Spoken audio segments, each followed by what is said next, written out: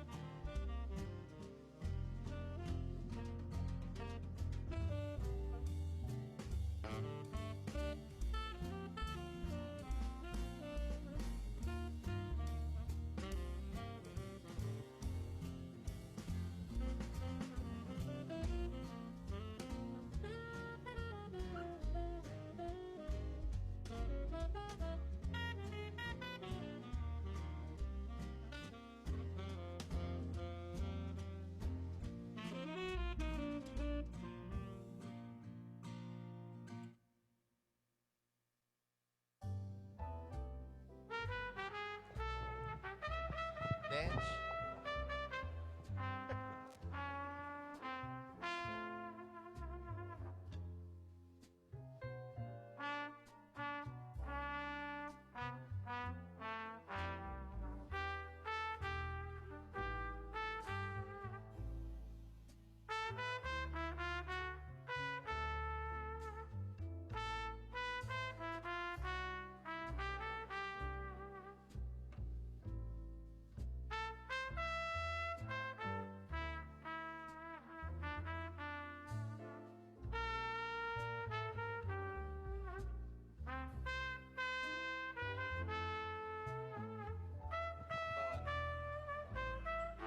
Paon. Mic check.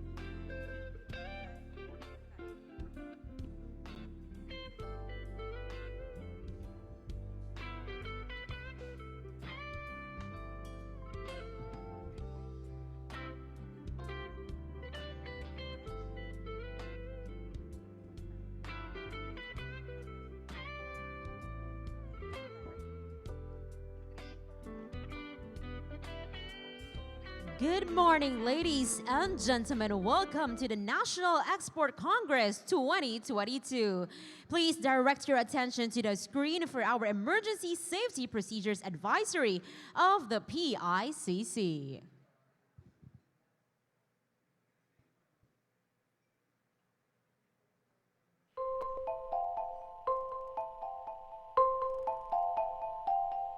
When you hear this sound, it means that we are having an emergency situation.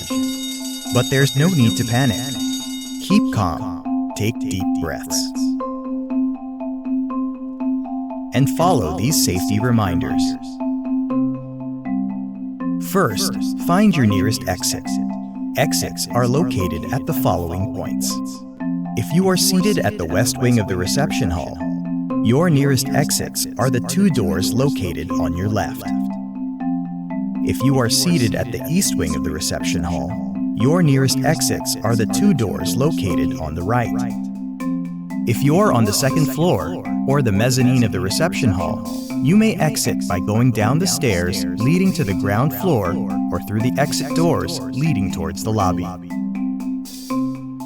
Next, vacate the premises in a calm and orderly fashion.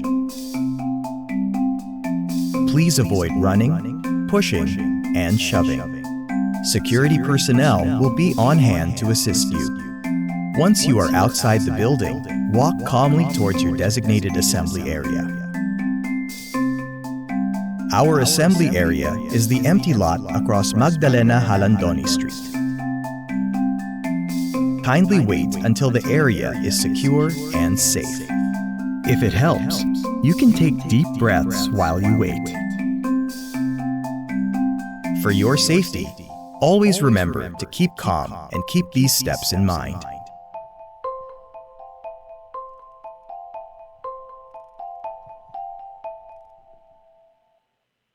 Let us all rise for the invocation.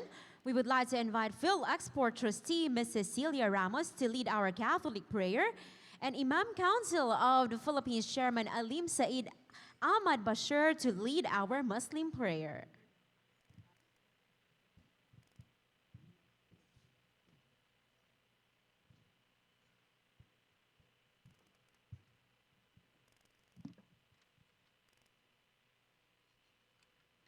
Let us remember that the Lord is always with us. So we pray in the name of the Father, of the Son, and the Holy Spirit. Amen. Heavenly Father, this is 1 week of the year that you have made especially for the export industry and its stakeholders. You called us all by name to this invocation, which we offer back to you in thanksgiving, and as a vessel through which you can provide blessings to many people. For this and the many other favors that you unconditionally provide us every day, we continue to praise and thank you. We accept that in the process of making the most out of all these gifts, we get distracted, misled, and confused. And so for all these sins of omission and commission, we ask for forgiveness and guidance back to your way and light. Help us to be strong in mind, body, and spirit, so that we can carry out the mission that you have destined us to be, especially for the export industry and its stakeholders. Keep us focused, selfless in our service, generous, and grateful for the privileges that you allow us to enjoy.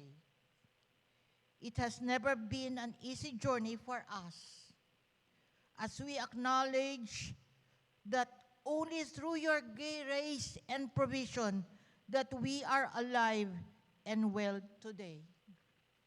Grant that this industry be able to completely and sustainably recover and prosper, and the fruits flow abundantly, especially to the least, last, and lost among us. All this we offer and ask you through our Mother Mary and the host of all saints. Amen. Thank you very much once again to PhilExport trustee, Mrs. Celia Ramos. Please remain standing for our Muslim prayer to be led by Chairman Alim Saeed Ahmad Bashir.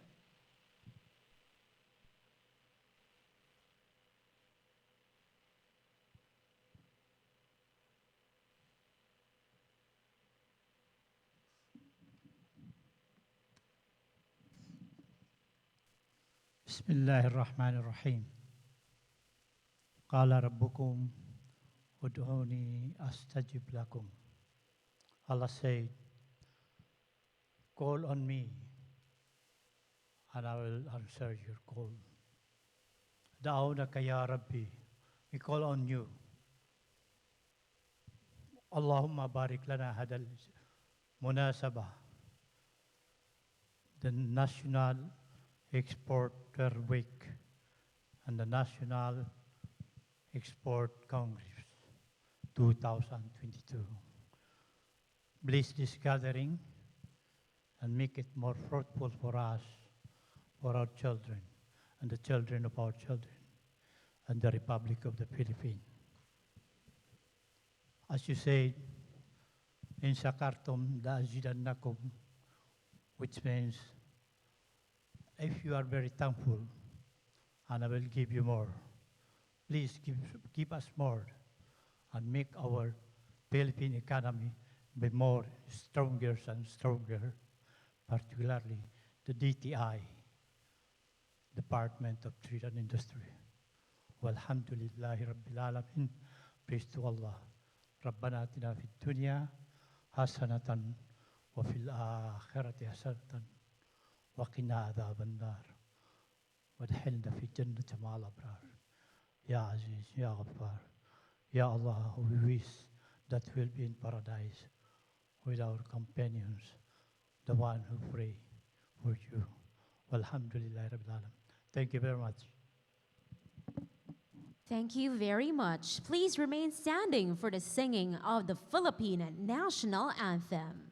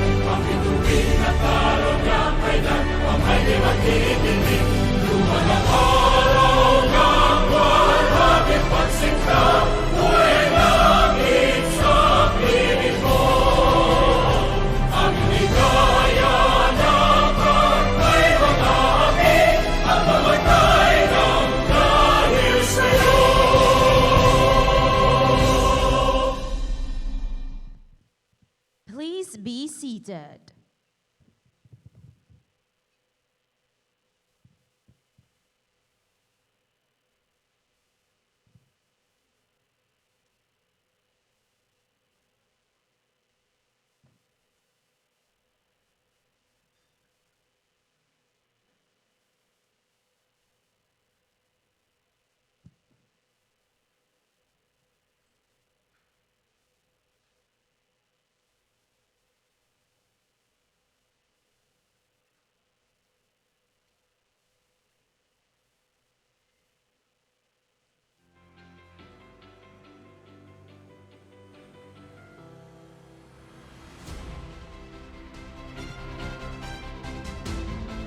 Good morning, ladies and and gentlemen, and welcome to the National Export Congress 2022.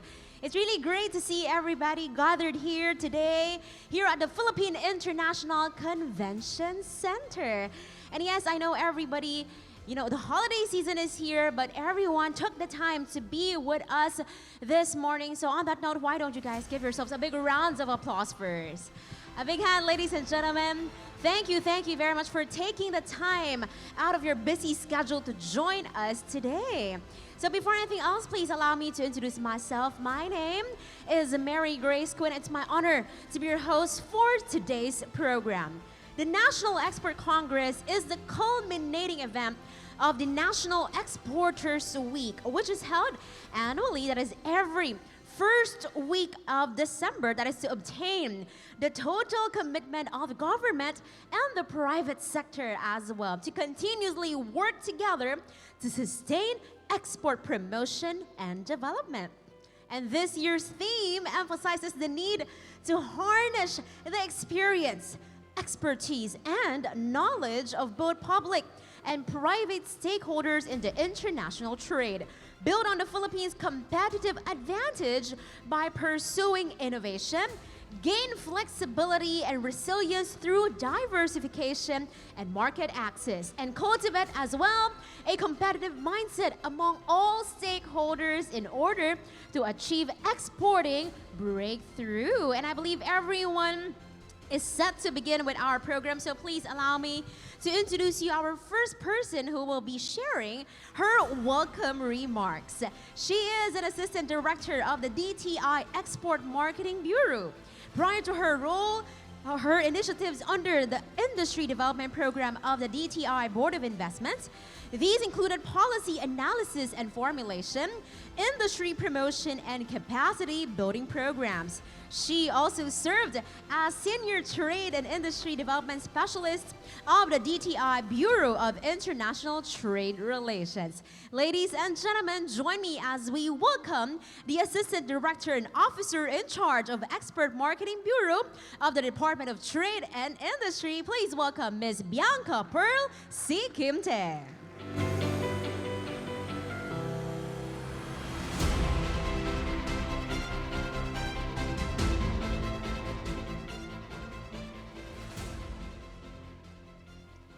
The members of the Export Development Council, members of the Diplomatic Corps, partners in the exporting community, colleagues in government, other distinguished guests, ladies and gentlemen, good morning.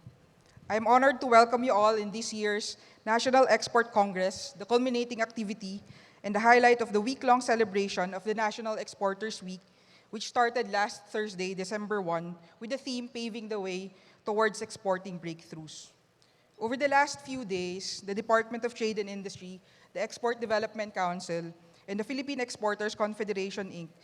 have partnered to deliver to our exporters and our aspiring exporters a series of activities that aims to jumpstart initiatives that will pave the way towards exporting breakthroughs. We have conducted 4 thematic sessions of Usapang Exports or Export Talks.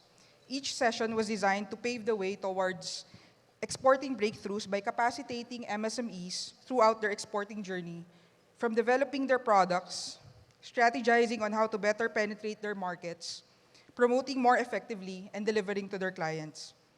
Day 1 focused on topics and discussions that will help exporters develop and strengthen their core competitiveness, which actually lies on their products and services. We highlighted the need to strengthen our competitiveness by deriving more value for our stakeholders through, among others, design thinking, incorporating sustainability in their business models, and exploring ways to generate more intellectual property assets.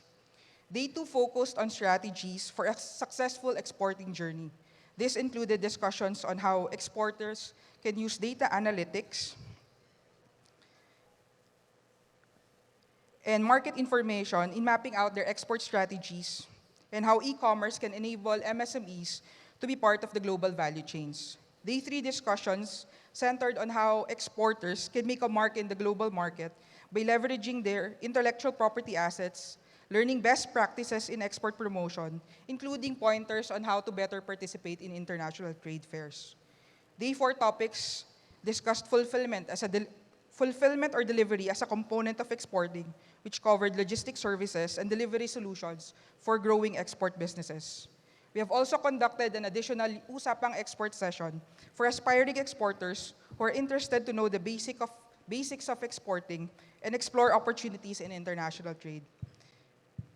Additionally, we have also conducted a conference in partnership with the European Union and the International Trade Center, which highlighted the importance for Philippine MSMEs to transition to green business models. We signed a memorandum of understanding with the International Trade Center to institutionalize our cooperation in supporting the internationalization of Filipino-owned businesses through the SheTrades Philippines Hub.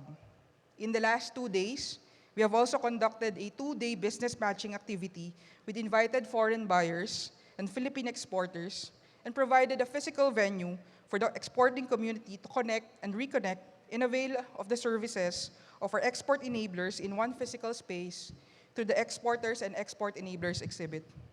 Last night, we also took a moment to recognize the achievements of our exporters despite persistent challenges in international trade, and the important role of our partners in the government and the private sector in assisting our exporters in their exporting journey. We have certainly done a lot in the last 4 days. Imagine what we can do in the next 6 years. The last 4 days centered on empowering Philippine exporters in their exporting journey so they can achieve their own respective exporting breakthroughs. Today, we will refocus our lens and center our discussions on how we can harness the collective experience, expertise, and knowledge of the exporters and the entire exporting community for the Philippines as a nation to achieve its exporting breakthrough. This morning, we look into what is happening in the international trading environment and how governments have been responding to it through trade policies. We will then have discussions on how we can develop the Philippines as a dynamic exporting nation, given a volatile, uncertain, complex, and ambiguous world. The discussions in the afternoon session will center on the strategic imperatives that we, as an exporting community, must deliver for the Philippines and its exporters to achieve exporting breakthroughs. We have made significant strides in recent years to improve the overall business environment of the country, with the objective of addressing the binding constraint to export competitiveness by enacting policies and implementing initiatives that are reflective of or are aligned with our socio-economic aspirations. These include the passage of the Corporate Recovery and Tax Incentives or CREATE Act, the Public Services Act, the Anti-Red Tape Act, and the implementation of a science, technology, and innovation industrial policy.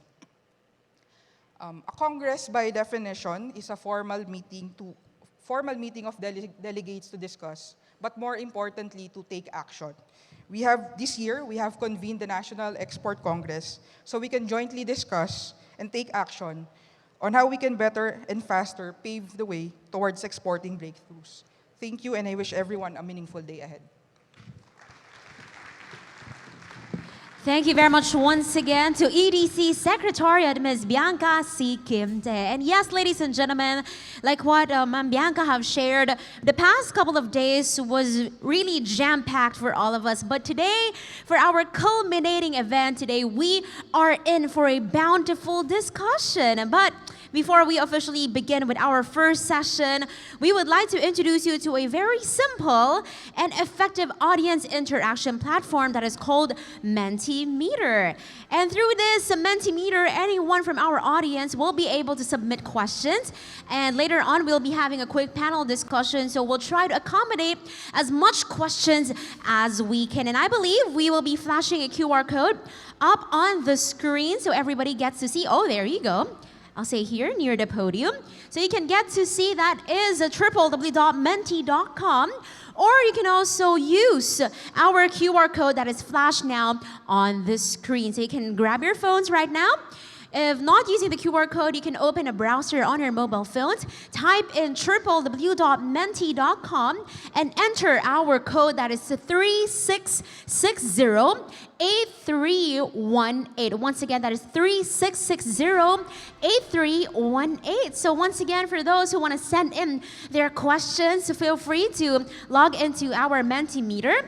Also, for those who are watching on Facebook and YouTube, you can also access our Mentimeter by using using our QR code or the code as well. So there you have it. We hope we can have a bountiful discussion this morning all the way till afternoon. So please allow me to introduce you to our first session. For the first session, we will be talking about the Philippines and the global market. Our first speaker will tackle the current landscape, opportunities, and prospects in the international trading environment. And it's my honor to introduce you to our speaker for today. He is an associate professor at the National College of Public Administration and Governance, NCPAG, of the University of the Philippines, Diliman. He is the chief of party of the USAID Regulatory Reform Support Program for National Development being implemented by UP Public Administration Research and Extension Services Foundation, Inc. That is UPAF. So ladies and gentlemen, to officially begin our first session, join me as we welcome the chair of the Export Development Council Networking Committee on Transport and Logistics. We have Dr. Enrico Henry Basilio.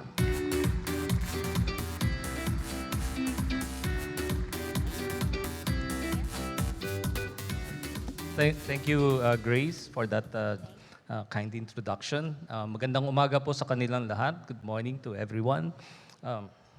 Okay, thank you. Undersecretary Perry Rodolfo, magandang umaga po. My dear colleagues and co-presenters this morning, Dr. Shell Habito, Attorney Tony Abad, yes. And Lisa Leong of PhilExport and Ma'am Clara Lapus, magandang umaga po sa kanilang lahat, friends and dear participants.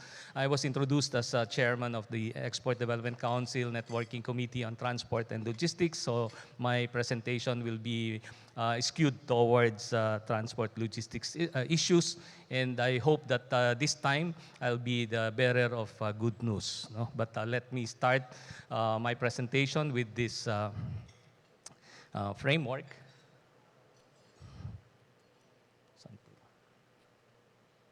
Yeah, okay.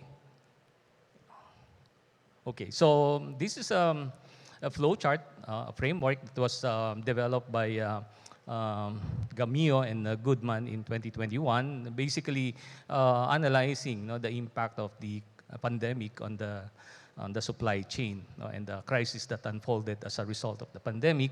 And it starts with the reduction in global economic activities that was translated into a reduction in shipping services. And then, of course, we know the problem with the lack of containers, etc., etc. Okay, and then for us, of course, the first issue was the issue of these high freight rates. Okay, so container freight rates increased dramatically, especially between July of 2019 and October 2021 as a result of this reduction in shipping service. Okay, so our exporters and our importers were deeply affected by this increase in freight rates. The other one is the lack of vessel space. So we also had a problem securing vessel space and negotiating with foreign shipping lines to be able to carry our exports and imports to and from the country. We at the Export Development Council had a discussion together with PhilExport with our domestic shipping lines. And the idea was to encourage them to actually operate overseas. And I'm happy to say that there was one brave soul that actually rose to the challenge, and I'm referring to Iris Logistics, which is a Philippine-flagged vessel, and even provided a Philippine-US direct trip 4 times since 2021. So. And as a result of this, the Philippine government also responded with a policy, particularly coming from the Maritime Industry Authority or MARINA, basically providing special permits for our Philippine flag vessels to operate internationally.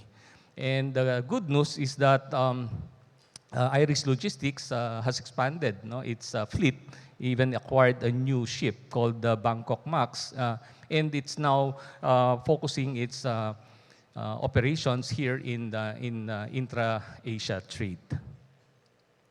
Okay, now the good news is that the global trade in goods has returned to pre-pandemic levels, and so that's very good news for us. And the better news is that container freight rates this time have also dropped to pre-pandemic levels. So this is good for the export sector, for our exporters, and even our importers. Okay, and we expect that the volume of our world trade will grow between 2.5 to 4.5% in the next couple of years. And let me draw your attention to the second graph on the right side that says that container trade flows within Asia is growing. Okay, so this accounts for about 40% of the global total trade already. And that's why you can imagine why, let's say, Iris Logistics, who's now operating domestically and internationally, has opted to focus its operations in Asia, the intra-Asia trade. So you are talking about 44 million 20-foot containers now being moved within this part of the world.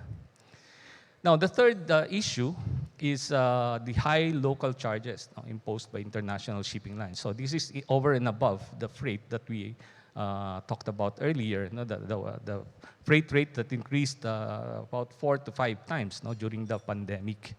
And as you can see, based on an information that was shared to us at the Department of Trade and Industry, that the Philippines has actually the highest rate insofar as these local charges are concerned. Now, we also worked closely with Congress, with Philippine Congress, to come up with a policy that will address this issue. And I'm happy to inform you that during the 18th Congress, the House of Representatives already approved on third reading House Bill, the consolidated House Bill 10575, and which was refiled in the 19th Congress, in the present Congress. So we are also working with the upper chamber, the Senate, so that this bill can be prioritized. And the Office of the President has actually sent word that this piece of legislation should be of a high priority. So this is another good news, so that we can more or less address this issue about the local charges. And then we also saw the increases in port charges, especially during the pandemic. That's why if you look at the two graphs on the right side, we are now the highest cargo handling cost in ASEAN. Even higher, more expensive than Singapore by 30% for 20-foot containers, and by 60% for 40-foot containers. So this is something that we have to address. And we're so happy that the President, in his near-term agenda, emphasized the need to reduce transport logistics costs, because this is something that undermines our global competitiveness and make even domestic products more expensive for our ordinary consumers. And during the 48th Philippine Business Conference that was organized by the Philippine Chamber of Commerce and Industry last October, where I happened to moderate the session on competitive infrastructure, the foundation of a resilient economy, one of the resource persons was Secretary Bautista of the Department of Transportation. And so I asked him, sir, what are your plans and programs as regards transport logistics costs in response to the directive of the President to reduce it? And then he said, of course, he already gave instructions to halt all these port rate increases. And he even supports the advocacy to decouple the conflicting mandates of many of our transport logistics regulatory bodies, which I will later on explain a little bit more. And the other good news is that Congress passed the Electric Vehicle Program, Industry Development Program, that is supposed to initially focus on public transport, but later on we are saying that this can also be expanded to cover the logistics sector, to talk about electric trucks, etc. And so this will fortify the development of a local electric vehicle industry in the country. Okay, so these are now the priority legislative advocacies of the Export Development Council in collaboration with the Department of Trade and Industry and PhilExport. So topmost is this advocacy to actually put the house in order, take out the conflict between the regulatory and commercial mandates of our regulatory bodies, especially in the transport sector. And here I'm referring not only to the Philippine Ports Authority or PPA, but also to the Civil Aviation Authority of the Philippines. So there are actually bills in Congress that seek to decouple these conflicting mandates. But the other one, the short term, actually, if you're looking for a reduction in transport logistics costs, particularly port charges, we have to rescind letter of instruction 1005-A, which allows the Port Authority, which approves, by the way, the rate increases, to share from the very rates that it approves. So this letter of instruction basically provides that incentive for the authority to actually use its regulatory power to further its commercial interest. And the immediate impact is a reduction by 10 to 20% in terms of port cost if we do this. Now, the other piece of legislation, which I already mentioned, is the local charges imposed by international shipping lines. And here we have already, as I've said, a pending bill in Congress. So a third important policy issue is this pass-through fees, the so-called pass-through fees, especially where archipelagic and because of the roll-on, roll-off shipping service that we have in the country, trucks that carry goods and people pass through several local government units. And in terms of application, these local government units impose local fees, the so-called pass-through fees. The good news is that last year, the Anti-Red Tape Authority, or ARTA, in collaboration with the Department of Trade and Industry, the Department of Interior Local Government, or DILG, and even the Department of Finance, issued this joint memorandum circular that eliminates these so-called pass-through fees. And we have also developed the Unified Logistics Pass, so that there will be only one pass that will be needed by all these transport providers, and then therefore there's no more need for local government passes to be issued.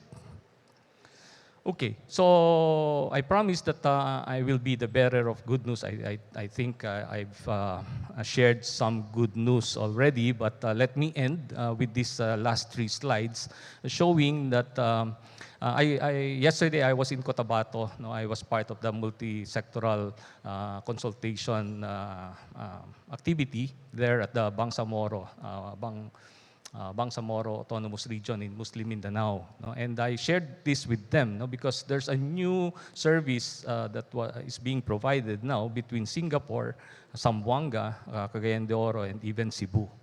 So, of course, Zamboanga is not part of BARM, but we're telling them that it will be important to have that maritime connectivity between Cotabato, Basilan, and Zamboanga so that they can partake of this development in the market, so that they can export their products via this route instead of going to Manila. Okay, so, and by the way, that service has already been launched last November 10, about 2 weeks ago, or more than 2 weeks ago.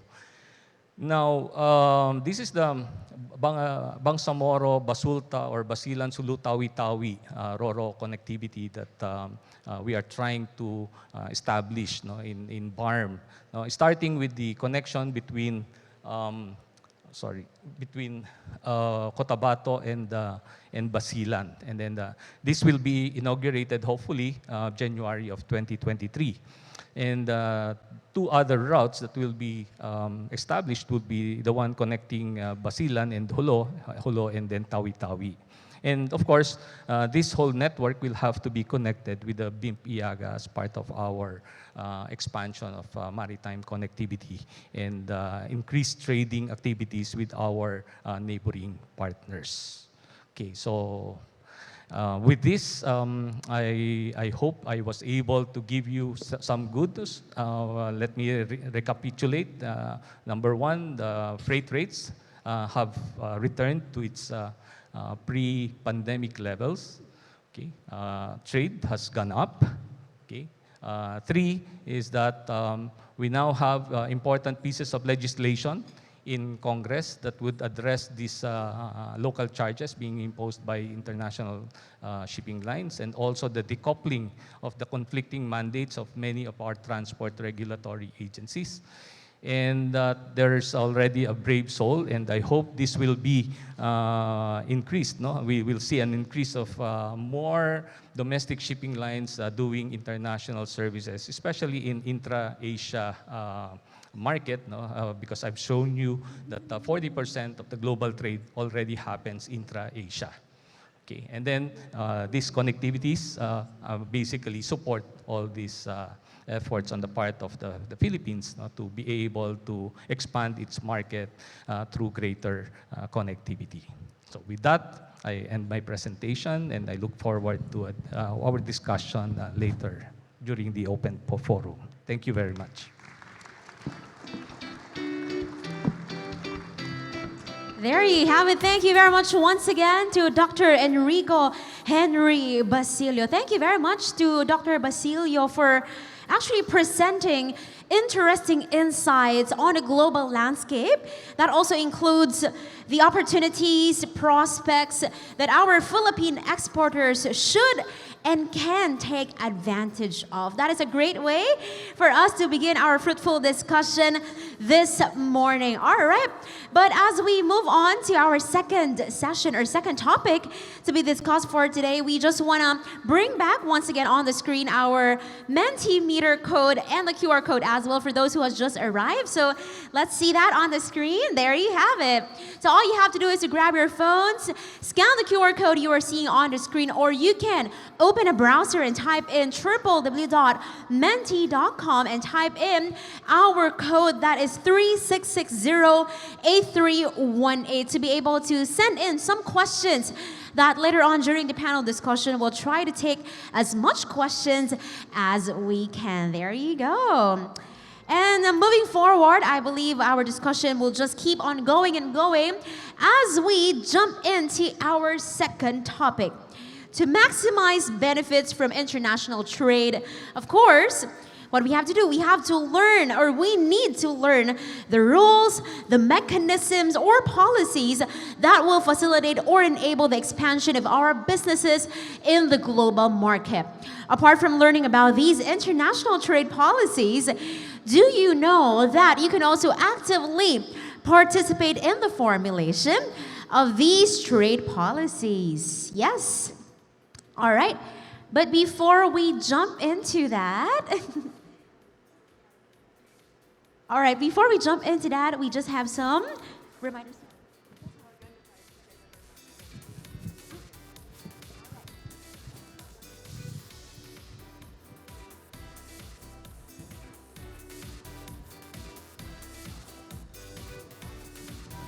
All right, now before we jump into that topic for this morning, ladies and gentlemen, we will first be talking about our legislative agenda towards recovery, inclusion, and economic development.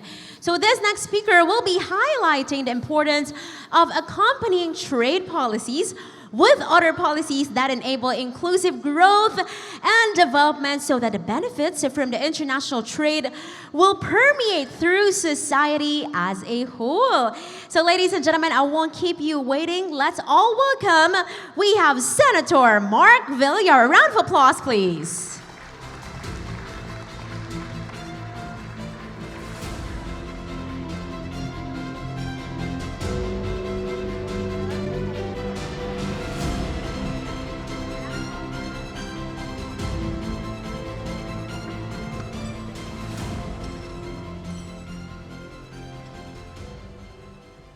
Thank you very much. It's a pleasure for me to be here. And I'd like to thank all the representatives from the private sector, our colleagues in government, valued guests, from the Embassy of Vietnam, Ambassador Chung Hoang, from the Department of Finance, Yusek Sino Ronald Abenoja, from the Embassy of Brazil, Ambassador Antonio Sousa e Silva, from the Department of Education, Assistant Secretary Christopher Lawrence Arnuco, the President and Chair of the Export Development Council, Mr.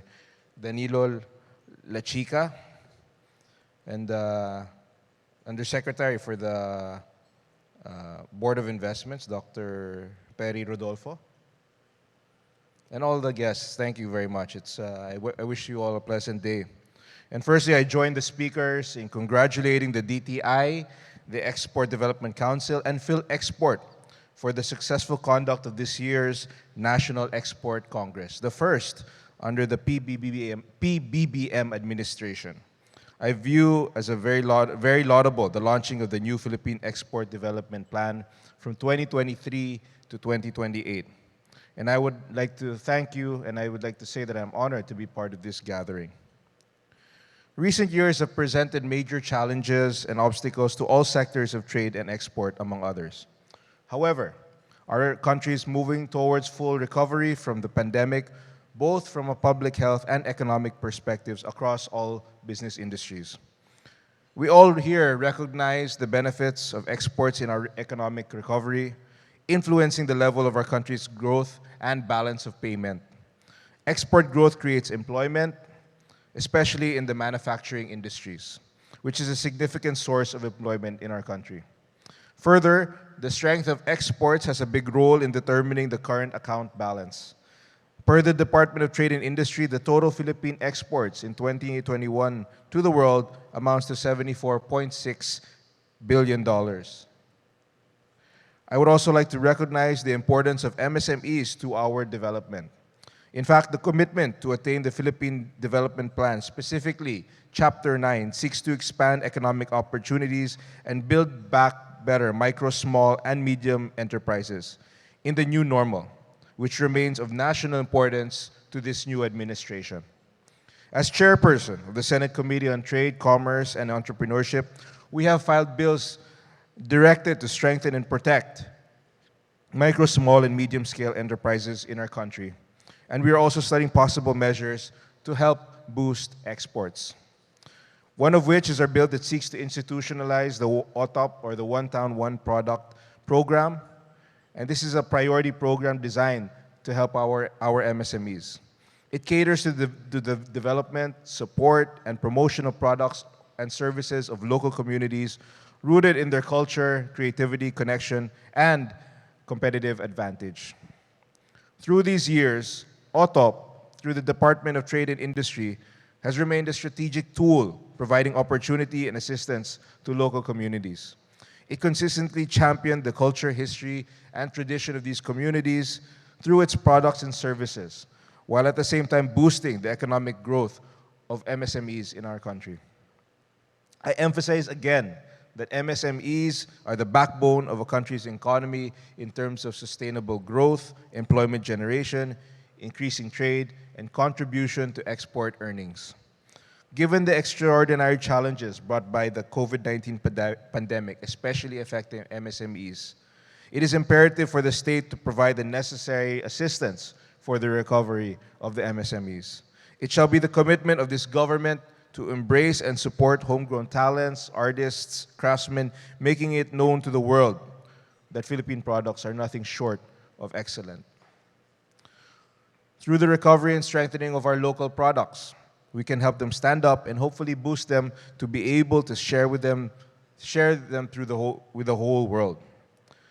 On another measure, the pandemic has accelerated the growth of e-commerce in the Philippines. Due to the community quarantines and social distancing measures, consumers and businesses have relied on the internet to buy or sell goods and services or to transmit funds or data. This has led to a significant rise in the number of online consumers, merchants, goods and services, and unfortunately, online frauds. With that, said, I filed a bill that creates the E-commerce Bureau, which seeks to support and maintain a robust e-commerce environment and build trust between online merchants and consumers through secure and reliable e-commerce platforms where goods, services, and digital products are transacted online with appropriate transparency and, of course, utmost efficiency. Strengthening the security and protecting the parties and the transactions cultivate a solid ecosystem that may stimulate further the growth of e-commerce in the Philippines. Currently, we are studying proposed measures to enhance the competitiveness of Philippine products by rationalizing shipping charges. The continuous international shipping rates increases have been aggravated by the COVID-19 pandemic, and they undermine competitiveness and have an enormous impact on our economy. This measure currently being studied may also possibly amend and expand PD 474, Executive Order Number 1251, as amended by Republic Act 10635, to authorize and empower the MARINA, or the Maritime Industry Authority, to monitor and regulate the business practices and different charges imposed by international shipping lines. These are just some of the measures that we are proposing and studying. Our doors are open for suggestions and proposals on pursuing recovery, inclusion, and economic development.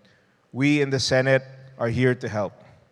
Recently, I sponsored and defended the proposed 2023 budget of the Department of Trade and Industry and its attached agencies in the Senate.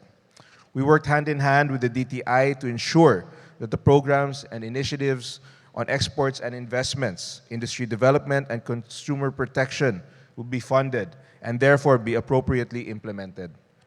This will also boost the economy by strengthening the government's export program. Cognizant of the administration's goal that our economic transformation must be towards productivity, inclusivity, and sustainability, I reiterate my commitment to support MSMEs, assist market access, and promote the products and services of our country to the world. As I conclude my speech, allow me to share that during my term as the Department of Public Works and Highways Secretary, we saw some major concerns that are pulling back the country's trade and investment from reaching our full growth potential. We made sure that the backlog on infrastructure will be addressed, and therefore, the Build, Build, Build program became our priority to improve our country's competitiveness as a trade partner and as an investment destination. And I'm happy that this current administration will continue the infrastructure thrust through the Build Better More infrastructure program. I believe that infrastructure is one of the keys to building the capacity for strategic growth and development.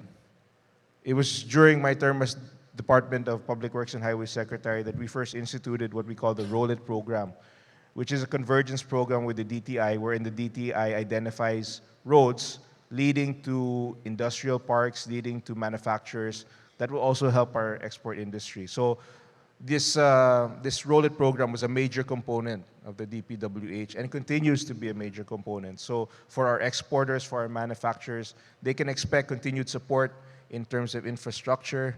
And as a member of the Senate, I'll ensure that this continues. And as far as the Build, Build More, we can expect even more infrastructure projects in the upcoming years.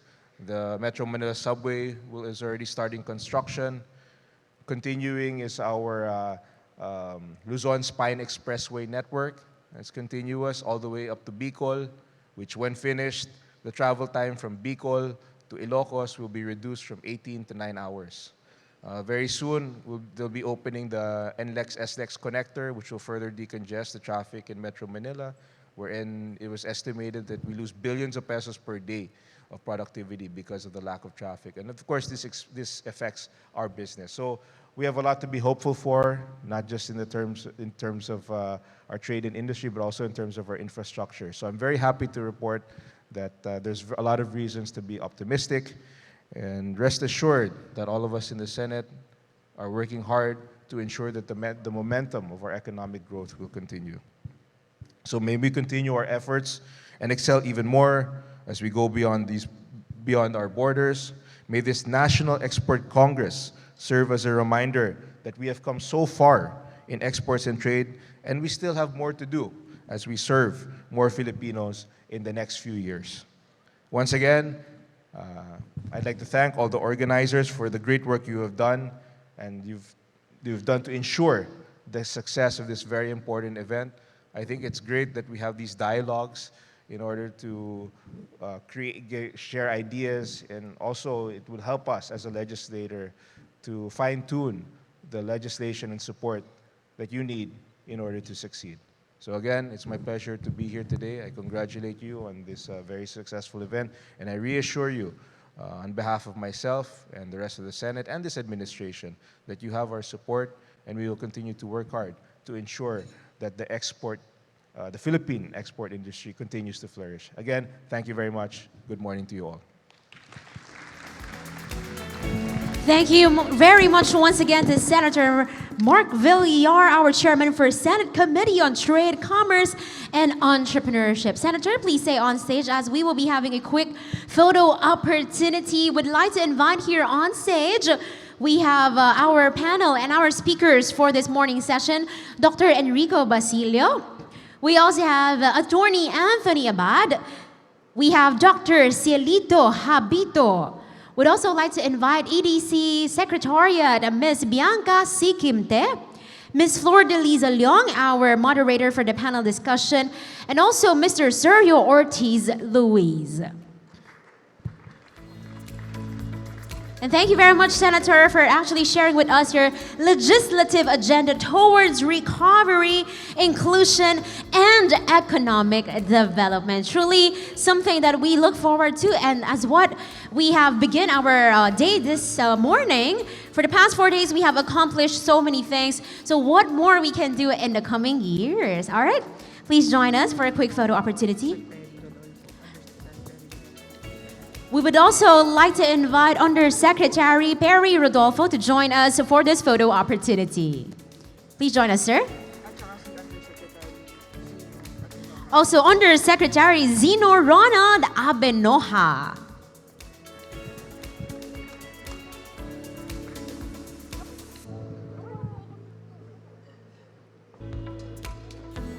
All right, compress a little bit. Everybody look in the middle.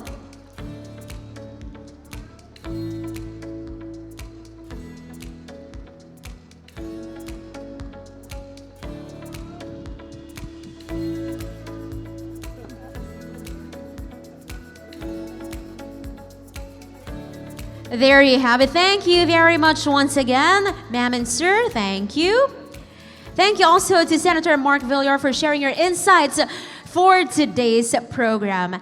But at this point in time, we will keep going to our topics to be discussed this morning. And with that, please allow me to share with you our next speaker that will be up right here on the stage. He is the CEO of a consulting firm, Trade Advisors, and a founding partner of the law firm Abad Alcantara Associates. He is also a professor of international economic law at the Ateneo de Manila University Law School. He is presently serving as a panelist of the World Trade Organization, WTO, Dispute Settlement Body, and as a chairman of the Philippines in the Commission on Competition of the International Chamber of Commerce. So ladies and gentlemen, put your hands together as we welcome Attorney Anthony Tony Amuntegi Abad.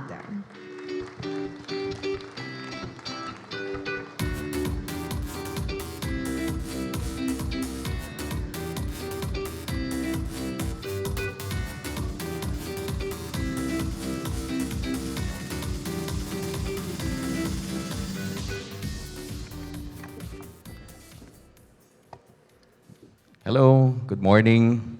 Long time no see. I've been, I know I've dropped off the face of the earth for about 2 years. But it's nice to see friends and familiar faces again, discussing an age-old struggle, the export war that we're trying to wage. No? Or of course, the riddle of how the Philippines can become an exporting nation. Fortunately, I think you're very lucky to have people like Shell Habito here who's going to explain the economics behind being a comprehensively export-oriented country. I will be talking based on what I'm most familiar with, which is the law, as a lawyer, and I will translate, oh, sorry. Can you go to the first presentation? And then this will end with this these last few slides. So the topic is international trade policies, why and how they matter for exports. But I amended it a bit to say international trade policies and law. I'll explain why it's important to know the law side of international trade policy. And it will explain a lot.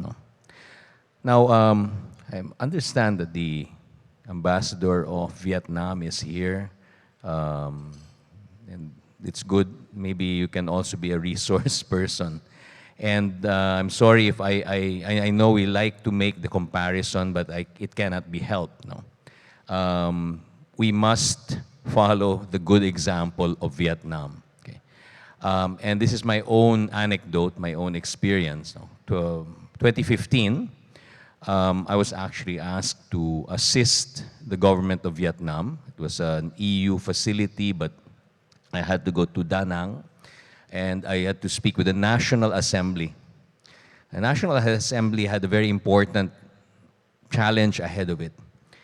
They wanted to revise all the laws, okay, all the laws, so that Vietnam would be able to deal with being as part of the ASEAN economic community. So they had this national ambition, and they realized that many of their laws were archaic, were very old, maybe even dating back to the French period. And many of the laws did not combine well together in coming up with a nation that will be positioned for export. So that was their national ambition. They wanted to be an active member of the ASEAN economic community, but they also had this ambition of being also a world-class exporting nation. And there's a reason behind it, a simple reason, because they realized that this was the only way to deal with poverty. And for anyone who is seriously involved in leadership and governance, that's the most important thing you have to deal with. The first order of the day is make sure there are no poor people in your country. Okay? And Vietnam realized this. They didn't whine or cry or say that we can't do anything about the poor people because we had a war in the as recently as the 1970s. No, they said we are going to make sure that everyone in Vietnam, at the very least, does not suffer below the extreme poverty line. And they have succeeded to a great extent since 1993 to the present. At least 40 million people, human beings, lifted out of extreme poverty. Okay? And the secret was because of this national ambition of becoming an exporting nation. Now, when you choose to be an exporting nation, it cannot be sort of, it can't be like you have a pocket of exports, but the rest of your country is protectionist. The rest of your country caters only to vested interests. It cannot be that. You cannot have this sort of hodgepodge. If you want an exporting nation, then the entire nation has to be geared and re-engineered and evolved so that everything that you're doing is leading towards greater exports and taking advantage of economic integration. So for me, I look, what is it that you have to study, and why are these international trade policies so important? I had a little conversation earlier about how laws will only as effective as how compliant we are with them. And Well, Filipinos are notorious, or we have been notorious for either coming up with laws, then violating them outright, or coming up with laws and then coming up with the loopholes or exceptions to the law. No? And it's a challenge. It's a challenge for us lawyers, people who are teaching law, trying to convince young people to become lawyers. That why are we like that? No. But I think it has to do with the political economy. No. It's not simply about the law, but the political economy, and that's what I'm going to end with when I present. But for now, I'll show you what I'm oriented towards and what I think everyone should study, even if you're not lawyers. No. And if you need help, I teach at the Ateneo de Manila, International Economic Law. So I'm happy to give talks, even for small groups, no, to discuss the legal provisions or the laws behind the international trade policies which matter for exports. So, So international trade policies, when you say international trade policies, I see international economic law, I see trade law. And ultimately, the framework for trade law is WTO. And it has evolved over time, now, from the GATT as a peace-building measure after the Second World War, and then has eventually evolved into what we would call a multilateral framework for how we conduct trade with each other. So the rules of how we deal with each other as trading partners are already frameworked, no, or put into a framework under the WTO. And you will see that, pardon my wrong spelling there, you will see that eventually it also led to these regional trading arrangements. No? So whether it's bilateral or by region, we've started coming up with more specialized trade arrangements which provide more of these trade policies translated into law.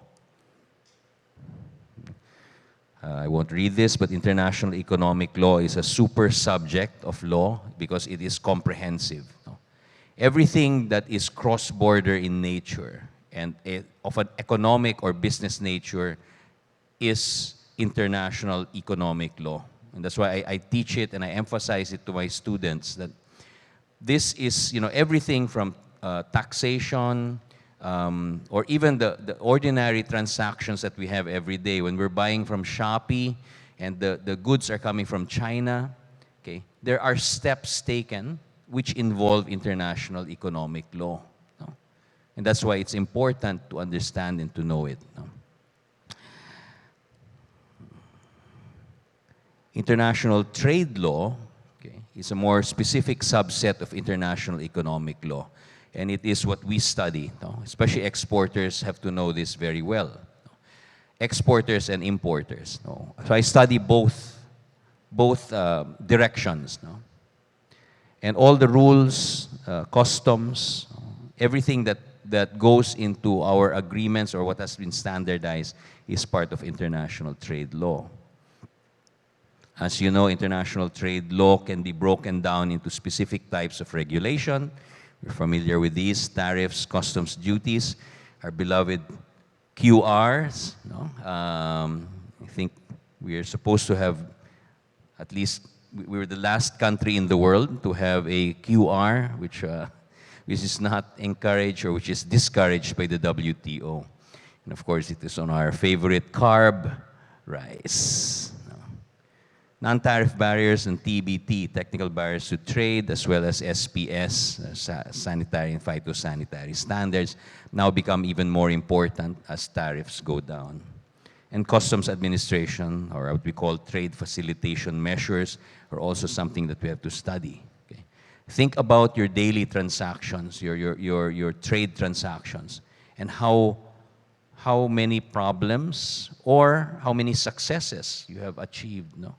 How many problems you have encountered, how many successes you have achieved by being able to overcome or deal with the laws and the rules and the regulations that are involved. No?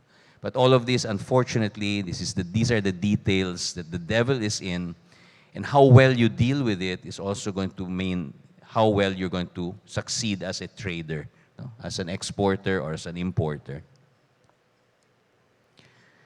We also have trade remedies, anti-dumping measures, anti-subsidy measures, safeguard measures, still there, no? Something that perhaps intellectually we're now thinking about and rethinking about its role, no?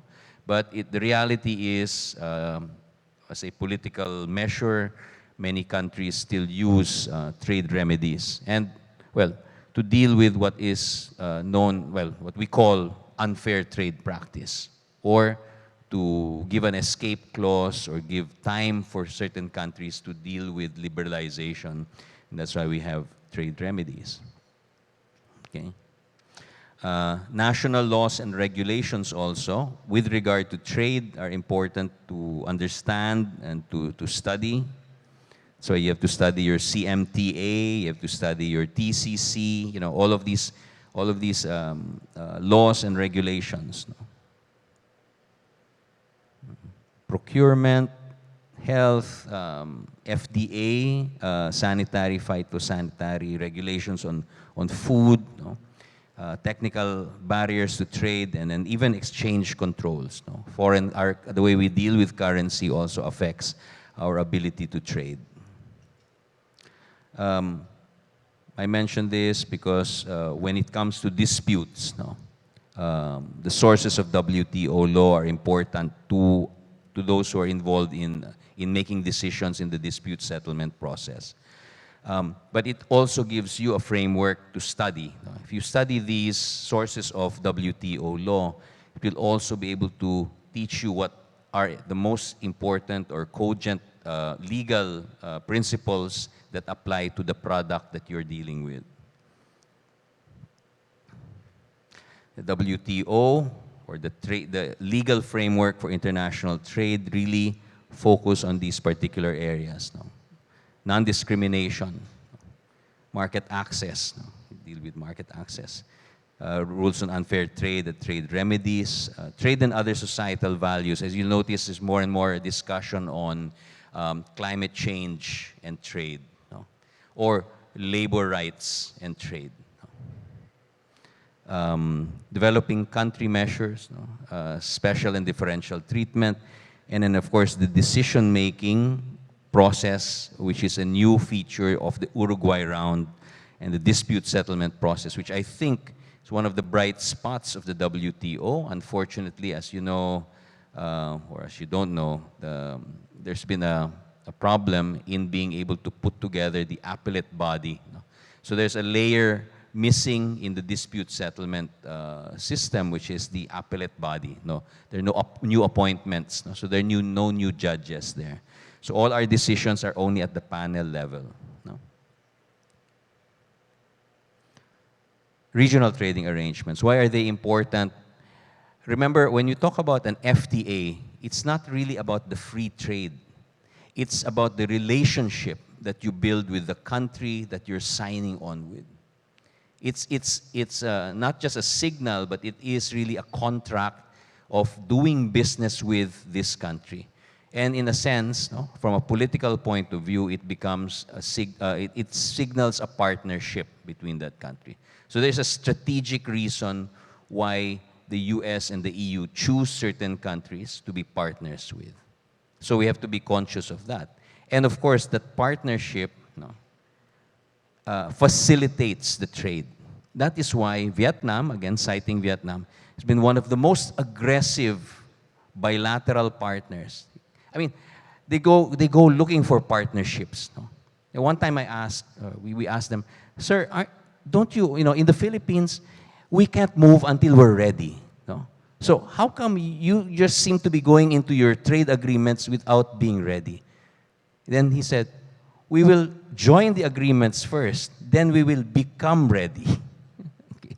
In other words, the agreements will define for them the reform agenda and transform their society, rather than us waiting for 700 to 1,000 years, no, to become ready. No?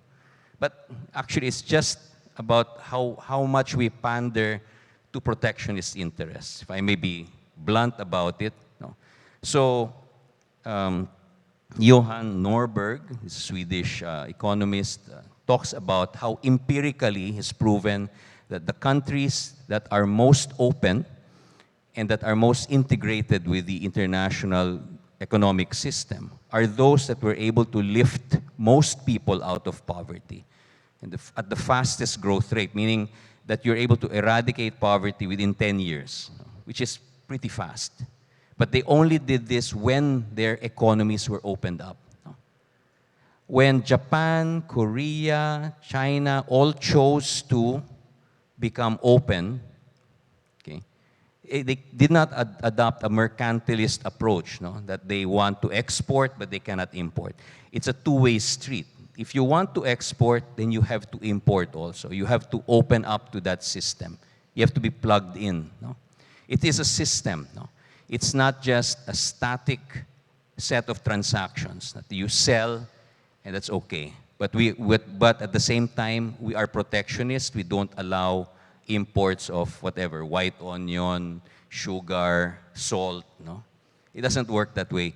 If you are truly serious about becoming an exporting nation, then you open the gates and the trade goes both ways. But ultimately, eventually you discover, as Michael Porter points out, when there is vigorous local competition, you will discover where your competitive advantages lie. And that's the secret, no? So in the regional trading arrangements, the partnerships determine also who we will be doing most of the trade with.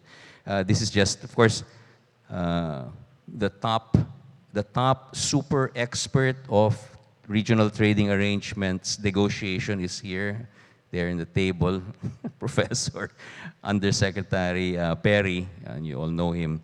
And I know he struggled a lot with coming up with these FTAs, no? EFTA, for example, no? Dealing with the GSP. And then we have the RTAs, well, EU, Philippines, we're hoping to still. The bilaterals are important. No? We shouldn't fear them. We should actually look for them and embrace them. No? We show the same courage and the same willingness to change that Vietnam did and that all the tiger economies did before that. No? So my advice with regard to bilaterals, regionals is please let's be aggressive about it. Let's go for it. No? But I know there's so many other things tied up with it. No? For example, the EU-Philippines, the controversy behind the EU-Philippines FTA. No? But we have to deal with that also. There are reasons for dealing with it. I mean, if it's human rights, okay, if it's about labor rights, no, then let's deal with it. No? Again, Vietnam didn't say, we don't want to talk about it. No, let's talk about it. Let's work around it just so that we can become an exporting nation and we can eradicate poverty. Okay? Next. I'd like to share with you a framework that I've been thinking about or sharing, that an exporting nation is actually a nation that is integrated with the world economy. With digitization, either you're part of the system or you're out of the system. If you're out of the system, then we cannot expect anything to change in this country. Or it might even get worse. If we want to survive, and then thrive, if we want to eradicate poverty, we have to plug into the system. The system is an operating system. You know. And if we insist on working with, I don't know, Microsoft 19.2, when we're already in 2022, no? Then there will really be dysfunctions. We'll really be left out, no? of the opportunities for eradicating, well, for moving forward and eradicating poverty. Okay. So my framework is that I think you cannot deal with trade in a compartment. You cannot deal with economic development in a compartment. No? That's all we deal with. No? It has to be a comprehensive transformation of society itself. And I look back at Adam Smith's, you might consider it simplistic, But his idea of exercising the law of individual liberty, the so-called, it's an invisible hand because he's saying there's a wisdom to collective action. And it is the principle that I apply when I teach competition law to my students. I always talk about the competitive pricing model. The law is this law, economic law of supply and demand. Okay? It's not a Republic Act. Okay? It's a law that was conceptualized, well, by Adam Smith, David Ricardo, and eventually became the basis for contemporary economics as we know it. No? There's a concept of equilibrium when there are many buyers and many sellers. No? That's why in economics, as long as we're doing our thing, following our individual liberty, just do not do harm to others. No? So that's what Adam Smith is saying. We have to specialize, we have to do our thing, we have to discover our dreams and make our wishes come true. But as we're doing that as individuals, we should not step on or hurt other people. Okay? What is stepping on or hurting other people? Murdering them. Okay? We don't want to murder people. We don't want to steal from them. We don't want to steal from the taxes that they've paid. Okay? Or from the contributions that they've made. No? We don't want to do any harm to anybody. And that is why there is something called the rule of law and the administration of justice. No? When there is no dominant party, no, dominant figure in a society, then a society can be said to be at equilibrium, in quotation marks. No? And that is what we want to have. Actually, peace, no, in our society.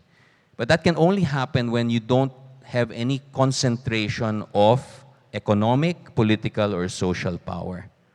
That's why you have to address all of the systems that will prevent any particular group or person from concentrating too much power in his or her hands. And that's economic, political, or social. Very quickly, economic equilibrium, okay? Economic integration, which I have emphasized. Capital accumulation, okay? Danny Roderick and other economists have pointed out, it is capital accumulation that leads to poverty eradication. No? But this is something that economists can further elucidate on.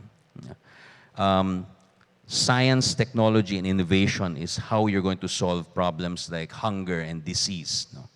But they only come in with foreign direct investment. They only come in when you're integrated. So investment goes hand in hand with trade, so you have to open up investment also. You cannot treat investment differently from trade.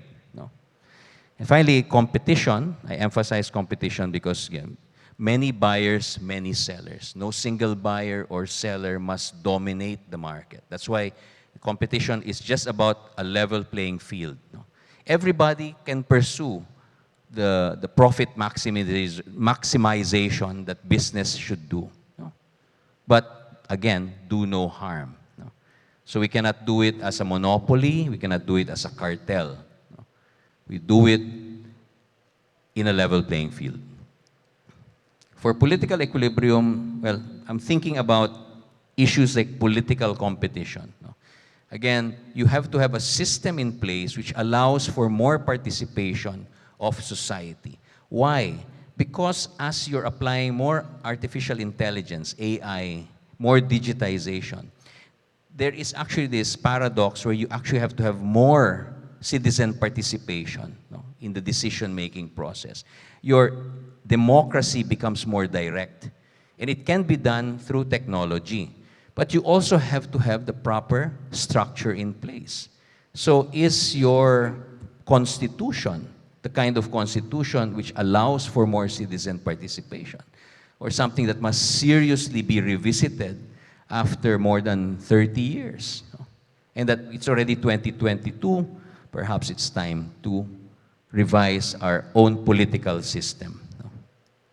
Transparency and accountability, and of course, justice and the rule of law. If all of these are present, no, actually these are the important roles that government must play. Ironically, it's not about, invisible hand which determines the interactions in the economics part. But it also needs or presupposes that there's a strong government providing protection from outside forces, protection of each citizen from each other, and social, what we call public goods and services. No? And of course, the administration of justice and the rule of law. Sorry, I'm a little over. This is my last slide. Social equilibrium. What do we want in society is everyone to be at peace with each other. That's what the social equilibrium is. But that means that in an AI-driven society, the COVID and the pandemic has taught us that we are now broken down into communities. What happens at the community level is what's most important to us. But that means that you have to plug in, they have to have a seamless system that answers the needs of each individual citizen. No? We cannot afford to marginalize or consider certain sectors of our society as, how do you call it, as unimportant. No? Everybody is important, everyone must participate. But that means we have to respect everybody's individual liberty. That means laws and regulations that actually allow for more tolerance and mutual respect, that lead to harmony and cooperation rather than adversarial conflict, no, among citizens. These are the things that you have to put in place. No? And they matter. So all of these put together is actually your menu of reforms that will lead to the dream of the exporting nation. Because the exporting nation is one that will be part of this global community. No? But to be part of that global community, you have to be in all respects and in all senses integrated. And that means you have to remove all of these barriers, all of these obstacles, all of these pandering to certain particular vested interests, no? And change all of that so that you come up with a society that works together, discovers its strengths, its talents, its abilities, and that is where you're going to discover your exporting nation. So good luck to everyone, and good luck to us. Thank you.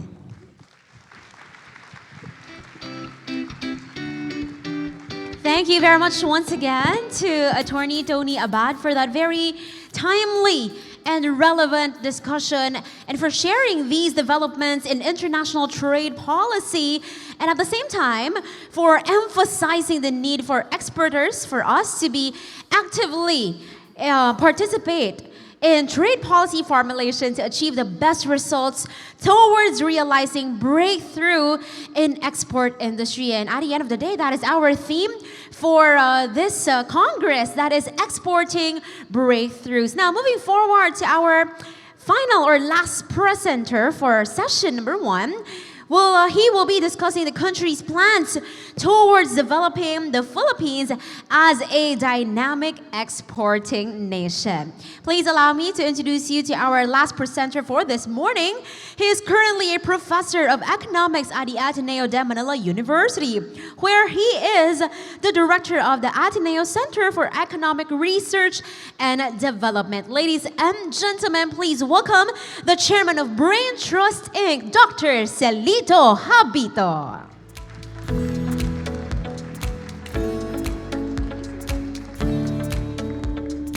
Thank you. Thank you so much.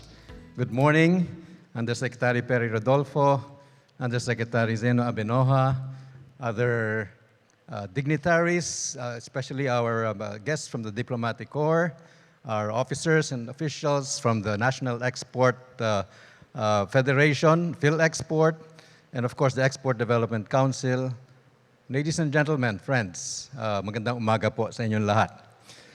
I will be presenting to you something that we have already been bringing around, as most of you would probably know, and I've made several much more comprehensive presentations of this in recent weeks. I believe many, if not most of you, may have been part of some of those forums where we did. So today, it will just be more of a capsule presentation on what, so far, we have as the draft Philippine Export Development Plan 2023 to 2028. So I call it an overview. And today I'll just talk about showing you, first of all, the outline of this emerging plan in terms of the chapters. Second, I'll talk about the plan context and framework, especially taking off from what Attorney Tony Abad just talked about, supply and demand, because that is the logical framework in which to analyze the outlook for exports. I'll talk about the PEDP vision and the overall strategies falling out of the framework and that vision, and end with the outlook and targets. So my last slide will be the numbers that everybody seems to be focusing on whenever we talk about a plan like this. So just a quick run through of the chapters. You will see that the plan would have, first, of course, after the introduction, again, what I've said, plan, context, and formulation framework, the export landscape then and now, and that includes an assessment of the performance under the PEDP 2018 to 2022, the current one still in place until the end of this year. And then we'll look at challenges and impediments.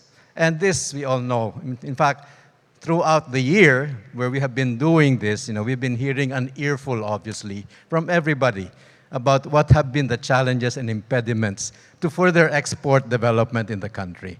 Again, so we go into the vision and directions in Chapter 5. Chapter 6 looks at the outlook and targets, and this is where we spell out the numbers, especially for major export sectors. And then Chapter 6 would summarize the national development agenda. And then the succeeding 8 chapters go into specific leading export sectors: electronics and electrical exports, agriculture and agri-based exports, followed by transport export products, home furnishings, wearables, fashion accessories, and travel goods, mining and mineral exports, and then the IT and BPM services, chemicals. And these altogether account for 88.5% as of last count of our total exports. So in effect, we said we will take the Pareto approach in coming up with this export development plan, meaning, as usual, what it means is that you look at the 20% that is responsible for 80% of the outcomes. Well, here we're actually looking at something like 13%, if you look at count of industries, responsible for 88.5% of the outcomes. Then we have to look at micro, small, and medium enterprises, as also mentioned by Senator Villar. Very important to make sure that whatever export development performance we have is also participated in and benefits a wide majority of the Philippine economy. And that means important participation of the micro, small, and medium enterprises.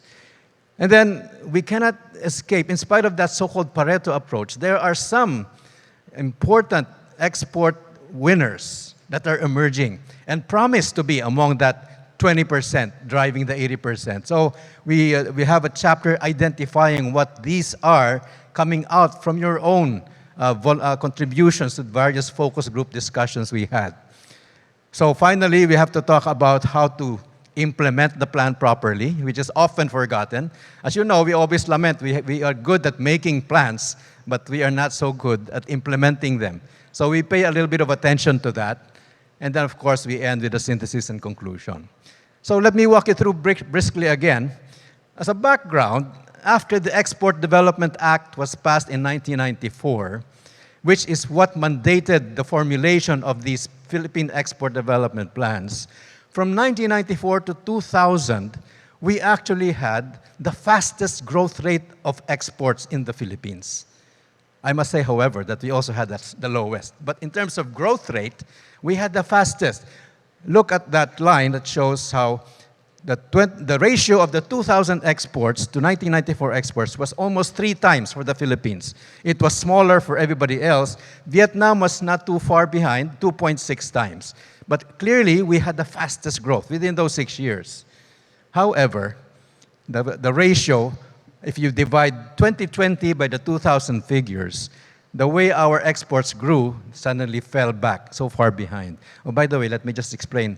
A quick color coding in my PowerPoint slides tends to be, as an Ateneo professor, good news is in blue, and the bad news is in you know what color. So that's why that explains the colors of those of those circles. Okay, but look at that.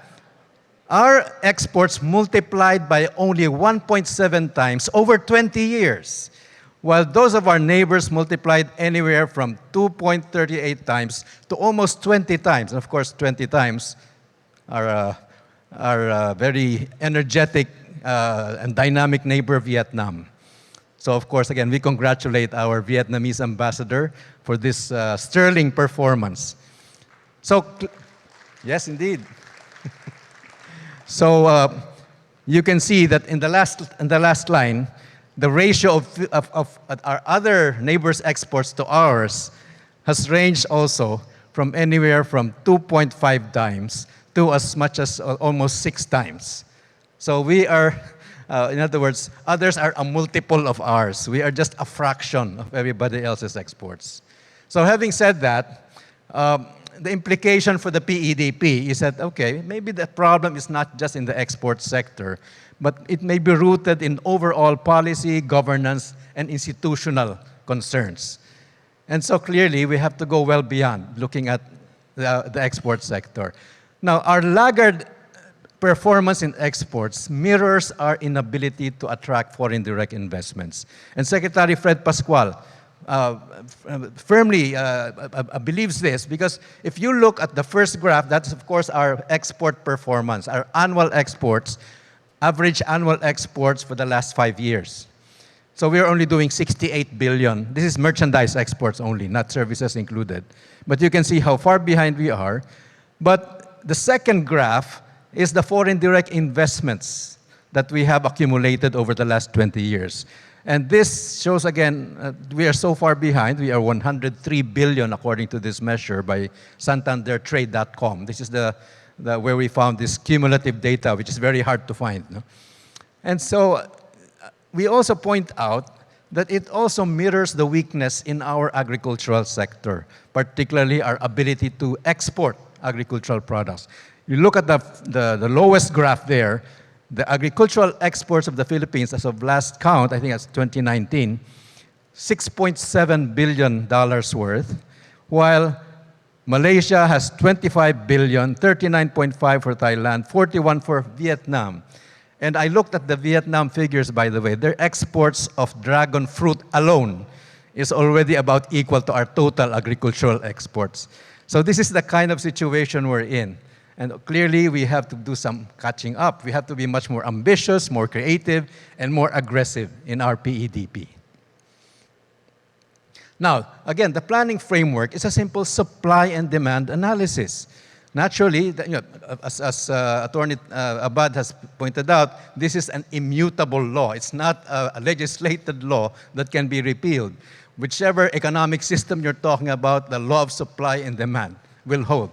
And therefore, affecting export performance, whether past or future, will hinge on the factors affecting supply and demand. So we really have to look at the drivers as well as the constraints on the supply and demand sides. And so as you can see in this simple framework, the demand and supply constraints and drivers have determined what our past export performance was. And so the PEDP strategies and interventions are hopefully going to influence those supply and demand side drivers to improve the export performance. And obviously the end of all of that is more jobs, higher incomes, and therefore uplifted lives for Filipinos. So obviously export development and growth is not the end in itself. It is really a better life for all Filipinos. Now, drilling more deeply into the supply and demand sides, this is what tells us what have been holding back or pushing our export performance in the past. On the demand side, you will note that there are only 3 that we can truly control. The rest, being a small country in this global economy, are somewhat taken as a given by us. For example, the cost and price trends, which are affected by global and local developments, by Russia-Ukraine war, COVID-19. That's largely beyond our control. Also, the rising and falling incomes in our export markets, which are, of course, a very important determinant of how much they will buy. But we don't have much control over what kind of economic performance they have. What we could control or influence are the consumer tastes and preferences and price expectations of our export buyers abroad. And that includes the need to comply with standards and conform with the kinds of quality and the technical standards that are needed by our buyers.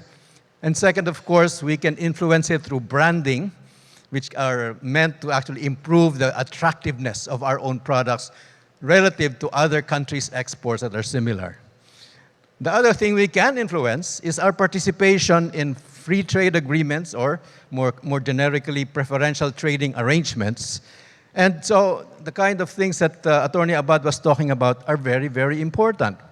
Maybe I should mention at this point, lest I forget it later on, the Philippines is part of only 10 free trade agreements, whereas our ASEAN neighbors are part of at least 15 or 17 or 27 free trade agreements. That alone tells us one important reason why we are unable to have as much exports, because the market access is more limited.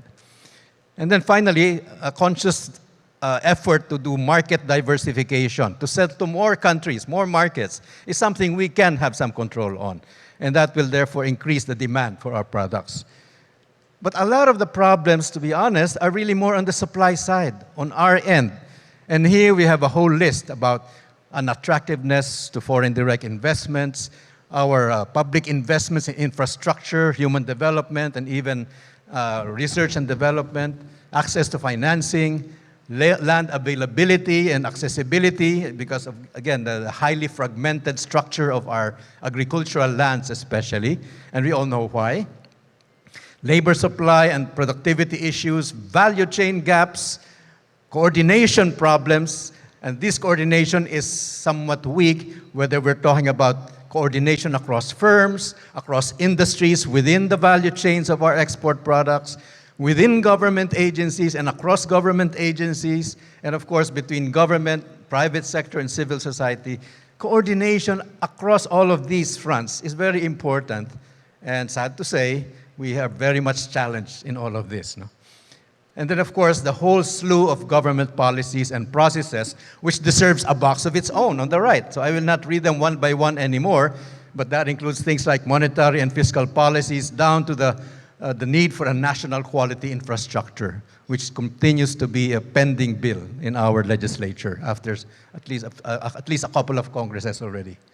So what's the long-term vision? For 2040, we see the Philippines as a dynamic exporting nation, leveraging superior knowledge and creative talent to provide a wide variety of high-value products and services, catering to the needs of a broad array of consumers and producers worldwide. And of course, and producers, because we are also part of global value chains, providing inputs to other producers abroad as part of the value chain. But I did highlight the two bold-faced items there. Superior knowledge. That's because we, and especially the Department of Trade and Industry, would like to emphasize higher technology, higher value, higher level processed products.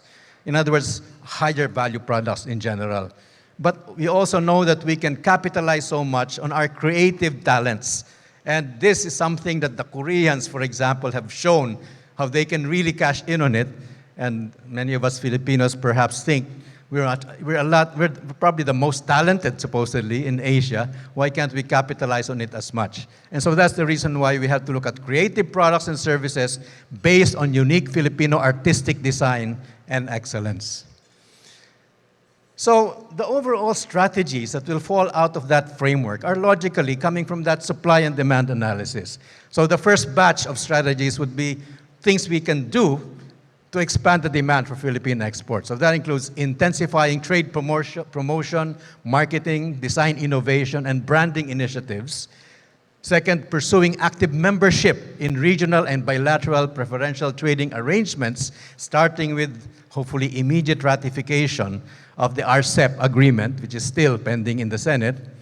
Pursue export market diversification, and we have to identify and pursue those promising new and non-traditional markets for Philippine exports. But let me quickly mention, we have made a lot of progress. I took stock. In 2000, we were only selling to 70 countries in the world. By now, we are selling to more than 200 countries around the world. So there has been such diversification, except that the composition of our top 10 export destinations has remained the same, at least over the past 10 years. So talagang nando pa rin. The dominance is still there. We can still have a lot of scope for diversification within the 200. Now, the next batch would be the supply side strategies to address, again, those things listed in the right box that we saw earlier. So that includes attracting and retaining domestic and foreign investments, especially in the export of high-value products and services, which is the focus of DTI right now. Adequately support the export firms' infrastructure requirements, wherein we have always constantly been lamenting how our infrastructure is inferior compared to our neighbors. So that includes power, water and irrigation, transport and logistics, and of course, connectivity. And then provide various forms of financing to support, again, the fixed and working capital requirements of exporters of all sizes, especially, of course, the small ones, which have always been strapped in terms of access to financing. The next is to cluster and consolidate small producers so we can achieve volume and economies of scale, especially in the production of raw materials to feed export industries. And this is where we have industry development being important, especially agri-based industry development. The reason Vietnam, Thailand, Malaysia, and others have so much of agriculture and agri-based exports is they're also able to do a lot of agriculture processing or agri-based products. It's not just the primary or fresh export products. But why can't we attract enough investments, whether from Filipinos or foreigners, in processing our farm products? It's because the difficulty of assembling the volumes, the reliable volumes of uniform quality. And that's why the challenge is clustering and consolidation of the small producers.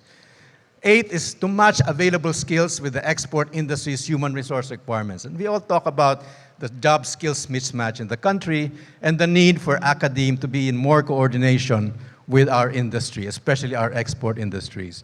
And the 9th is to strengthen the technology and innovation system to support a more resilient and forward-looking export enterprise attuned to global industry trends and opportunities, especially under the fourth industrial revolution, marked by all the things we've been hearing about: blockchain, artificial intelligence, big data, quantum computing, and so on. The last 3 have to do with, again, more of the supply side: improve and strengthen inclusive export value chains to maximize domestic value-added content of our exports. One classic example we've encountered persistently is in the copper industry. We actually export products from both ends of the value chain, from the rawest copper up to the wiring harnesses, which is on the other end, the finished product.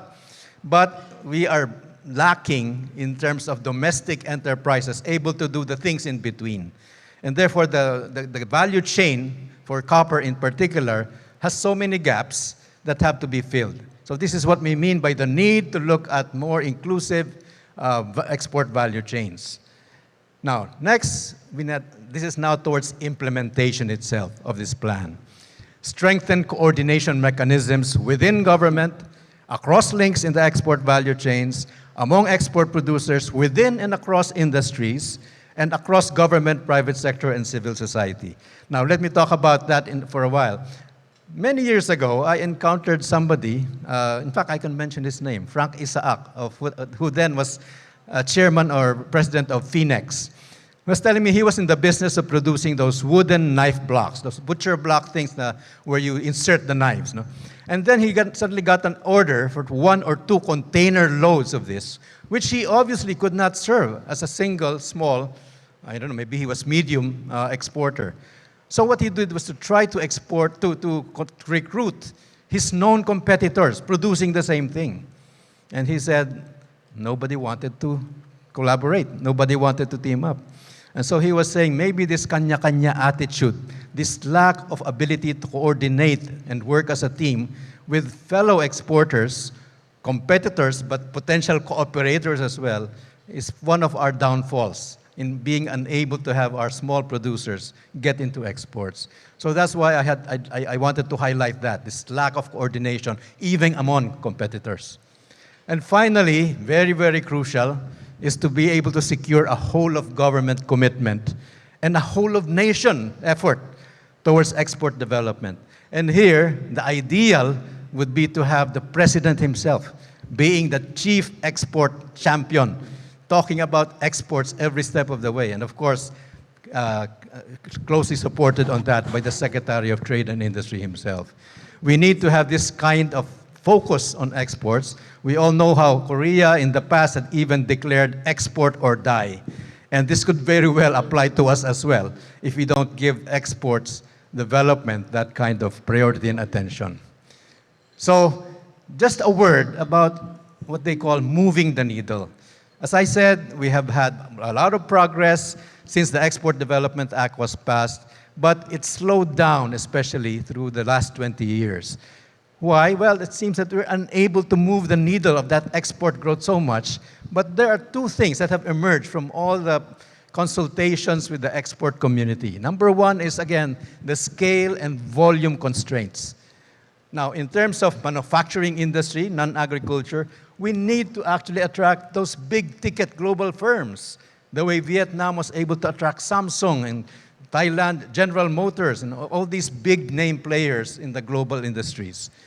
But on the more primary product-based industries, like agri-based industries or even the minerals-based industries, we need to ensure a steady and reliable supply of these raw materials. So, as we said, we need to actually have clustering and consolidation, and cooperatives is a very important way to go.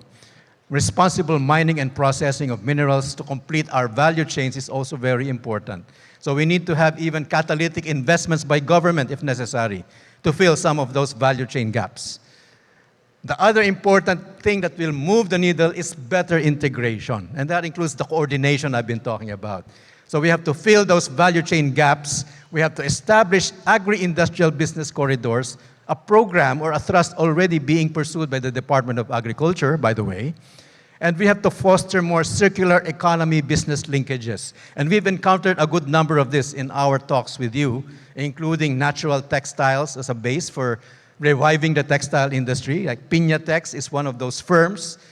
Musa fibers or banana fiber-based textiles are also being prominently projected now. And then another group I met with is looking at biochar, which is really making use of the waste products of the coconut industry and other industries, which could actually help in lowering, sequestering carbon, and we could actually be exporting even carbon credits out of this.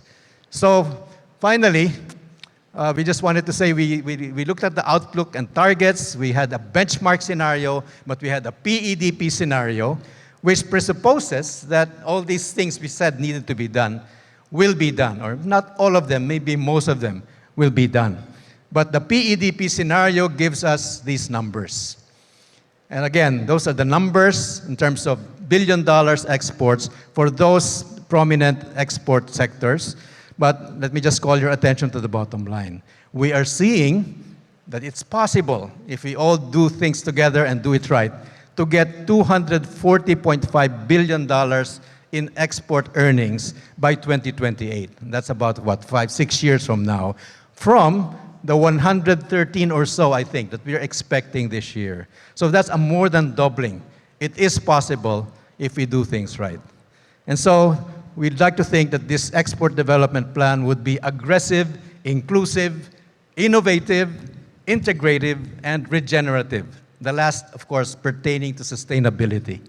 I think with the whole nation rallying behind this export development plan, we can make it happen. Maraming salamat po. Wow, thank you very much once again to Dr. Habito for that very detailed presentation. And yes, we can make it happen as long as we work together hand in hand and we have the whole nation rallying about it, like what Dr. Habito have shared with us this morning.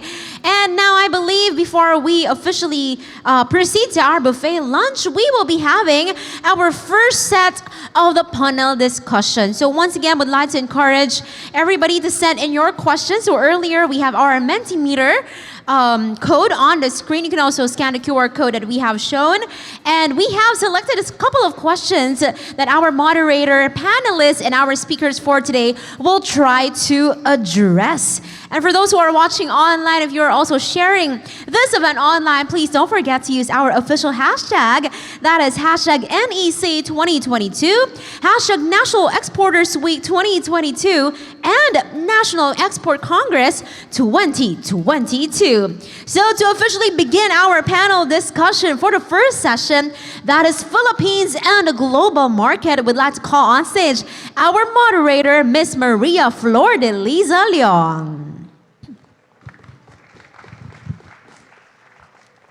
She is the Vice President for Advocacy, Communications, and Special Concerns of the Philippine Exporters Confederation, Inc., the country's umbrella organization of exporters. To help push export and Phil-Export policy agenda, she sits as Phil-Export representative or alternate representative to Phil-Export president in various government and private sector council, committees, and technical working groups. Once again, we have Ms. Flor de Liza Leong. And joining us for the panel discussion, we have the Undersecretary of the DTI Industry Development and Trade Policy Group and Managing Head of the Board of Investments. We'd like to call on stage Yusek Severino Perry Rodolfo. As Undersecretary for Industry Development and Trade Policy, Yusek Perry has been leading the crafting and implementation of Philippine industrial policy and international trade negotiation agenda. Also joining us on board, we have our Macroeconomic Policy Division Head, Ms. Tisha Pia de la Rosa.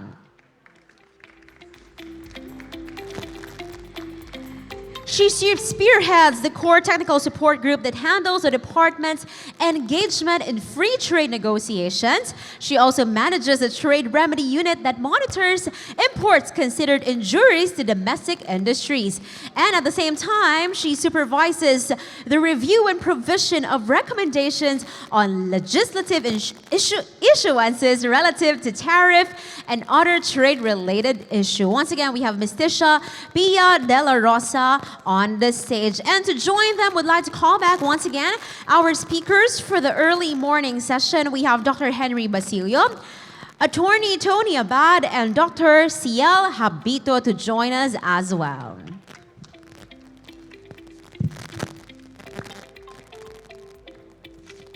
All right, we hope we'll be having a fruitful panel discussion. So to Ms. Leong, please take it away. Thank you very much. Kaya lang may I request everybody sa a little something, no? Because parang yung applause did not match the passion that our speakers exhibited earlier. I hope we're not hungry yet.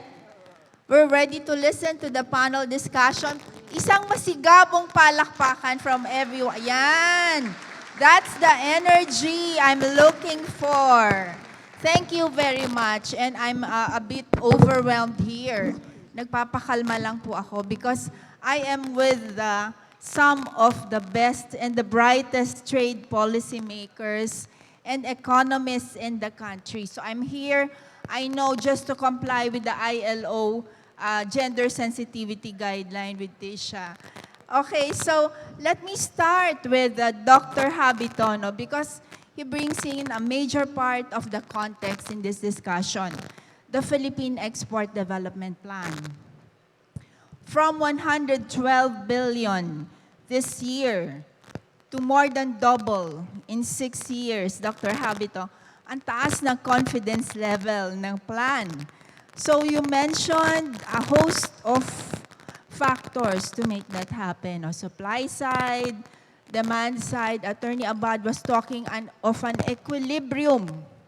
An equilibrium. But I don't know, I hope I'm not jaded, but baka that's not doable. No, all these factors may not be harmonized by the end of the life of the next PEDP. So if there are one or two that government has to prioritize and private sector has to prioritize, what will this be?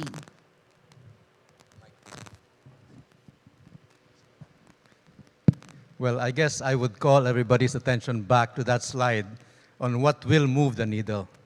Again, we talked about the need for scale, for volume, and that means, again, attracting the big ticket companies out there. If we have to really lay out the red carpet to get the Samsungs, the General Motors, and the other big players in the world to come and do their business here, that could make a very big difference. So the other part of it, as I said, is again, how do we get scale in primary products, especially agriculture, given a very fragmented land structure. And here, I did not mention it earlier, one potentially controversial recommendation is that we lift the land ownership ceilings to investors in agribusiness enterprises. Because it can take a while to actually have a cooperative organized, if you can even be successful at it, by the way. As I said, there are many skeptics who think co-ops will never work in the Philippines because of the so-called kanya-kanya attitude or individualistic attitude of most Filipinos. I'd like to think it's not necessarily a given, but then again, that is a challenge. That's why a quick way would be to lift these land ownership ceilings for agribusiness, only for agribusiness investors, so that we can get that scale very quickly. Because that has been a very important impediment to investments, not only in agriculture itself, but especially in agri-industry. The focus that the DTI precisely would like to have, no? More of industry development, but hopefully based a lot on agri. The second, again, was integration. We have to fill those value chain gaps. If we have to do what Indonesia did, although again, that's something that's debatable, we can ban the export of raw mineral ores. We can revive our mining industry, but have much more value adding of the mineral sector. So we have to complete those value chains, look at those value chains where they are weak or incomplete, and work on them. And of course, the need to have to integrate as a country and rally behind export development as a country, a whole of nation approach. Okay, thank you, former Secretary Habito. You started talking about some sectors, and we know that the importance of the creative industry sector. No, there's a law, the Creative Services, the Creative Sector Industry Development Act. But I was with an FGD among housewares, furniture exporters, which is a small, I guess, a small sector out of that act. Edie Rhea is here.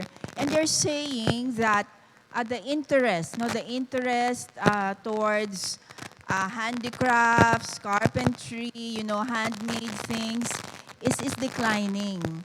Plus the fact that in the K-12, they don't have a route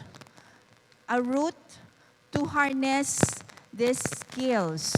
So where are we coming from when we talk of developing this part at least of the creative industry? Well, indeed, it's going to be a challenging path to truly tapping our creative skills, our inherent artistic talents, and jockey this into the export industries. The way that, as I said, Korea has really done very successfully. And for many of us, we believe that perhaps we're probably even more talented than they are, no? But what have been the impediments? Well, sad to say, it's mostly institutional and governance impediments. Now, the key really is to get the various segments. And by the way, this is a very diverse group. The so-called creative industries are anything ranging from the telecommunications media, the likes that the big networks have been trying to export, for example, telenovelas. And then on the other extreme, perhaps, are these handicrafts, which make use of Filipino artisans and artists to produce very fine works of art that are very appealing, in fact, to buyers abroad. But the whole gamut, the whole slew of products ranging from that ranging through that is really the challenge, being that how can you get them all together to come in unison and really do the right activities from their own, and at the same time identify the right policy levers that government has to address, including through legislation. So the challenge, again, is integration and coordination. And I believe if we can be more successful in bringing the whole creative industry sector together, then we can get somewhere in terms of really leveraging that for much more export development. Okay, at least we have the law already, no, Dr. Habito. And then finally, for Dr. Habito, when we talk of the performance itself, no, the performance itself, we're just, parang to me, we're talking of the revenues, no? So it's possible that we reach 240.5 billion in 2028, but that's only because of inflation, no? Tumataas lang yung mga presyo ng mga bilihin, but the volume is not moving at all. So are we also monitoring the volume? And as EVP Senen Perlada was talking, yung net export value is also important to take into consideration. Dr. Habito. Yes, I agree. Indeed, of course, when we look at the export figures and report them, we have to be clearly aware of what part of it comes from simple change in the price level, inflation, and I must have to add to that also exchange rate changes, especially if the exchange rate appreciates or depreciates. Obviously, that makes the figures across years not as comparable as well. But then again, our statisticians are careful to precisely make that distinction. But the second point about more domestic value added, in other words, more net export value, is very important. And that's the reason why we believe that primary product-based exports, especially agriculture-based and mineral-based exports, are very important to emphasize in this next round. And that's the reason why we really have to solve those impediments in agriculture, particularly the scale and volume impediments, to be able to get much more of higher domestic value content exports rather than, for example, electronics. We all know that whenever I talk to my audiences about electronics, I ask, what's the top export of the Philippines? It's electronics. What's the top import of the Philippines? It's also electronics, because we have a thin value added to all that, to our biggest export product. And that's what Director Sen Perlada had been talking about. No? We need to increase that net domestic value added in our exports. However, let me just say one quick thing, just to end this. Vietnam also has a low domestic value added content to their exports, but they got it out of volume. So all we need to do is still go for volume, and it helps. Everything helps, whether it's lower domestic value added or high domestic value added. We need all the export expansion we can get. Thank you, Dr. Habito. And I think, Tisha, Dr. Habito has been talking to you from the start up to the end. Agriculture, agriculture, agriculture. Okay, so with President Marcos, no less than President Marcos as DA Secretary, are there new or what new and major reforms are we expecting, and what are the low-hanging fruits here? I know that the DA has an 8-point reform agenda, right, before the term of this administration. Is that still the same agenda, or are there reforms that are already? Thank you very much, Lisa. Hello, everyone. My name is Tisha, and I'm just subbing for my boss. He's in another event, and I really feel intimidated being on the stage with all of them, because I think I was still in college when Sir Shelito Habito was already the Shelito Habito. And Yusek Perry, I first met him in 2008, I think, no? And of course, Sir Tony Abad was my former boss. So he was looking at me and he said, still agriculture? And I said, yes, I can't pass off as a model, so still agriculture. Anyway, to your question, Miss Lisa, I actually agree with Shell in many issues. on agriculture export, I actually listed some of the things that I need to say because I want to add to the issues that he elevated. Like, for example, in agriculture, we also have to contend with climate change issues. And it was not included in his presentation because unlike other manufacturing where you work in a factory, in agriculture, you are highly dependent on the weather conditions, things like that. No? So in the Department of Agriculture, we're very much active in climate change negotiations because we want also, in the domestic scene, we want to mainstream, climate resilient for our programs and our projects because that's very important right now.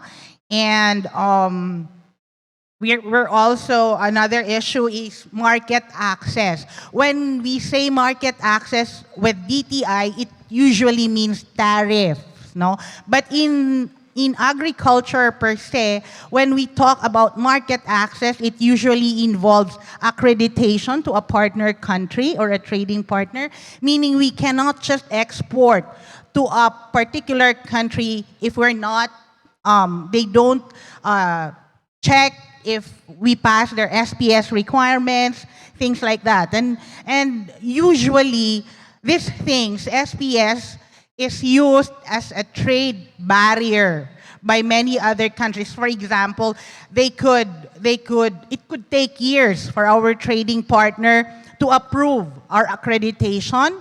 Like, for example, there are countries that will tell you, oh, we're still studying your farms, and it's been like 5 years already. So we cannot export whether we like, whenever we like. It's not that easy for agriculture.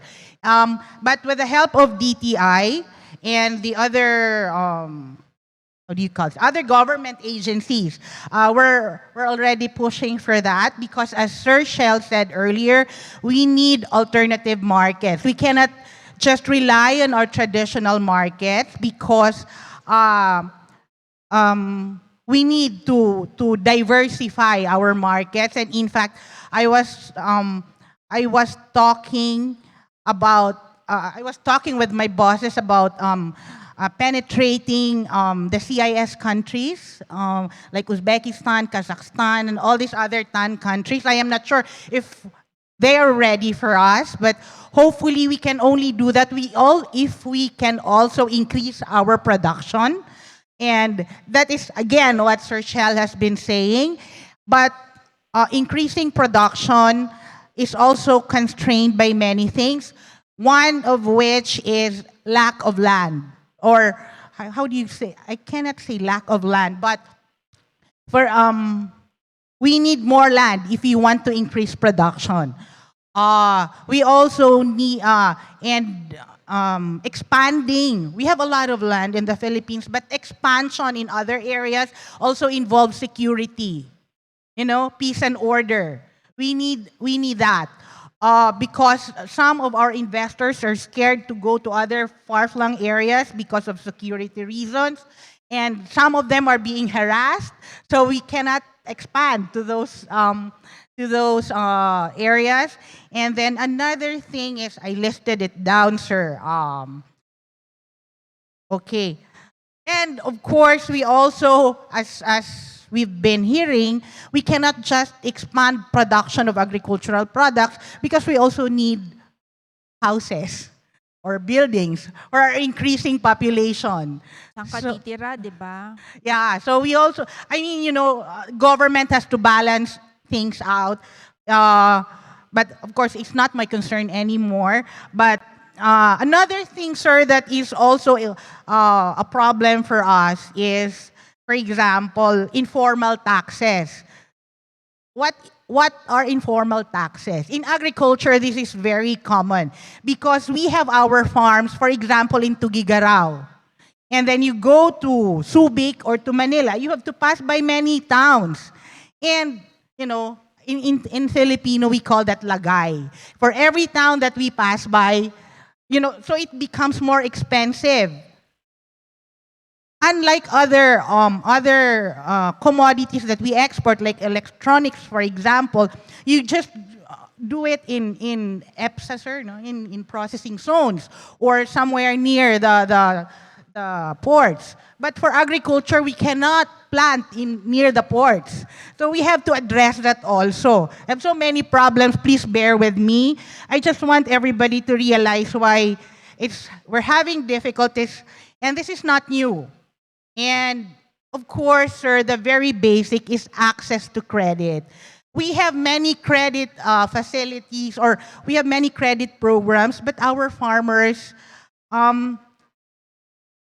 they cannot access credits because some of them, they don't have IDs, identification cards, things like that. So it's very difficult for them to do that.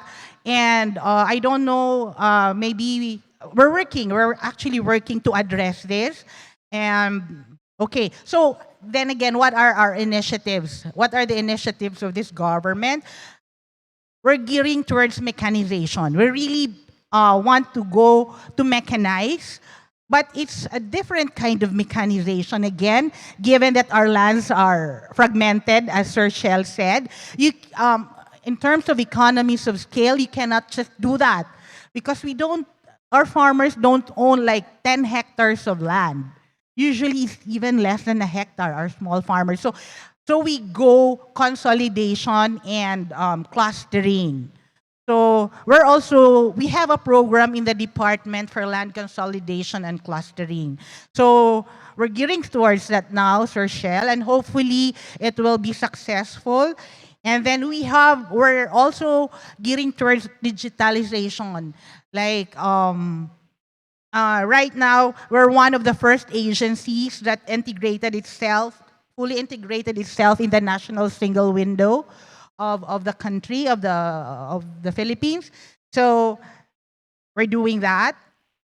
And we're also exploring doing trading through internet or things like that. But it's still in the work. And then we're working closely with DILG and LGUs and other government agencies because for the information of those who are not aware, we're only up to the regional level. So implementation of our programs remain a challenge because we're not in the farm level. But we're also working for our extension workers to be able to go there. And of course, lastly, I don't want to take up all of your time. Aside from pursuing other markets, we also keep on saying we need to diversify our products. We cannot just export primary products because we need value adding. No? So we encourage value adding of our primary products so that the value will rise. And instead of, like, for example, banana, you sell that for this much per kilo. If you do banana chips with chocolate or something like that, the way Thailand is doing, we could sell it for a more expensive price. So that's the first things that came to mind, Miss Lisa. So sorry for the long explanation. Thank you, Sorry, thank sir. you, Tisha. Napapressure ako sa time in front of us eh. Okay, so yeah, in very short, very briefly lang, Tisha, another question, no? And this has something to do with what Attorney Abad also mentioned, no? Food self-sufficiency or food security. And where is the DA leading us? And this is just one example of what yun nga, Attorney Abad was saying about liberalization, etc. So, and sample lang yung food, you have other raw materials, you have other sectors.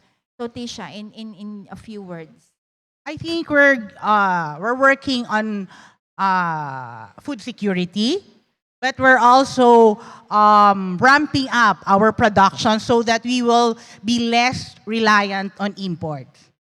Okay. That's basically where we're going. All right. Thank you, Tisha.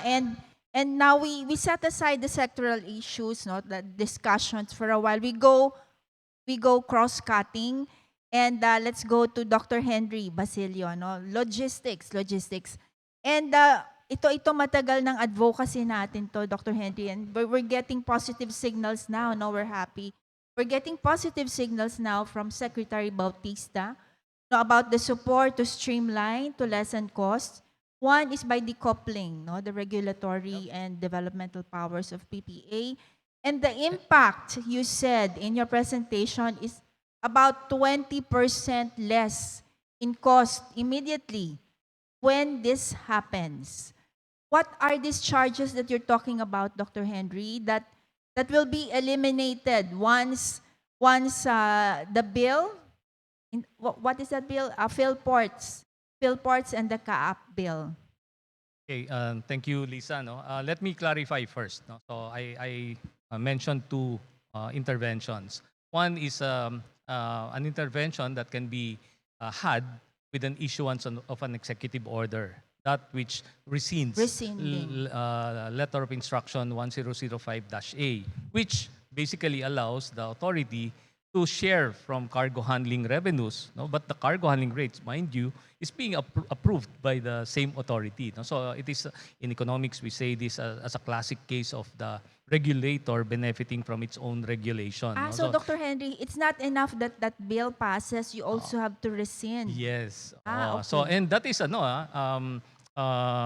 low-hanging fruit, no? Because we don't have to really go to Congress for this. No? We just have to get the president sign an executive order, and presto, we get 10% reduction for domestic goods and 20% reduction for foreign goods, imports, exports. So that's an immediate relief, no, that our trade sector will realize, no, once that executive order is issued. So hopefully sooner than later. Now, the second part is putting the house in order. And this is when we try to separate the regulatory functions from the commercial functions of our regulatory bodies. And let me just say that it's not just the Philippine Ports Authority, no?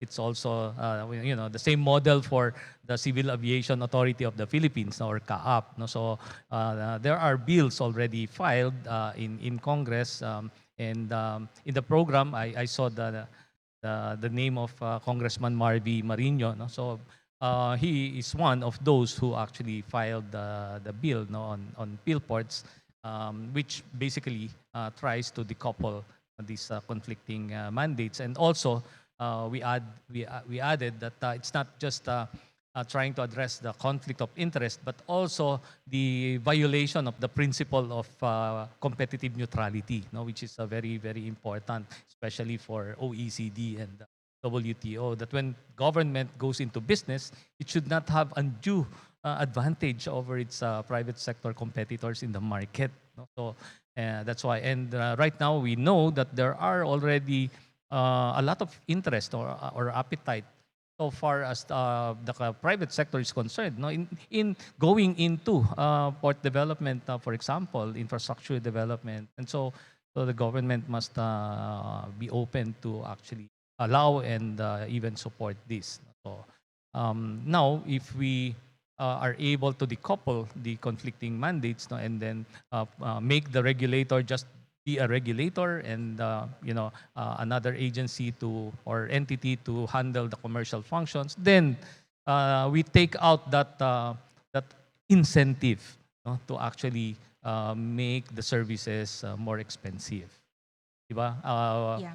If I may just add, no, during the pandemic, how come we ask the question, rates have gone up when trade actually went down by as much as 40%. No? So, and then you brag about being able to provide a lot of corporate dividends to the government. No?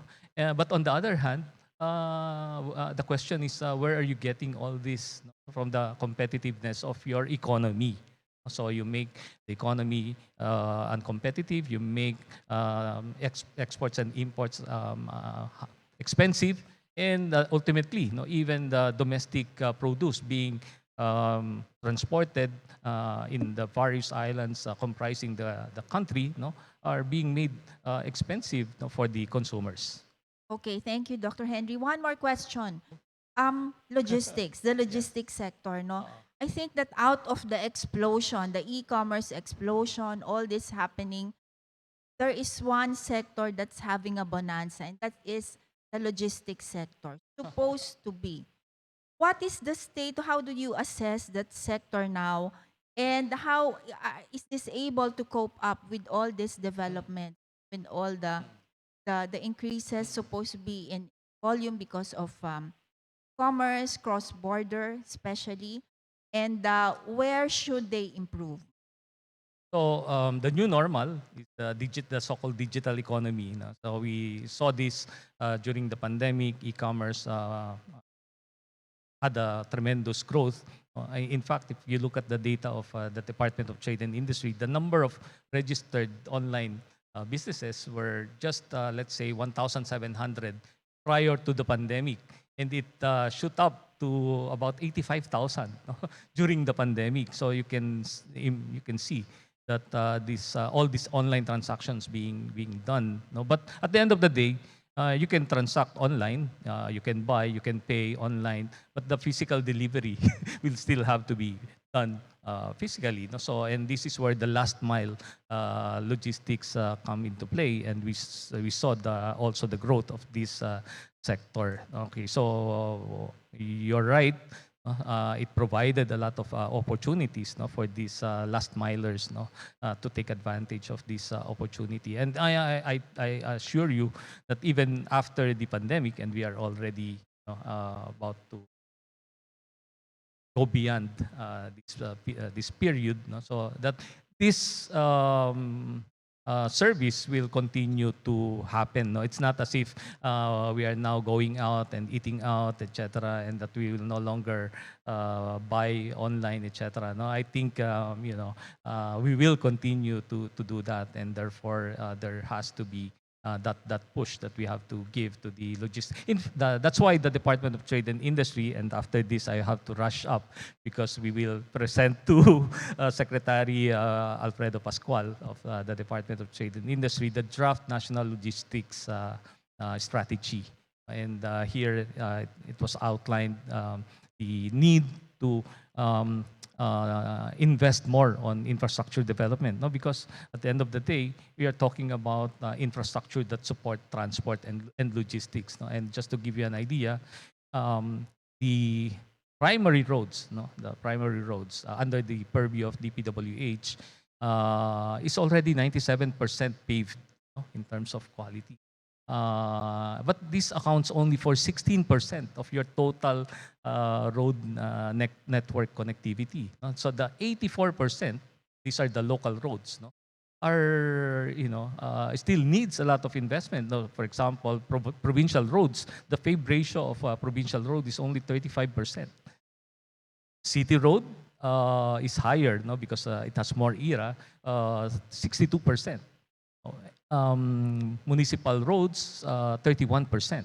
So I tried to do some quick and dirty calculation. If you try to bring it up to 100%, we are supposed to develop 35,000 kilometers of road.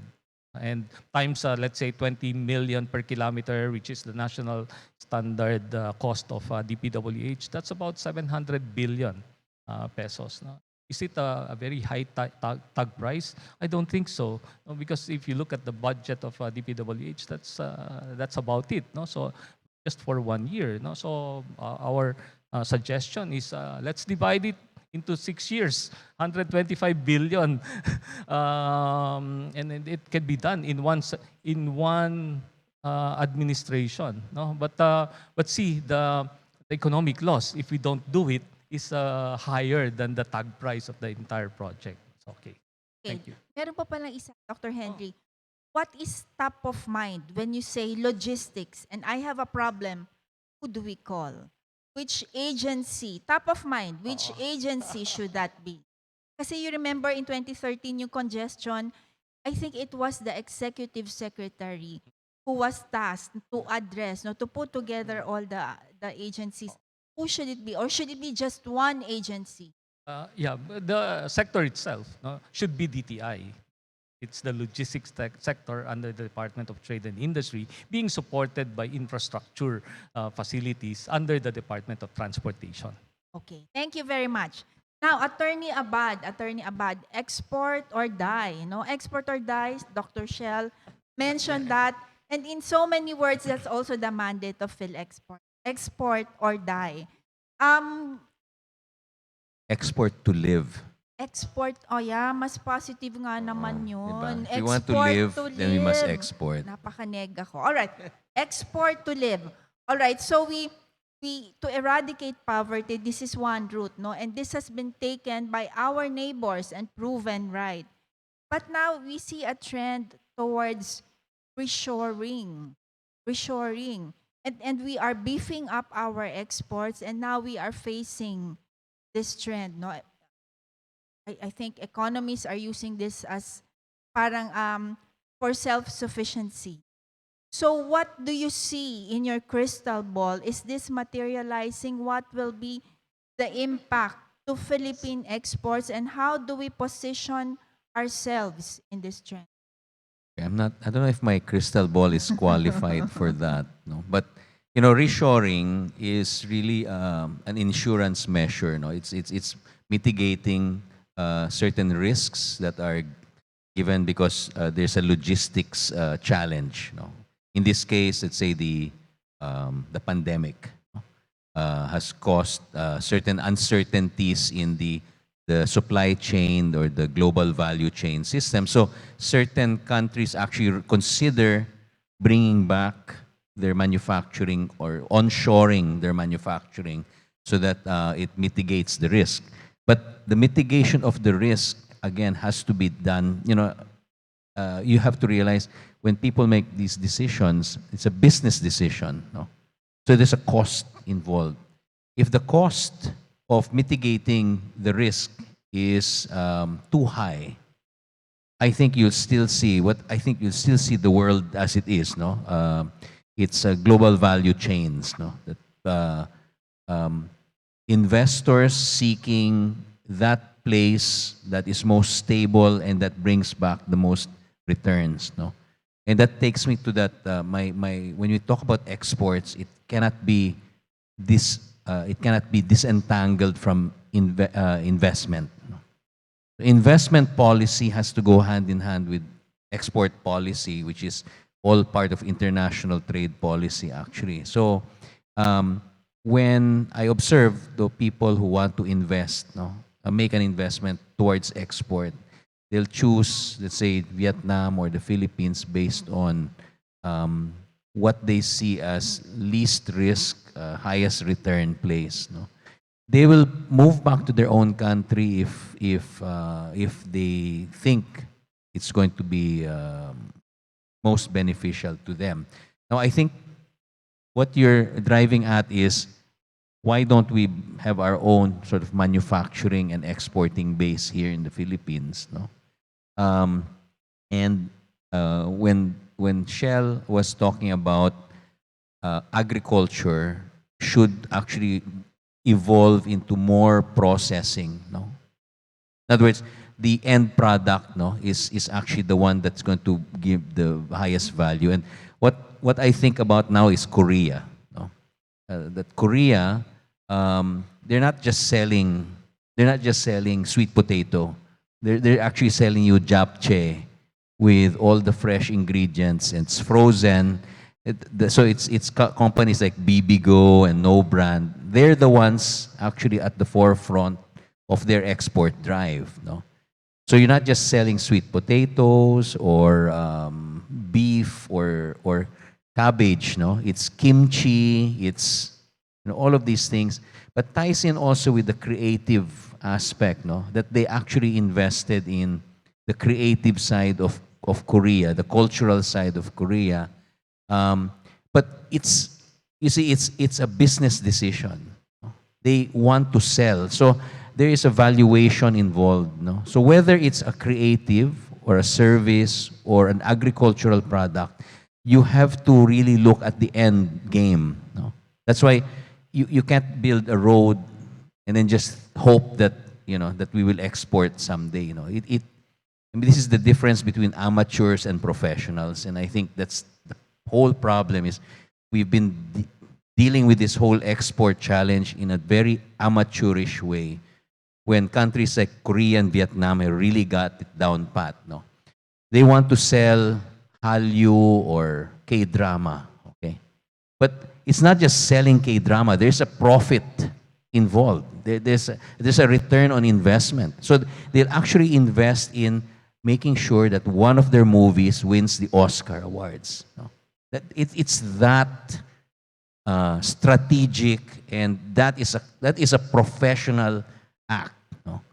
Here we're just everything's all amateurish. No, we're still talking about building roads or planting cycles and mechanization, but actually you have to look at agriculture, for example, as a manufacturing process, and that means that if it needs consolidation of land, it means that you have to have factories. You have to apply technology, and that means that you'd have to go into this seamless challenge. Sorry, if I'm rambling, but No, we're I mean learning a lot. We're learning that's a lot. that's when you talk about reshoring or onshoring or trying to build a base for exports. This is the kind of thing I look at. Now, let me just end by going back to what I was discussing. As a lawyer, it's actually the simplification of the rules that will lead to the investment. It's simple. No? They will not come here if they look and then the first thing they see is a 60-40 requirement in the Constitution, even if it doesn't affect the investor. It scares them away immediately. And that's why you have to simplify all these rules, and that's what Vietnam did in 2015. Simplified all their laws. No? Just so that the investor will have a place where they don't have to deal with so many rules. As a lawyer, I should actually be promoting more complication. But in reality, it should be simplified. Because That's why you're a friend of the industry, Of because course. you love simplification.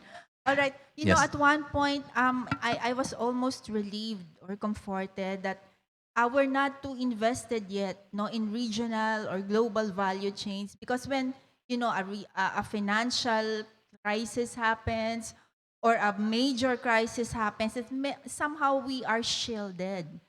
So is this something that we should also be aware of, or is this good or is this bad? What is shielding?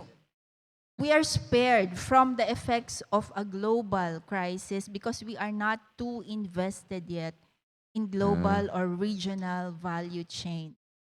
I remember, I think it was Philip Medalla who said that the Philippine ship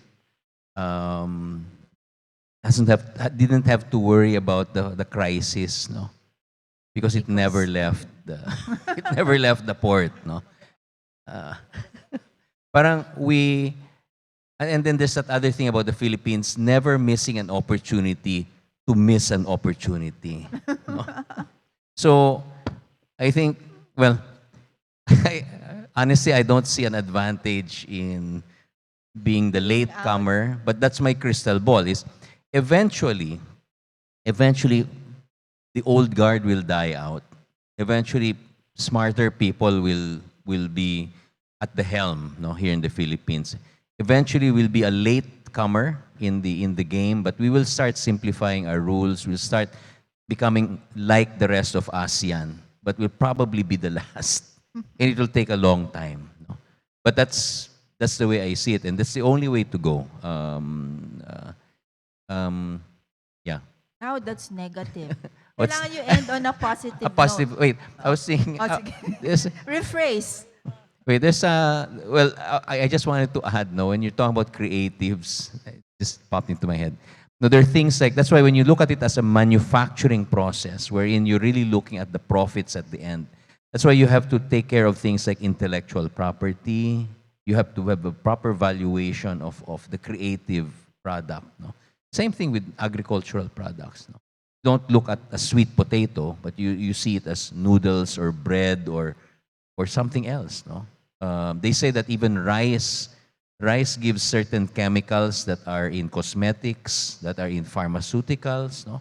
Very high value added, but we don't see that. No, all we see is rice. All we see is sweet potato. So it's a whole change of how we're going to approach. And again, as Shell has mentioned, we all of nation, no, has to work on this. That we have to really give up our small fights and small conflicts and really just come together. But Positive. diba, and it's always let me end with a hopeful note, diba? Okay. So we keep thinking that it's impossible. But I'd like to quote a famous actress of ours who became a politician. She said, "You can never can tell." So, Sige. May humor pa. Thank you, Attorney Abad. Now, certainly not the least, Yusek Perry. We've been talking about ASEAN, no? Our friend and our competition at the same. Pero hindi na raw competition, it's co-opetition, Secretary Habito. All right. So, but the truth is we've been lagging behind, no? Paulit-ulit na 'yon, paulit-ulit, whether it's exports or foreign direct investments, we have laws. We have policy. What are we doing wrong? How do we align? How do we align these laws and policies so we attract them here? Naman nung Anyway, so first of all, I'd like to congratulate Bianca, Glenn, the Visa, so EMB, Trade Policy, Trade Promo Group, PhilExport, and EDC for this Congress. Siguro just to respond directly to your question, let me start by addressing how Bianca ended with his opening remarks. Yung Congress should be action-oriented. So just to share with you some of the actions that the DTI through our secretary has agreed with the president. I'm sure that my secretary, my boss will be here later. I do not want to preempt what he's going to say, but sometimes hindi niya nasasabi tong mga details na to. So I'll take the liberty of sharing with you what he has taken up with the president. I'm referring to the 6 points that he agreed with the president in October 10. So we see Secretary Fred gave a briefing to the president essentially on our target of being able to, I'm so sorry to our friend from Vietnam, but our target from the FDI side is to overtake Vietnam. And I'm sure you'll take it in a very good way. So we'll cooperate, but we would like to overtake Vietnam in terms of FDI inflows by 2024, and then Indonesia by 2026 yata or 2027, essentially midterm of this administration. At least that's the fighting target. And how can we reach those fighting targets?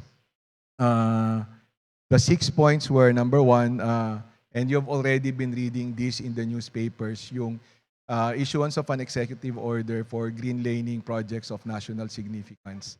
Siguro about 2 weeks ago, nabasa nyo na yon, the secretary made a presentation to the president on is. The game-changing part of this is that strategic projects will be allowed to simultaneously apply for permits and licenses. So still working within the framework of the ARTA, particularly in terms of the timelines that an government agencies would have to observe when they receive applications.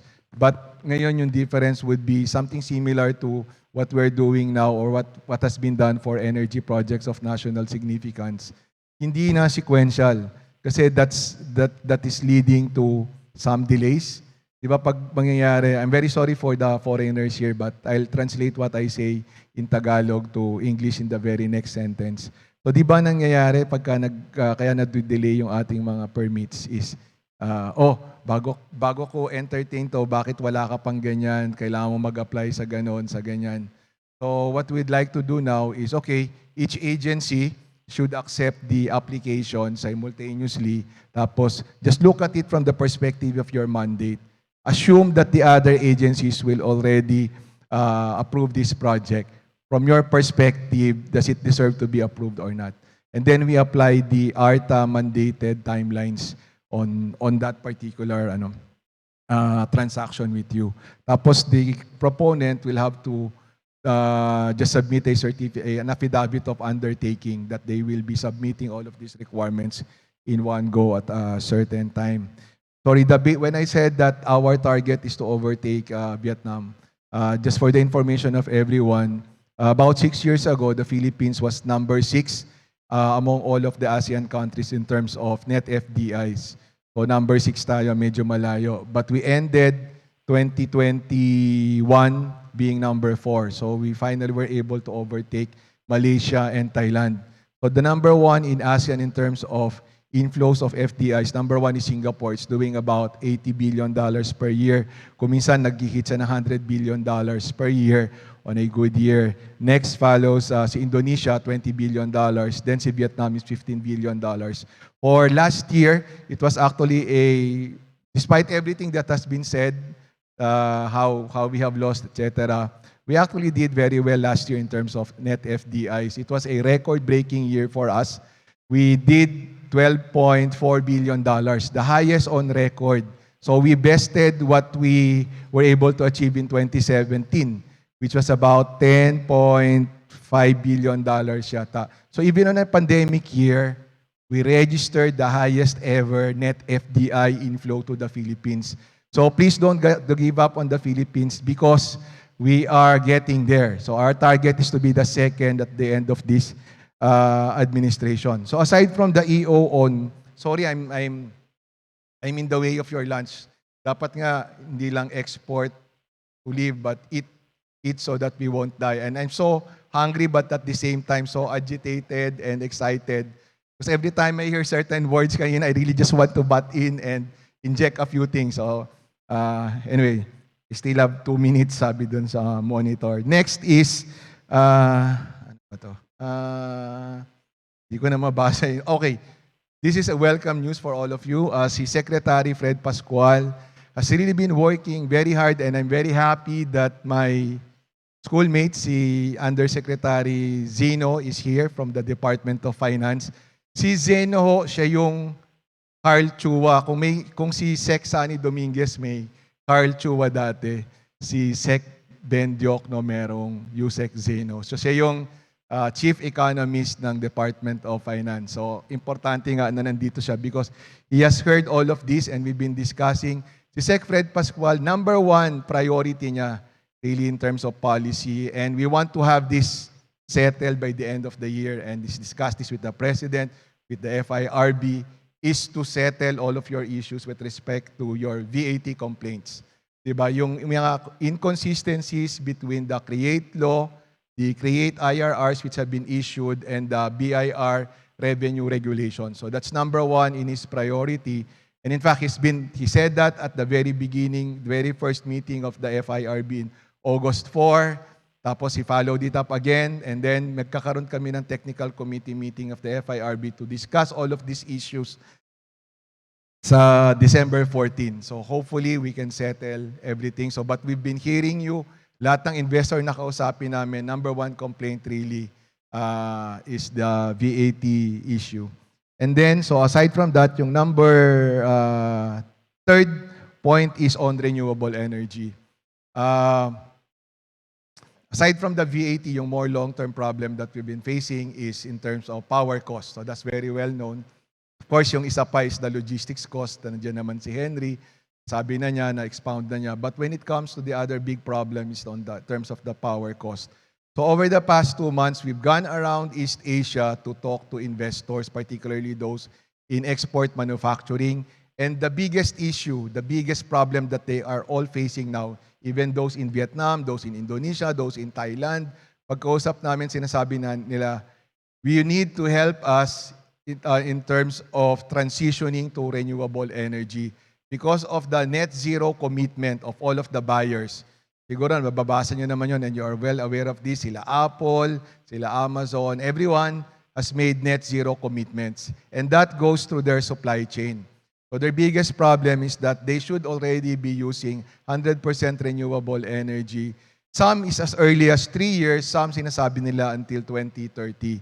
But this is also where we think that the Philippines can make a mark because yung our very problem when it comes to power cost that can somehow be translated also or can be traced partly to our lack of fossil fuel-based resources, That's actually now to our advantage because we can now offer the Philippines as a location that it will be enabling processes with respect to renewable energy. As if you may well know, there's a World Bank study, siguro si Sue later will be able to share also with us. The Philippines is, tapos na ba? Okay lang? The Philippines, among all of the Southeast Asian countries, is one of those that can really position itself when it comes to renewable energy. And when it comes to renewable energy, our biggest target for in terms of scalability is offshore wind. There's been a World Bank project that mapped out all of the areas in the Philippines in terms of when or where this can be scaled up. And the type of investors that we are now in discussion with are talking about mga 1.2 gigawatts type of projects. That is why also you may have noticed about 2 weeks ago or 3 weeks ago, the Department of Energy has issued an amendment to the IRR for the Renewable Energy Act that now allows 100% foreign ownership for solar, wind, and tidal renewable energy projects. So magkakadikit ko yun. And hindi dapat matapos doon. Hindi tayo natatapos doon. Because there are a myriad of other issues. When the Secretary was discussing this with the President, so exciting, di ba? Offshore wind, scalable, lalo na yung floating offshore wind projects. But when the President asked, so when can we start seeing the construction of all of this? So sabi namin, sir, if we current pace, 2028 ang start of construction because of all of the other things that would have to be put in place, including the regulatory regime for the permitting, etc. Kaya kailangan nating paspasan so that we can have that start not in 2028 but in 2024 or sometime in 2023. Kaya makikita nyo, tuhog lahat po yun. Pati yung sa EO on green laning. Tapos the next one is a study on what was mentioned earlier by, I think, si Dr. Shell. Yung if you look at why Indonesia has been able to get or have a spike in terms of its FDIs, partly it was because of their export ban on nickel. We're so blessed, or we're not so blessed when it comes to fossil fuel, although I think we do have, but we are not even able to explore and exploit. But that being beside the point, we are nevertheless blessed when it comes to green metals. So for those of you na narinig na magsalita dito, you know that this is my mantra, but let me repeat it. So when it comes to green metals, the Philippines has abundance really of nickel, copper, and cobalt. Very metals that you need as you transition to a more sustainable world, wherein you need to store power from renewable energy resources and then deploy it. Batteries that you would need for electric cars, batteries that you would need for data centers, for submarines, etc. So fortunately, we have abundance in nickel. So if you go by Indonesia example, and they were very proud of this in the presidential visit, sinasabi nila talaga, Mr. President, when we banned the export of nickel in 3 or 4 years ago, our exports of nickel-based products increased from just $1 billion to $20 billion because the investors were forced to invest there in Indonesia. And right now, we are the biggest exporter of nickel. We should not be proud because unprocessed nickel mostly is what we export. We account for about 32% of unprocessed nickel exports globally. 90% of that we export to China. China is dependent on us because 60% of the nickel ore that it imports comes from the Philippines. It then processes this nickel and then exports to some of the biggest battery manufacturers, including, for example, biggest battery manufacturer, CATL of China, BYD of China. Next is, I think, LG of South Korea, then Panasonic of Japan, then SK, and then Samsung. So big players yung mga South Koreans. But their problem is dito siguro makikita natin yung integration between trade policy and industrial policy. Their biggest problem is that the US has recently passed its Inflation Reduction Act no, that essentially says that, okay, if you're an American buying an electric car, your electric car should not have a battery with components coming from China. Otherwise, you won't be eligible for subsidies. About, siguro, ang laki ng subsidy that they give to electric car buyers. So, problema mo, si South Korea buys this battery precursor materials, this nickel, from China. So now, in response to the suggestion earlier that we should have big-ticket investors that should come here in the Philippines, there are South Korean companies in the battery manufacturing sphere that now are in talks with our mining companies. So we have brokered those talks. Hopefully may lumabas na doon. Kasi they are in frantic mode, yung mga South Koreans. Kasi pag mawawala yung subs, they are providing the batteries for electric cars that will not be eligible for subsidies. So this is a golden opportunity also for us. And then the next items that the Secretary has discussed, yung ratification of RCEP. So the good news there is that yesterday, the Senate has already read into the records yung RCEP and calendared it and essentially passed it to the Committee on Foreign Relations. The President has already ratified or transmitted the instrument of ratification to the Senate.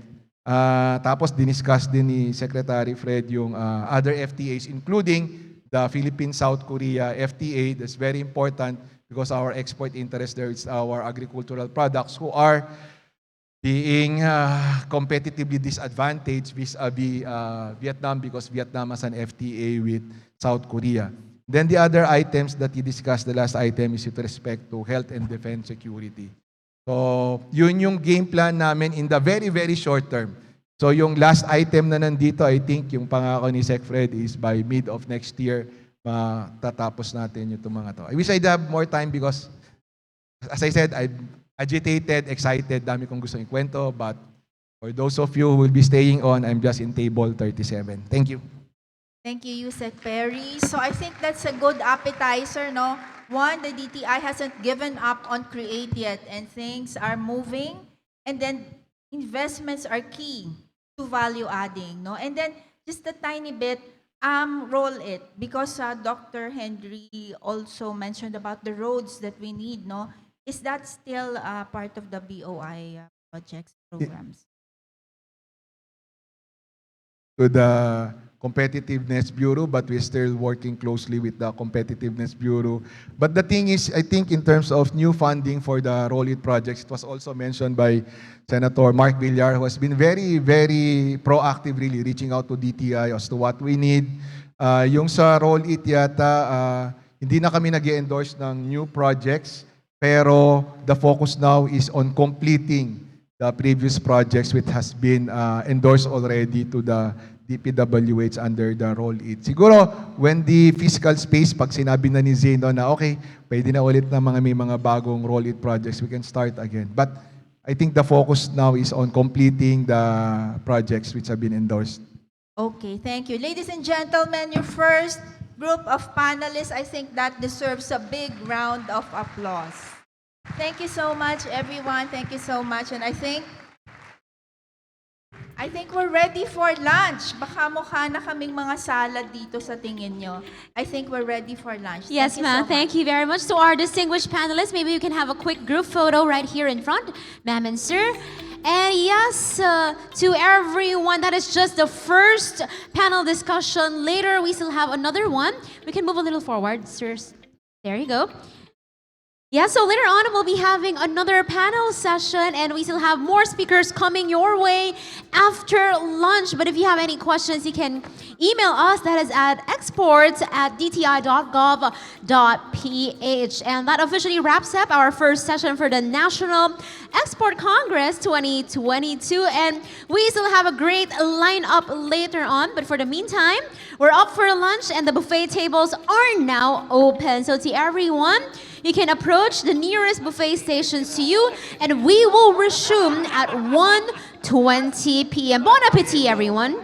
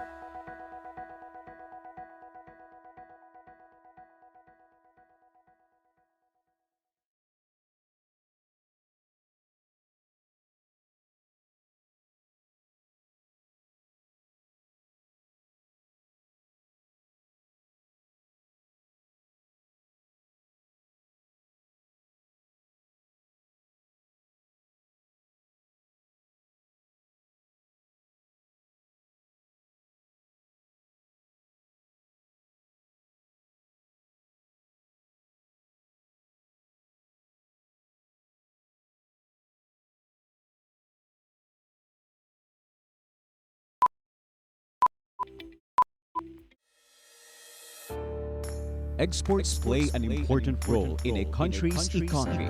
In the Philippines, exports of goods and services made up 27.9% of gross domestic product in 2015, according to the World Bank. Exports are important because it contributes to the country's economic development and poverty alleviation initiatives. It provides the needed foreign exchange, enabling us to pay for our imports and external debt. It generates direct employment for high-tech, specialized, skilled, and semi-skilled workers who would otherwise go overseas. It provides the pool for industrial upgrading and modernization.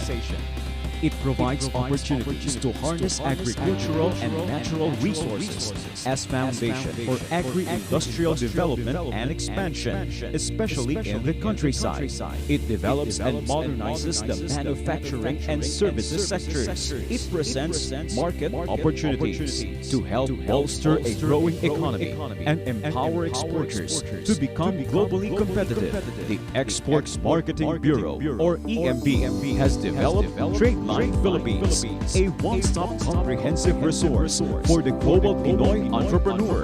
TradeLine Philippines is an invaluable gateway for integrated export information systems that will provide regular trade statistics reports, market and product information, supplier and buyer databases, and other trade-related information coming from partner agencies. TradeLine Philippines is a broad-range web portal that aims to promote DTI advocacies. TradeLine Philippines has three main components: portal, trade statistics, business matching. Portal provides a comprehensive export-related information. Trade statistics processes and generates reports on the country's trade data. Business matching helps boost exporters' web presence and exposure through an interactive dashboard that handles inquiries from international importers and foreign trade service posts for real-time business matching between foreign buyers and local exporters. To register in the business matching platform as a buyer or as a supplier, click. To further assist you in the registration process, download the user's manual.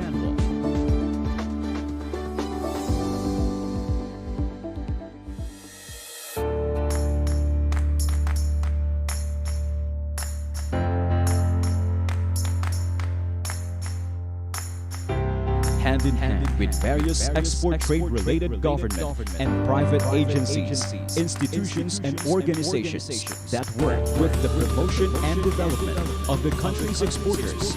TradeLine Philippines gives you the essential tools to propel your export venture, helping you achieve your potential with timely and relevant information and assistance, thereby enhancing your capabilities as a global entrepreneur of quality goods and services.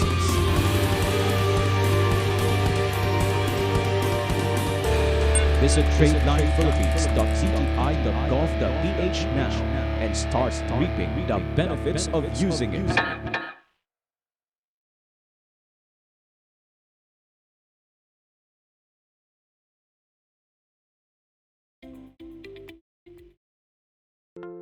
Halal, which means lawful or permissible under Islamic law, also pertains to finance, pharmaceuticals, cosmetics, modest fashion, media and recreation, and travel and tourism.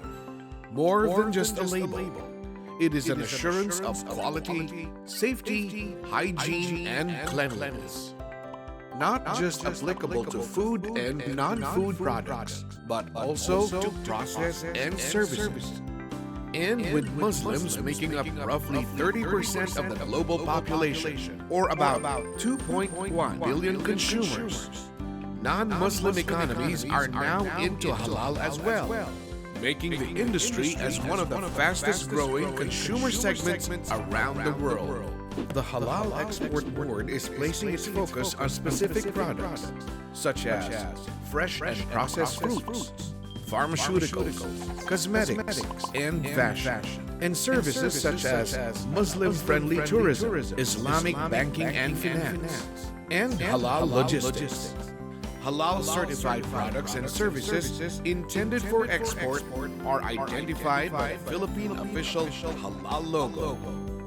With the halal industry's projected value of $10 trillion by 2030, the Philippines is on its way to become an active and strong player in the global halal ecosystem. Halal is a combination of religion, technology, and business. The higher goal of creating jobs for our people, even as we further appreciate halal as our new way of life. With these efforts, the Philippines is poised to become a hub for products and services elevated by halal innovation and technology. Halal is a way of life and a way to live. Halal is the future. Halal is here. Support the Philippine halal industry. Hashtag Live Halal Philippines. Hashtag Support Philippine Halal from the Philippine Halal Export Board, headed by the DTI.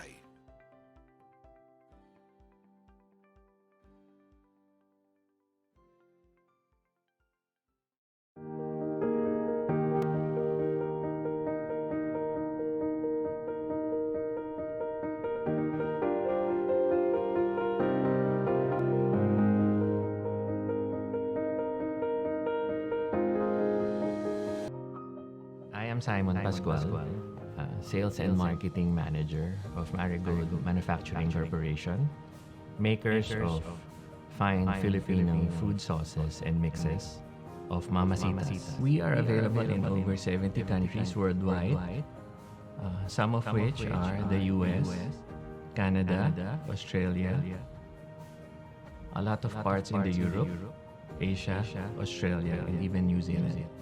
We try to work directly with oyster farmers, coconut farmers, as well as tamarind fruit farmers to give them better value on their produce by cutting the value chain. These innovative meetings, wherein EMB invited us to join, basically eliminated travel time and saved us a lot of resources, including travel expenses, and most especially the time that we lose during traveling. It's like the real thing when you meet people, you meet new clients, and it was very efficient because it was timed, and we were able to get to meet these new clients to introduce and promote our products. I would like to share and advise my fellow entrepreneurs to work with the Department of Trade and Industry's Export Marketing Bureau. Keep on innovating and moving. Remember the main purpose of your existence. There are communities to support that rely on us, and there is our nation to build. My name is Ronnie Arco, and I'm the Managing Director and co-owner of Wimbord International Technology. Major export markets will be the EU countries, then China, then followed by the US. We also export to Japan, Korea, Taiwan, Hong Kong, Guam, Australia, and New Zealand. And 75% of our business is export. There are many challenges during the lockdown, especially on the initial stage of the lockdown. The fear of the COVID health risk. It was the fear of the unknown. We were forced to temporarily shut down our plant operation because of that fear factor. The second, it was very difficult for us to convince our people to return to work because of that fear. On the other hand, the COVID-19 pandemic has also pushed and helped us open up our eyes in the changing business environment. The new normal of doing business, like doing online business, we have to quickly review and revise our business model in order to adapt, survive, prepare, and grow again when the V-shaped business recovery is achieved. Part of my personal advocacy and corporate advocacy is really to be connected directly to the farmers. Without the farmers, without the farming industry, our business is nothing. DTI EMB has been very proactive and aggressive in assisting exporters during this pandemic.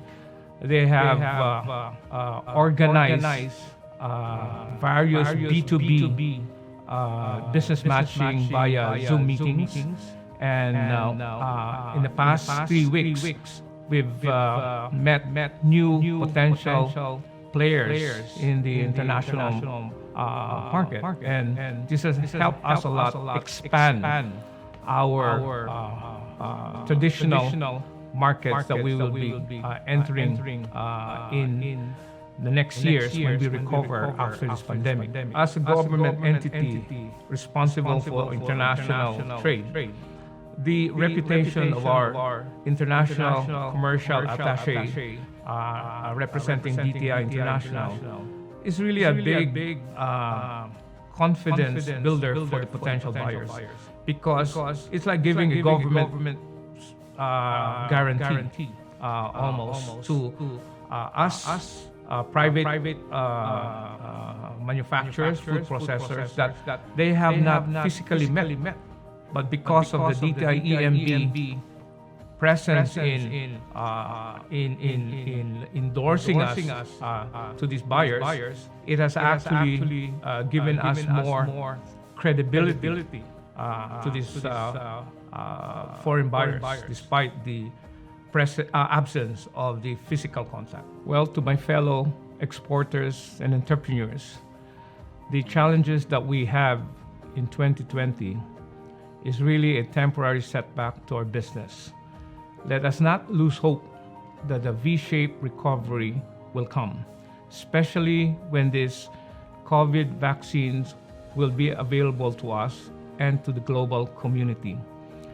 Let us remain confident, continue to work hard, seek and develop the business opportunities so that we will be ready when that business recovery will come our way. Mabuhay tayong lahat, mga exporters. Hi, my name is Nico Petisme, and I am Business Development Manager for Philippine Moringa and More Corporation. We are a manufacturer and seller of health food and beverage products, as well as a supplier of ingredients under the brand Moringa and More. We have been exporting since 2008, and we have already exported to multiple countries, most of which were made possible by our participation with DTI and EMB programs. We are already exporting to countries such as the United States, Canada, Korea, Japan, Australia, and the Middle East.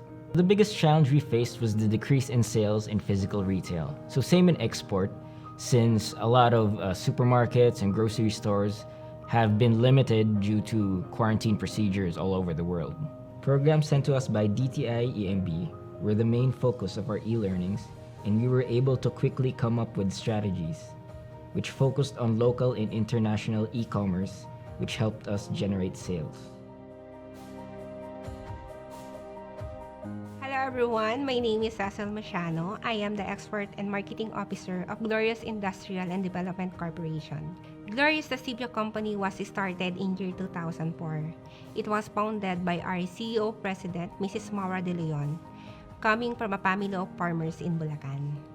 Glorious, the Cibio company, is the first stevia grower and manufacturer in the Philippines. DTI EMB talagang tinulungan nila kami during pandemic na may experience pa rin yung actual online B2B. Recently, nag-held ang DTI EMB ng mga online B2B meetings with different export buyers like countries from Australia, Japan, US, and Indonesia. Sa mga kagaya naming SMEs, ayan, na nakaka-experience ng mga iba't ibang challenges ngayong pandemic. Kasi syempre, diba, talagang lahat tayo nabigla sa nangyaring ito. Itong pandemic na to, marami tayong na-realize, marami tayong realizations, marami mga challenges na dumating. So, ang ma-advise ko lang po is try to adapt, reinvent, and stick to your goal lang po. And of course, as for divine intervention, ayun, napaka-importante po ng divine intervention or yung pray harder lang po tayo na anuhan tayo, nagabayan tayo ni Lord sa lahat po ng mga ginagawa natin.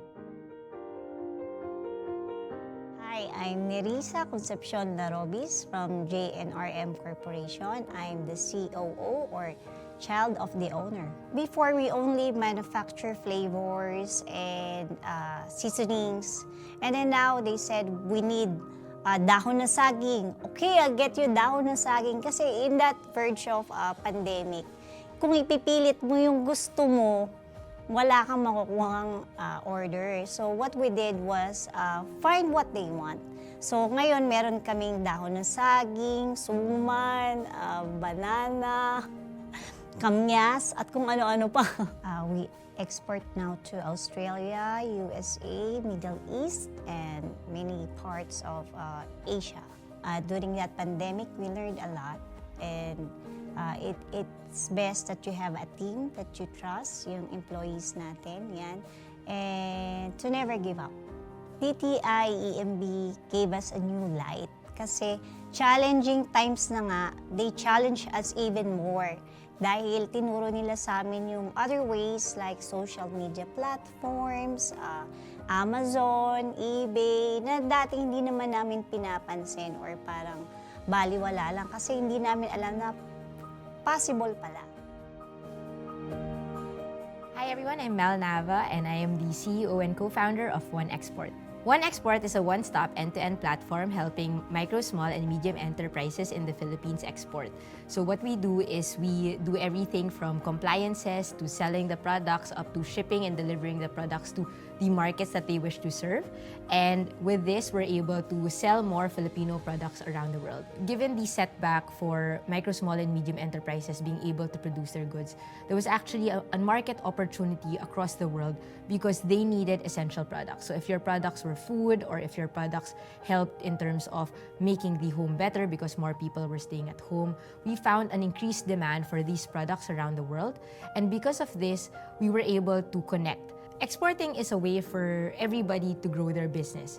So again, as local consumption is declining in the Philippines because more people are staying at home or more people have lost their jobs or a lot of people have faced the calamities, one way to really bounce back and one way to really improve the current situation is finding a market abroad and exporting.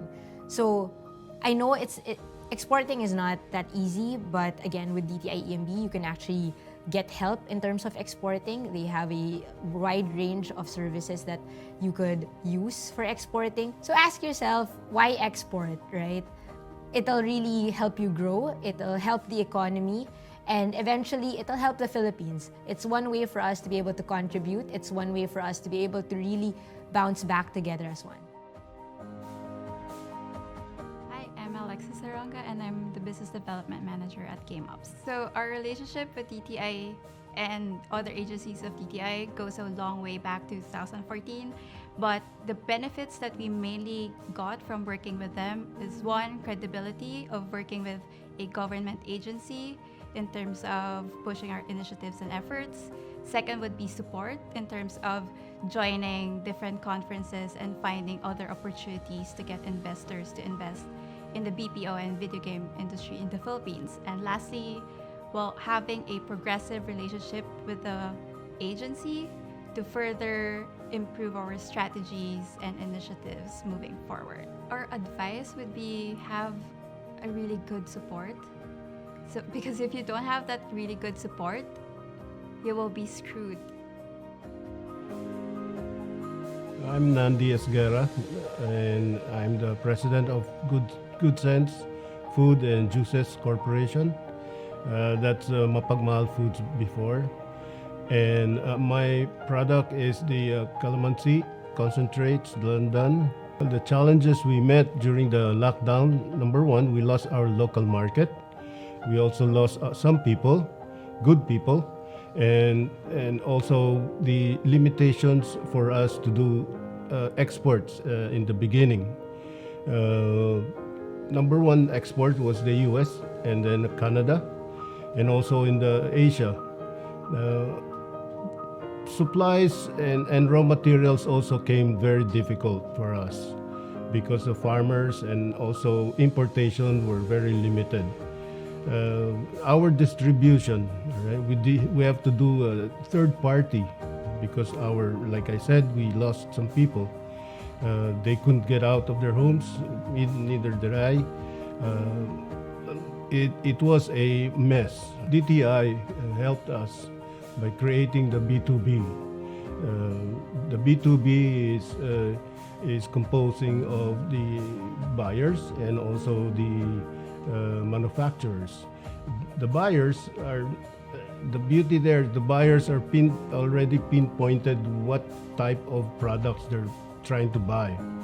And the manufacturers, right, is now in compliant with the cross-border requirements of each destination, Egypt, Europe, or even in Japan.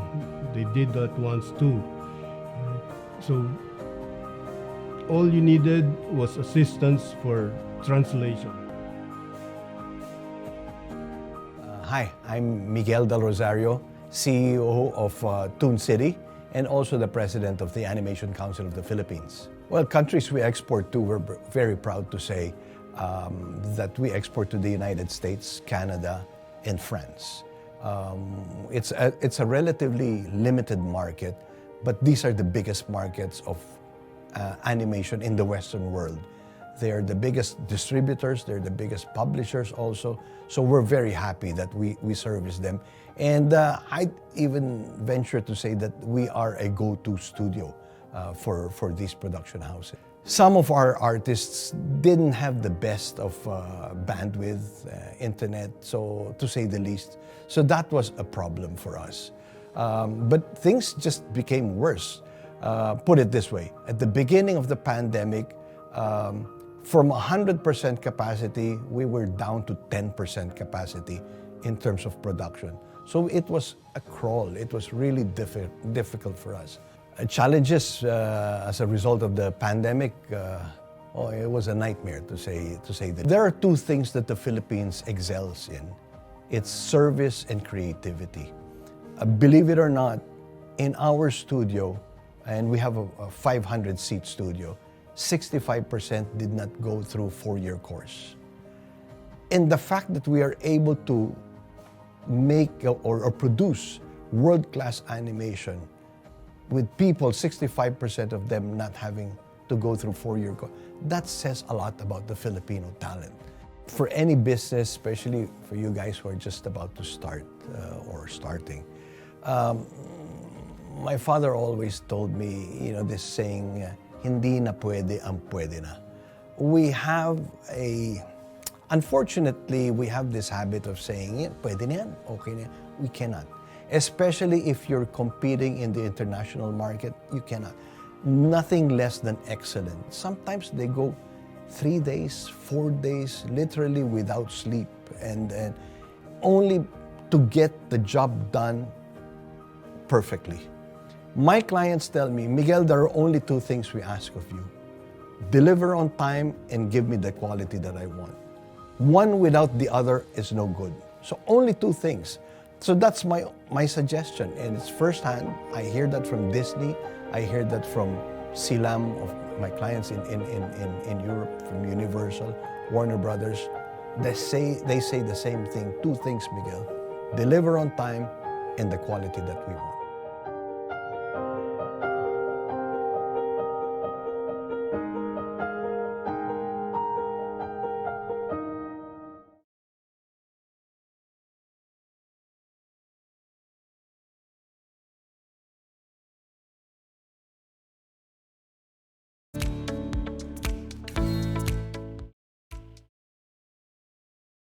Traders face-to-face at this year's National Export Congress. Our program will resume in 5 minutes. The 2022 National Export Congress is brought to you by the Department of Trade and Industry through the Export Marketing Bureau in partnership with Export Development Council and the Philippine Exporters Confederation, Inc. Once again, we'll be resuming with our program in 5 minutes.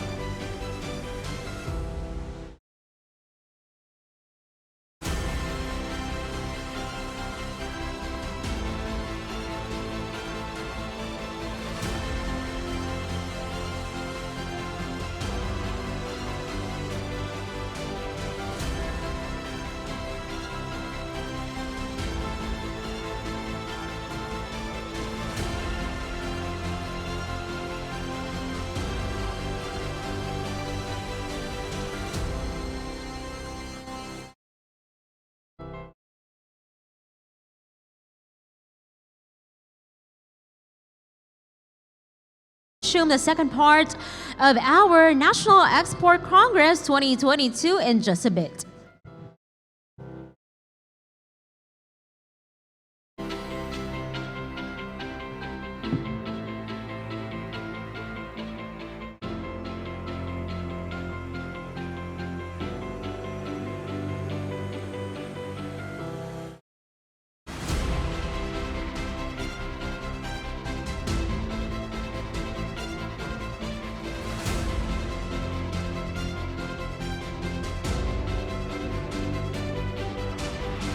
Good afternoon once again, ladies and gentlemen. Now we are on to our second session of the National Export Congress, and we already have heard insightful discussion and presentations earlier this morning, but for this afternoon, our topics will focus on the strategic imperatives on industry development towards exporting breakthrough. That is our theme for the Congress and also for our National Export Week. Taking off from our discussion in the morning session and emerging strategies being identified in the draft Philippine Export Development Plan 2023 to 2028, which was shared with us earlier this morning. And there is no doubt that a lot of us has done for Philippines to achieve its exporting breakthrough. But to better structure the discussions this afternoon, our action agenda for export development is clustered into three different strategic imperatives. First up is to address issues of scale and scope. We will hear from our own Secretary of Trade and Industry on what is an industry development approach to export development and what it means for our dear exporters. Second, how do we strengthen the export ecosystem in the country to have deep backward and forward linkages, including strengthening the public and private institutions that support the exports ecosystem. So these topics will be discussed and presented by PhilExport, Mr. Sergio Ortiz Luis, and we also have Mr. Suleiman Kubali of World Bank. And last but definitely not the least, for our third structure is how do we elevate and actually heighten global awareness on what the Philippines can actually offer so that we can be the one on top of their minds. And this one will be discussed by DTI Undersecretary Rafaelita Aldaba and of course Miss Clarita Reyes Lapus of Mamacita Foundation. So ladies and gentlemen, we are in for so much more learning this afternoon. And once again, I believe we can put our QR code back on the screen for those who want to send in some more questions for our panel discussion later on, which you guys can see right now on the screen, or you can also log into www.menti.com and use our code 36608318. All right. And to officially begin our second session today, it is my pleasure, ladies and gentlemen, to welcome our first speaker this afternoon. Here to discuss the importance of pursuing an industry development-centric approach to export growth, sustainability, and competitiveness, ladies and gentlemen, let's welcome on stage the Secretary of Department of Trade and Industry, as well as the Chairman of Export Development Council. Ladies and gentlemen, give it up for Secretary Alfredo E. Pascual.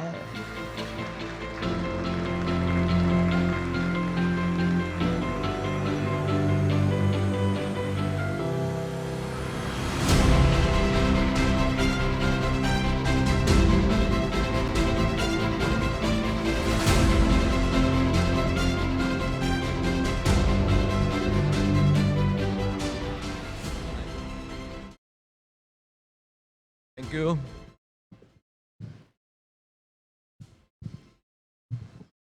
I don't know whether we still have guests from the Senate and the House. If there are, I greet them. I understand some senators were here earlier. I'd like to greet also the members of the Export Development Council, members of the Diplomatic Corps, esteemed panel speakers, partners in the exporting community, colleagues in government, ladies and gentlemen, good afternoon. The theme of this year's National Exporters Week and National Export Congress, Paving the Way Toward Exporting Breakthroughs, is an urgent call to all partners in the export community. Both public and private sectors are called on to work together to unlock the country's unrealized export potential of close to $50 billion a year. We need to push this potential and achieve sustainable and inclusive industrialization. Following the discussions this morning, it is clear that industry development is the only way we can deliver export breakthroughs. We recognize the strides we have made in the industry and the challenges our exporters continue to face. Philippine exports have been growing, however, at a rate slower than most of our competitors around the region, and we need to be faster to gain a bigger share of the opportunities in the global market. As chairperson of the Export Development Council, I am one with our exporters in raising the alarm on the need to pave the way toward exporting breakthroughs. While a lot still has to be done, I also wish to recognize that our country is moving forward despite the challenging domestic and global conditions. From the sharp contraction at the beginning of the pandemic in 2020, we are bouncing back and growing in the post-pandemic new normal. Let me talk a bit about our export performance in the recent time. Our exporters deserve credit for being agile and determined despite the setbacks due to the pandemic. In 2020 and 2021, over 3,000 exporters managed to grow despite the global trade slump. Of this number, 403 exporters in 2020 managed to increase their export sales by more than $1 million compared to their previous year. This number almost doubled to 742 in 2021. Remarkably, 9 exporters in 2020 managed to increase their export sales by more than $100 million compared to their previous year. This number almost quadrupled to 35 exporters in 2021. In terms of commodity groups, 15 export commodity groups managed to increase export sales in 2020 despite the disruptions brought about by the pandemic. This figure more than doubled to 31 in 2021. However, the 9 commodity groups that improved their export sales by more than $1 million in 2020 compared to their sales in 2019 dropped to 7, from 9 to 7 in 2021. Likewise, 3 commodity groups other than mineral products, cathodes, and iron ore agglomerates that recorded an increase in export sales by more than $100 million compared to 2029 dropped to 2 in 2021. And these are the electronics and other mineral products. In the last year, 2021, total Philippine export of goods and services posted 9.7% growth relative to 2020, but was $7 billion short of the 2019 pre-pandemic level. Export receipt from transport and travel services in 2021 was significantly below 2019 pre-pandemic value. In travel services alone, we have yet to recover more than $9 billion in export sales, which was achieved in the prior to the COVID pandemic. Goods exports in 2021 exceeded the pre-pandemic level and reached a historic high in 2021. I will not anymore go through the many statistics that are in the speech handed to me, but let me share with you my thoughts. let me talk about prioritizing 4 industry clusters. The world around us is changing faster than we can understand and adapt, which is why we are compelled to pursue an industry development-centric approach to export development. I think in my meeting with our consultants, I also highlighted this. We must transform the Philippine export sector into a globally competitive, sustainable, and agile industry. Industry development means addressing constraints to both scale and scope of production, particularly in innovation and value addition, human resource development, business environment, finance, and infrastructure. It means competing beyond pricing and amplifying the quality, value addition, sustainability, and reliability of Philippine exports in the global market. Industry development means reconfiguring our industries into export clusters. It is not simply identifying the priority industries and products to promote, but leveraging our existing capabilities and assets to maximize opportunities. It requires a shift of our mindset from just promoting existing products and services that we are currently good at to promoting and highlighting our capabilities. This mind shift opens a broader horizon of possibilities and opportunities. Industry and export development is about developing and expanding those capabilities. That's why the government is undertaking a cluster approach in developing and promoting export priorities. We are focusing on the following clusters in consideration of the country's competitiveness and shifts in the global value chains. First cluster, industrial, manufacturing, and transport cluster. This focuses on upgrading opportunities in aerospace, automotive, maritime, and semiconductors, such as maintenance, repair, overhaul of aircraft, technology development on pollution reduction, green vehicles, IT in vehicles and precision metal components, and improving skills in electronics R&D, and helping improve business firms in the outsourced semiconductor assembly and testing. Notably, the #1 aircraft interiors company in the world, Collins Aerospace, and the world's leading aircraft maintenance, repair, and overhaul company, Lufthansa Technik, are headquartered in the Philippines. So we have some building blocks already. Second cluster, technology, media, and telecommunications. This cluster provides opportunities to digitalize services, hence allowing the IT, BPM, or BPO sector to become cross-cutting contributor to the competitiveness and efficiency of other global value chains. It also allows us to build a supportive environment for the development of the creative industries, for which the law governing this has been initiated by DTI and for which we have issued the IRR already back in a couple of weeks ago, November 11, I think, when we issued the IRR for this creative industries law.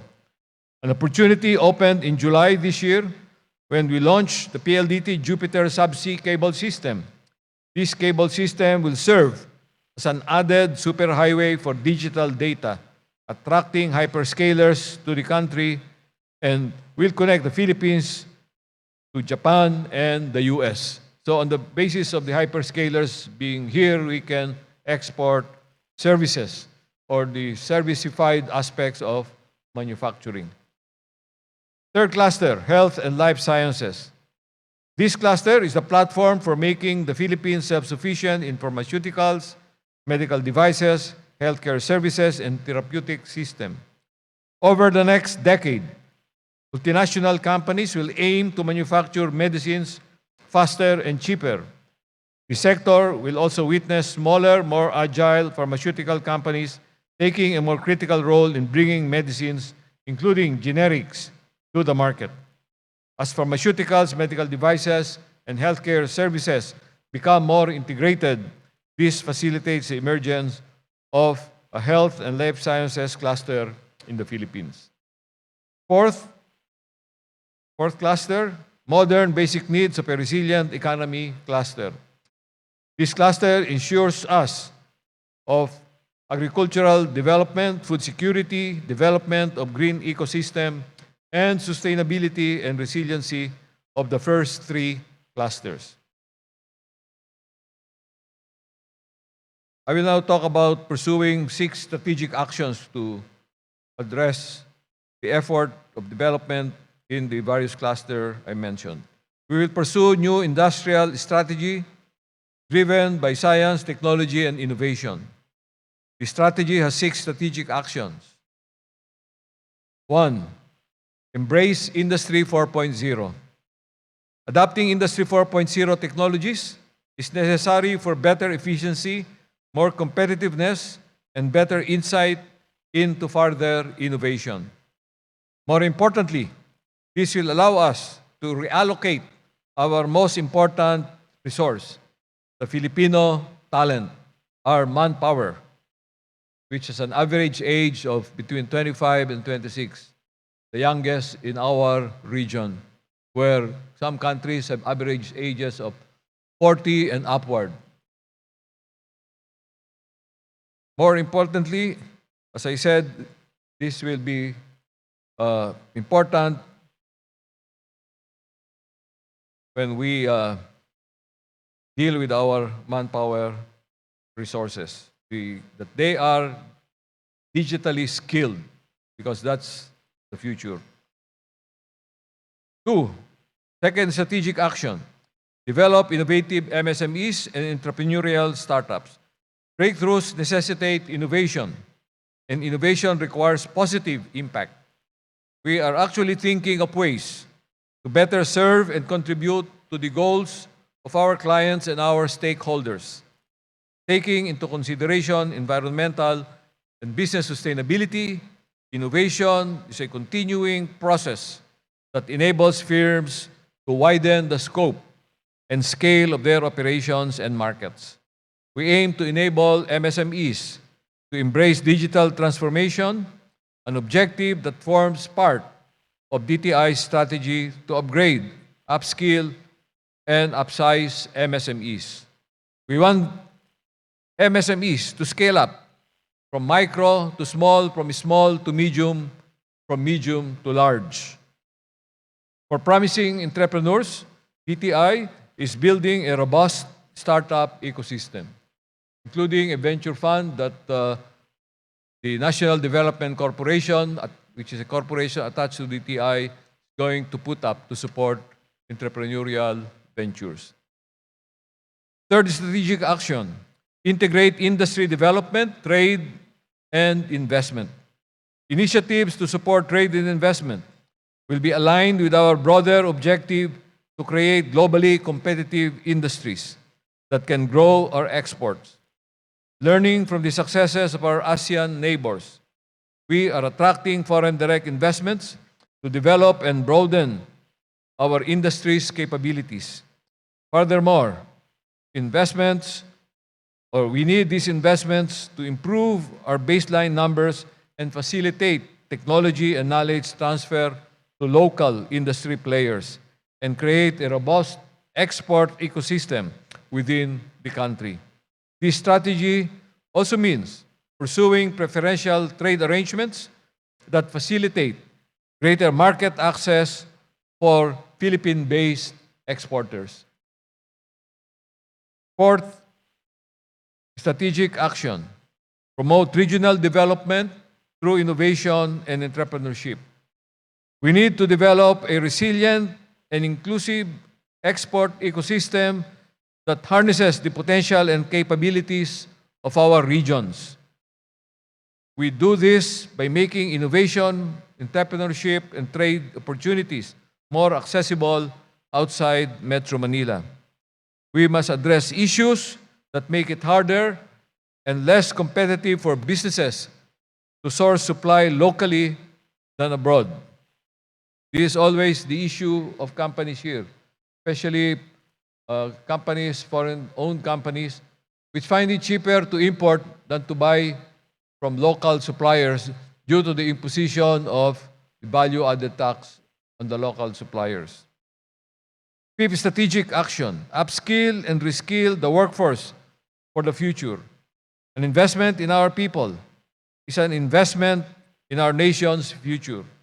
We must build our human resources capabilities in science, technology, and innovation. We must ensure that skills and competence needed for the future are met and that job-skill mismatches are addressed. Through our people, we can interpret the data we generate from Industry 4.0 technologies and develop innovations that will positively impact the stakeholders we serve. Sixth and last strategic action: create an enabling environment to attract more investments, local and foreign. This strategic action is the most immediate and impactful initiative we can undertake in government. We must create a business environment that will allow enterprises to thrive by reducing barriers to trade and investment, protecting intellectual property rights, and facilitating public and private investments in physical and digital infrastructures. This commercial environment must reduce the cost of doing business, encourage businesses to invest in innovation and human resource development. You must have read in the papers the proposed EO that will establish a green lane for processing the license and permit requirements of investors. Green lane will be established at the level of local government units and the national government agencies. And the management will be done by an office in DOI, like a one-stop shop. Recognizing breakthroughs of our exporters.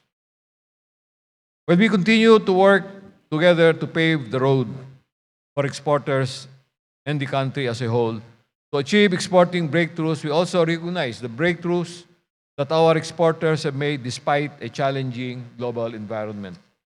We wish to replicate and amplify the successes of Philippine MSMEs, like the 80-worker-strong Pasiolco Agri Ventures. Is the company represented here? A business that began 25 years ago as a basic manufacturing facility inside a coconut farm, Pasiolco now exports half of its organic coconut products to international markets like the European Union. Tapping various government programs, MSME's owner, Maureen M. Pasiolco, kept building upon her entrepreneurial achievements. The Philippine Coconut Authority and the Department of Trade and Industry, the Department of Science and Technology, and the Department of Agriculture all helped Pasiolco meet international market requirements, revamp production processes, and obtain certifications. Specifically, Pasiolco was able to comply with international safety and quality standards by replacing its wooden and plastic mixers with stainless steel. It likewise met the required production capacity after renovating its factory using best practices. Pasiolco farmers are also using organic practices that are inexpensive, environmentally friendly, and increase the yield of their farms. They have abandoned pesticides and use salt as fertilizer around coconut palms. The MSME has participated in various business-to-business meetings, engaged new buyers, and learned market trends and requirements. This opened the firm to more ideas for creating innovative coconut products.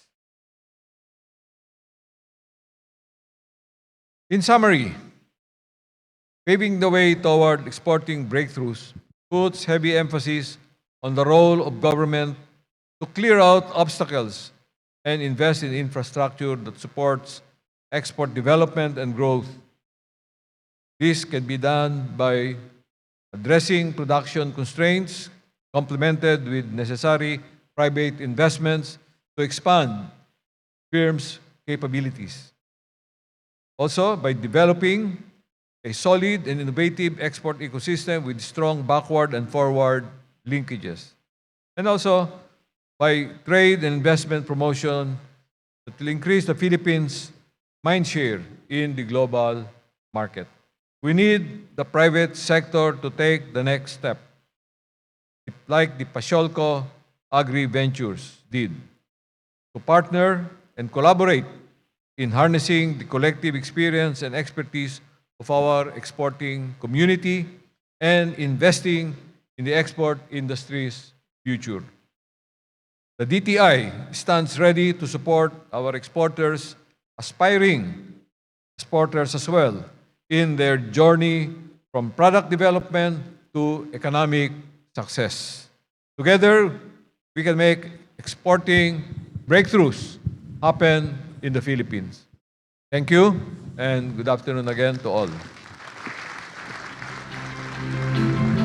That is so true. Together, we can make exporting breakthrough, as what Secretary Pascual have shared. Thank you very much, sir, for also sharing with us the importance of pursuing an industry development approach to export development and the role of investments in this process. So once again, ladies and gentlemen, we have Secretary Pascual. Thank you very much, sir.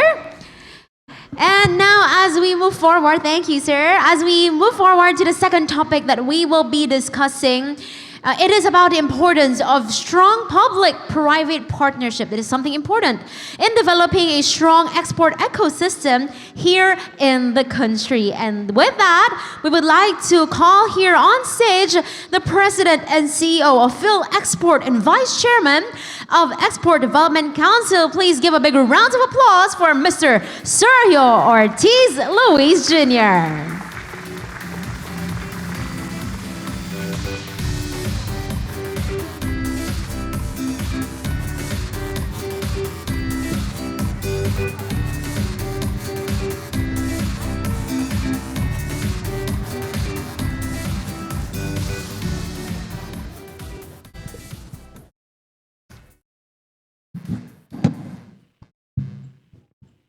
Trade Secretary and Export Development Council Chairman Alfredo E. Pascual, World Bank Country Director Dr. Nedami Diop, Competitiveness and Innovation Group Under Secretary Rafael, I saw her, Aldaba, Mamacita Foundation President Mrs. Clarita Reyes Lapus, other Export Development Council members, my colleagues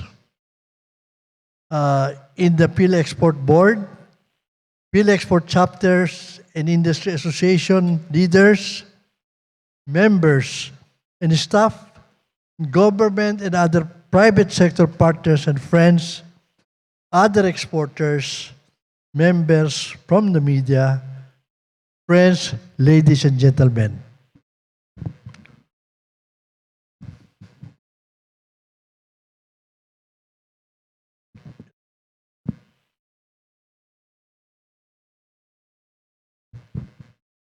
On behalf of PhilExport,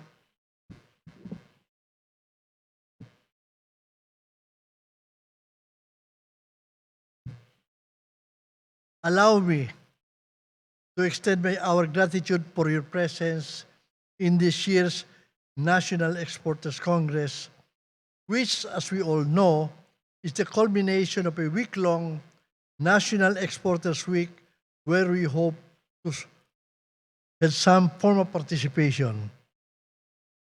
But before I proceed, may I invite you to spend a minute of prayer for the eternal repose of the souls of 3 of our Export Development Council members, export industry and sector champions, and PhilExport colleagues, Mr. Roberto C. Amores, Mr. Luis S. Sicat, and Mr. Paterno H. Dizon, who all passed away this year. We also remember in our prayers former President Fidel V. Ramos, who so far has been our staunchest export ally and advocate in government, leading all the Export Development Council meetings during his term.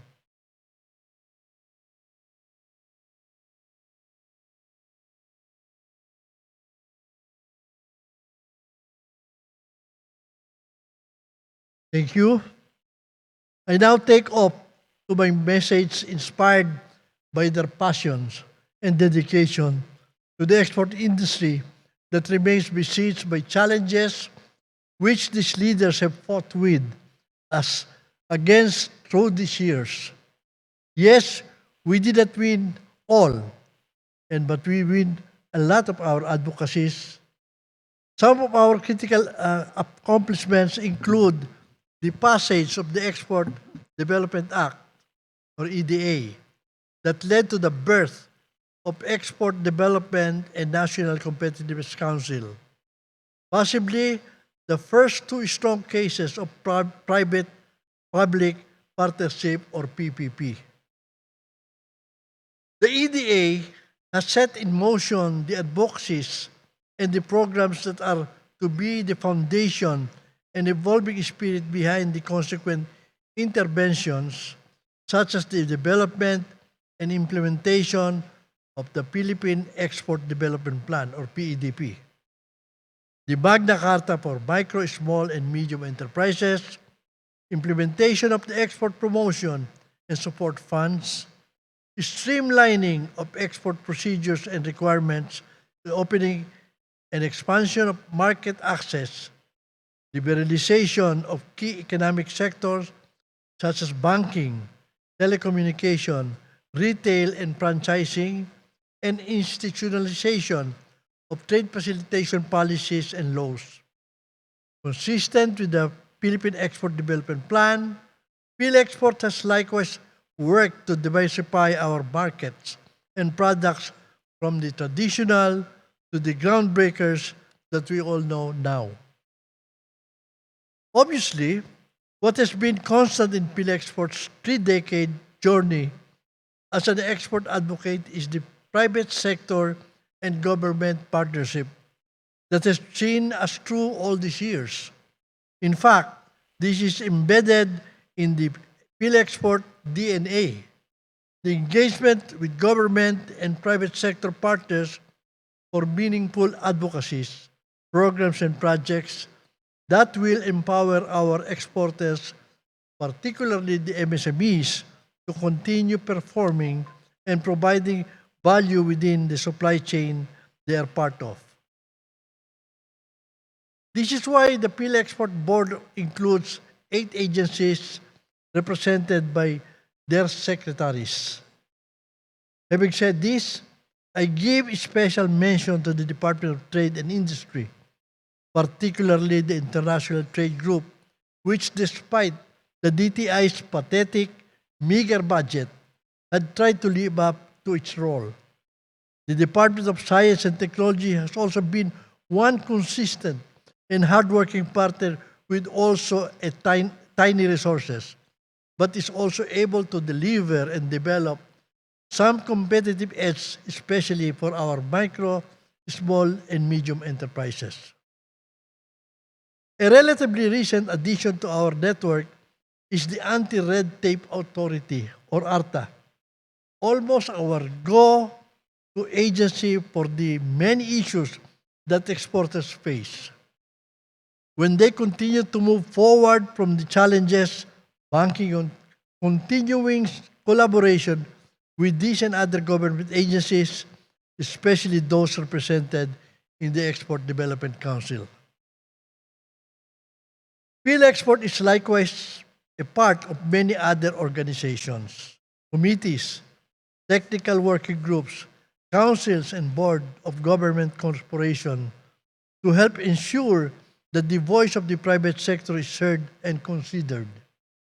Some of these include the National Bamboo Council, National Agriculture and Fisheries or NAPSI, Philippine Article Numbering Council or PANNC, Philippine Foundation for Crime Prevention, Export Trade Complaints Committee, and the MSME Resilience Core Group.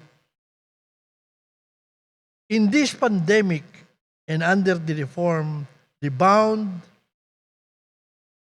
Recover, 1 million jobs for 2021, for example, PhilExport was part of the business employer sector under the Employers Confederation of the Philippines that identified the job vacancies and monitoring the matches. And I'm pleased to share that although we are delayed in achieving this 1 million target last December, it was nevertheless reached in the first quarter of this year. Also, we also again signed a commitment together with our other partners to have another 1 million job creation last Labor Day, last May. The Export Promotion and Support Fund that we are implementing with the Export Development Council has likewise supported many government and private sector projects that benefited MSMEs and exporters. These many models of collaborations are imperative tools for us, especially as it becomes frustratingly baffling why our ASEAN neighbors are able to get their acts together, resulting to export performances that are still our envy and dream. Thankfully, we have seen agencies and people stepping up to help. In trying to recover what we have lost in this pandemic, the industry is taking a more aggressive stance inspired by the PEDP and the recovery in the export performance. In fact, I believe that we can reach nearly $100 billion for export of goods and services this year, surpassing last year's $87 billion export. In September, you may be aware that the export receipts increased by 7% to $7.16 billion, a turnaround from a 2% decrease in August, and faster than the 6.4% growth in September of 2021. The surprise bounce in export was again driven by a 19% jump in the electronic shipment. True, there are specific sectors, issues, and for that reason, we are gathered today for some updates and ways forward.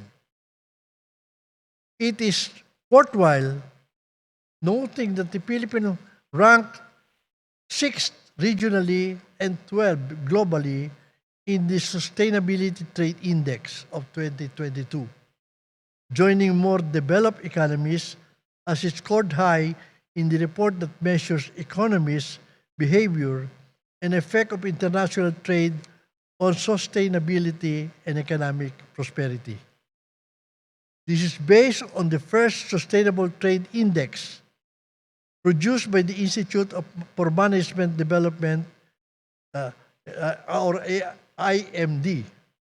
Globally, the Philippines scored high in the environmental pillar at 5th, societal pillar at 17th, and the economic pillar at 19th.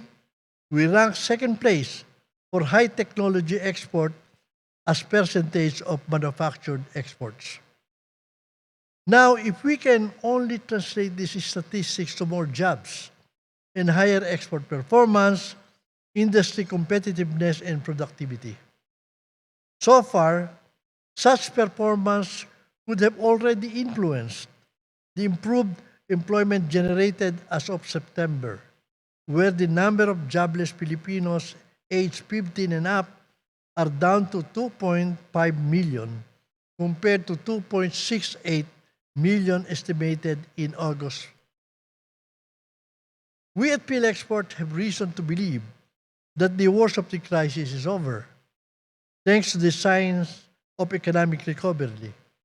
Surely, there are new and recurring challenges confronting us, including inflation that contributes to the higher business cost. But these are, in fact, the valid reasons to join this week's celebration, believing that we can be part and can still find solutions. This is easier appreciated when seen from the employment, livelihood, and economic ripples that our efforts bring. We know and we are witnesses to these positive, transformative, progressive changes of exports in many lives. Let us not waver nor be discouraged. This is our future at stake. Finally, let me again thank you for showing up, stepping up, and shaping up despite the many hurdles and setbacks. I hope that we continue to draw inspiration, hope, and strength from one another as partners for a sustainable, progressive export industry and country. Through the process, PhilExport reiterates and renews its commitment to be an advocate and facilitator of positive developments for the industry, the organization, and the country. We have the next 30 years. Oh, incidentally, PhilExport is celebrating its 30th anniversary this year. We have the next 30 years and more to show fruits of this promise. On this note, may I end my message and extend PhilExport warmest greetings for the best of the Christmas season and the New Year. Thank you, everyone, and good afternoon.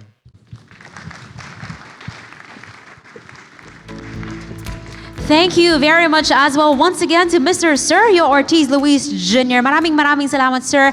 And yes, that's right. Talking about partnership, leveraging on private and government partnership is something that we should work on, right? And to help us as we move forward to export growth, not only here in the country, but also, of course, around the world. Thank you very much once again to our gentlemen for that. But as we move forward to our third topic this afternoon, to share insights and expertise on the importance of developing a strong export ecosystem and increasing the country's export competitiveness from the point of view of one of the biggest international development organizations. Here with us today is World Bank's lead economist and program leader for Philippines, Brunei, Malaysia, and Thailand. Equitable Growth, Finance and Institutions. Ladies and gentlemen, please welcome Mr. Sulaiman Kolobali.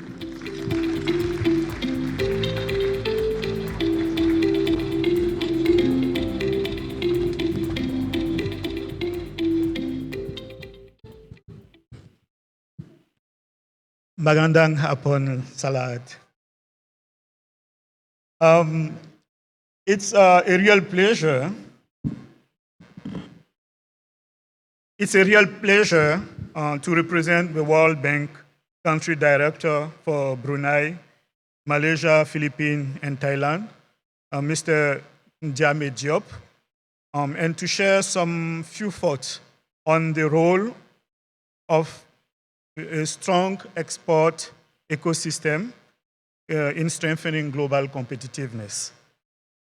In the spirit of the theme of this year, National Exporters Week, which is exporting breakthroughs, let me start with key messages of a study we launched, working closely with DTI about 2 months ago, a new dawn for global value chain participation in the Philippines.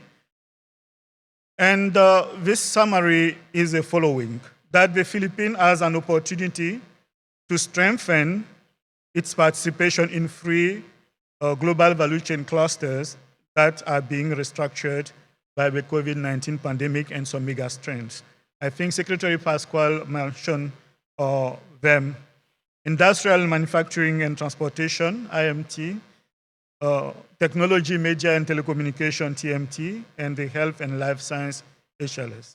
And this can be done through 3-pronged strategic reorientation, bundling, and sequencing. And it was a real pleasure to work closely with DTI to elaborate some of these ideas.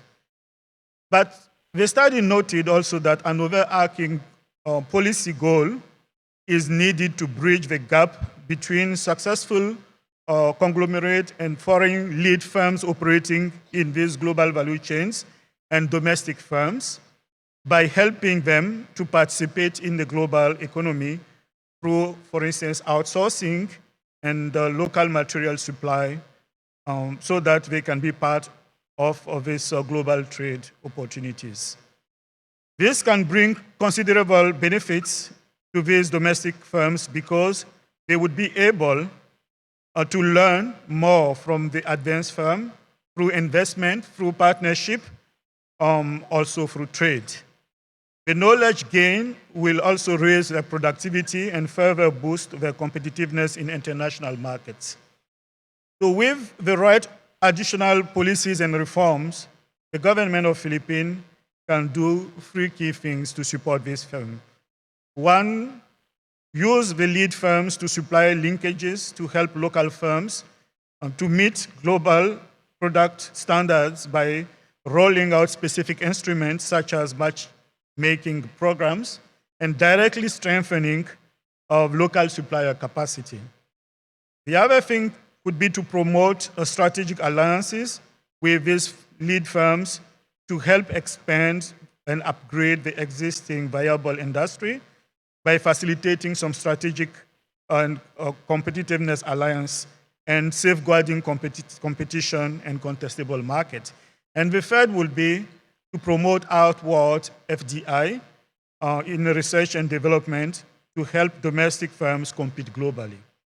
So let me illustrate in a few minutes to follow this sharing of insights from two countries I've had the pleasure and opportunity to work on a couple of years ago as World Bank staff in the Eastern and Central Asia region. And the experience of these two countries, I think, can give some ideas on how the ecosystem can also be put together to support an exporter strategy. The first one is Armenia, and the second one is North Macedonia. So the first case, let me give some quick ideas here. I covered Armenia as the World Bank senior country economist around 2009. And this was a period where the country went through a crisis and the economy contracted by almost 15%. And the government was thinking about how to revamp their growth strategy and anchor it particularly on global market. For those who knows geography, you know that Armenia has 4 borders. And 2 of these borders are closed with Turkey and Azerbaijan. And only 2 are open, on the south with Iran and on the north with Georgia. So in such situation where the economy was contracting by such a large amount, they needed to anchor the growth on trade and find a strategy that will be really more effective. And we work with them through analytical work to understand the challenges and the opportunity that could be put forward. And then the government said, let's take it forward with a concrete project that will be supporting trade promotion and quality.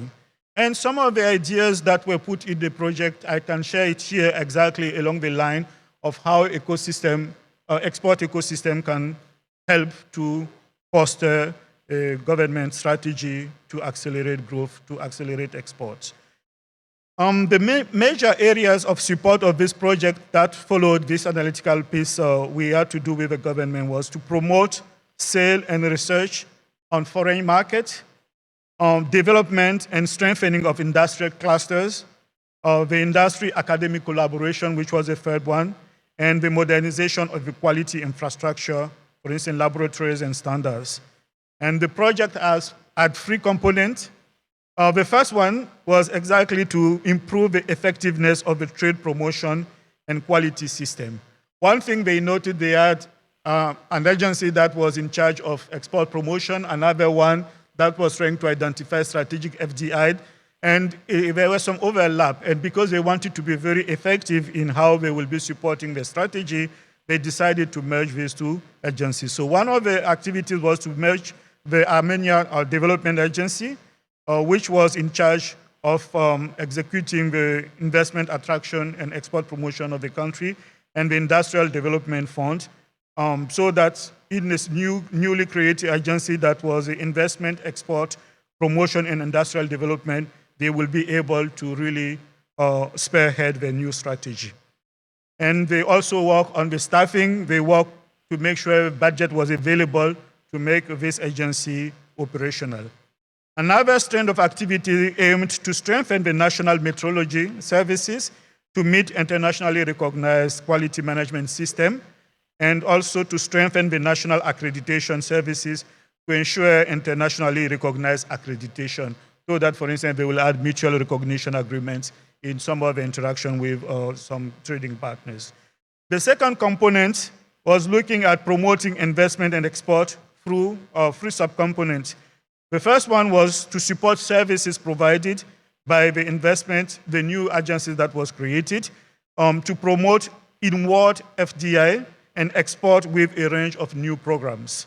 They also work on the second subcomponent on export development grant that will be helping to co-finance the acquisition of knowledge, marketing services, and to improve product, services, and processes for small and medium enterprises. And the third one was a public-private partnership to promote research, skills, and cluster development to support upgrading of domestic firms, strengthen the relationship in existing efficiency-seeking FDI lead firms, and to enhance potential new FDI, facilitate also industry and academia collaboration. And then the third component will look at modernizing the national quality infrastructure to modernize metrological accreditation and standards services to provide a very solid quality assurance services to industry, and most importantly, to support, as I said, mutual recognition agreements with some international players.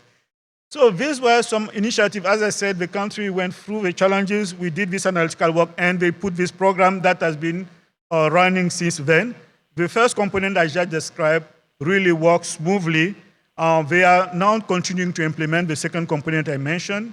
Obviously, it has been a medium to long-term engagement because we had, in the meantime, government that was succeeding. In the Philippines, we have a new government starting. It means that it gives even more opportunity to accelerate some of this institutional setup that could be supporting export development. The second experience I wanted to share, that brings another twist to how the government can connect domestic firms and lead firm in a global valuation environment, is North Macedonia. So this was another team of colleagues. I wasn't part of that team, but it was a very nice collaboration that I thought had something interesting here. So in this team was working with Macedonia that was in the process of EU accession. So they wanted to be part of the broader EU market, and they had a program to go through some reform that will help them to be fully member. And we had a program that's called the Competitive Industry Initiative Program that had to identify some areas of reform to support these economies. The activity supported for Macedonia was the development of high-value added manufacturing by maximizing the impact of government intervention to stimulate greenfield investment in advanced manufacturing plants and catalyze supply linkages between foreign investors and domestic SMEs. We did some analytical work to also support the upgrading and the trade logistics sector and facilitate the trade and border crossing through more efficient inspection and risk-based approach techniques. This program also had some activities to support the restructuring of agribusiness through the improvement of agricultural land administration, and also to support activities on the tourism sector. So by 2017, the FDI promotion effort of this initiative successfully managed to attract targeted higher value-added manufacturing in the automotive component sector, about 330 million in the private investment that were created, and also 11,000 in new export-oriented industries inside some technological zone that were created. This initiative also supported a pilot supplier development program aiming to stimulate linkages between SMEs, small firms, and large foreign companies with a special focus on the automotive value chain. The pilot is now being scaled up with the IFC, which is a private arm of the World Bank, through a regional project, the Western Balkan Manufacturing Value Chain Project, that will be helping to better integrate the automotive sector in 3 countries in the region. And these countries are basically Serbia, North Macedonia, and Kosovo. And they have components that are helping exactly to do this connection between local firms and global lead firm. The first component aims to increase connectedness of local manufacturing to off-takers and FDI in this region through the European Union or European zone, and have some matchmaking platform that will help to identify opportunities of trading between these SMEs and the global platform. The second component aims to strengthen local manufacturing capabilities of firms so that they can have FDI interaction through private and public sector initiative. And the third one aims to improve the enabling environment, so this is cross-cutting, including working on regulatory issues and facilitation of access to finance. So the project design is very interesting because it's broadening out to some regional neighbors. And this brings me to the last point I wanted to make on the case of Philippines, because we also have a regional initiative right now that can also accelerate some of the initiative the country is considering, which is the Regional Cooperation and Economic Partnership, RCEP, because it gives opportunity to strengthen some segment in which the Philippines is participating with some of the things that are being done in neighboring countries to be able to be more competitive at the global level. And the 3 GVC clusters I mentioned, for instance, the IMT, the TMT, and HLS, provide opportunities to strengthen collaboration with some of the neighboring countries to be more competitive at the global level. To support the strategic positioning of these GVCs, bold actions are needed to smoothen the export procedures. For instance, custom procedures might need to be drastically simplified to improve documentation and reducing red tape for entry and exit. Because in these GVCs, time is key. You know, we need to have a very smooth interaction so that the production networks can be considered as really, really integrated. And the quality of customs operation and what is happening at the border is critical to make this happen. So some efforts are needed to make really the border operation very effective. And the World Bank is currently working with the customs, Philippine custom, with the custom modernization project to do some of these specific reform that are very needed. We have also other things that are important to support, like trade agreements that can help to identify the rules of origin that are necessary for some of the segments where we have trade in parts and components that are necessary for this global value chain that need to be also pursued. This will need to be complemented also with lower tariffs for some of these goods because they are intermediate goods, so they enter the production system and they need to be effective.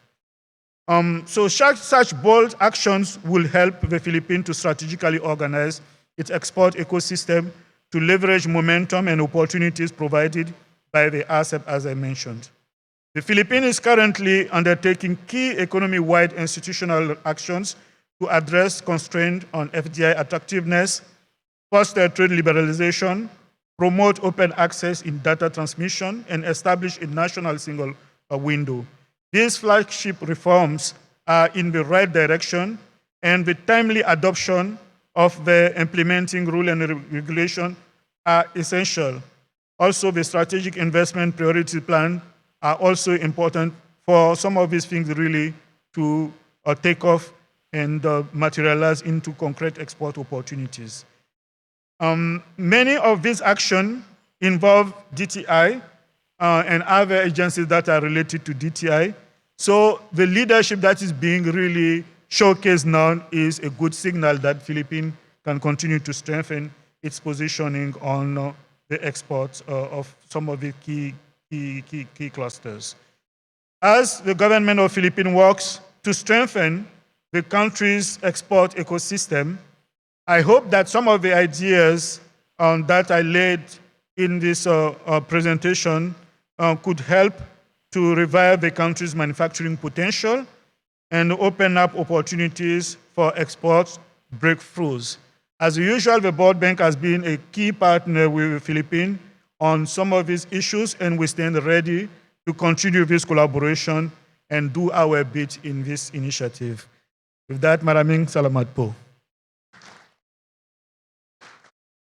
Thank you very much once again to Mr. Sulaiman Coulibaly for that very insightful message for all of us. And yes, imagine that we as Philippines, as a country, we can learn as well from these experiences about modernization, and at the same time to be taking bold steps, right? Because the Philippines can learn from the case of Armenia, like what Sir have mentioned, such as emphasizing the role of strong export ecosystem through heightened public and private partnerships, which we were talking about already this afternoon, and the modernization of quality infrastructure leads to further export growth. Thank you very much. Wow. So let's keep going. We still have a couple more speakers to share their knowledge and expertise before we jump straight to our final panel discussion for this afternoon. So please allow me to move forward to the next one. So this time around, ladies and gentlemen, to actually share us insights on the country's competitive advantage, both as a global supplier and as an investment destination for export-oriented sectors. Ladies and gentlemen, please join me as we welcome on stage Undersecretary of the DTI Competitiveness and Innovation Group, Yusek Rafaelita Aldaba. Let's give her a big round of applause.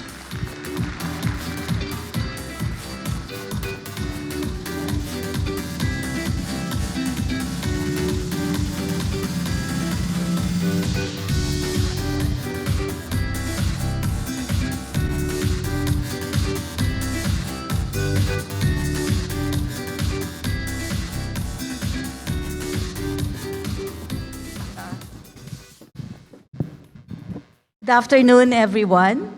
May I have my slides, please? Okay. It's not showing.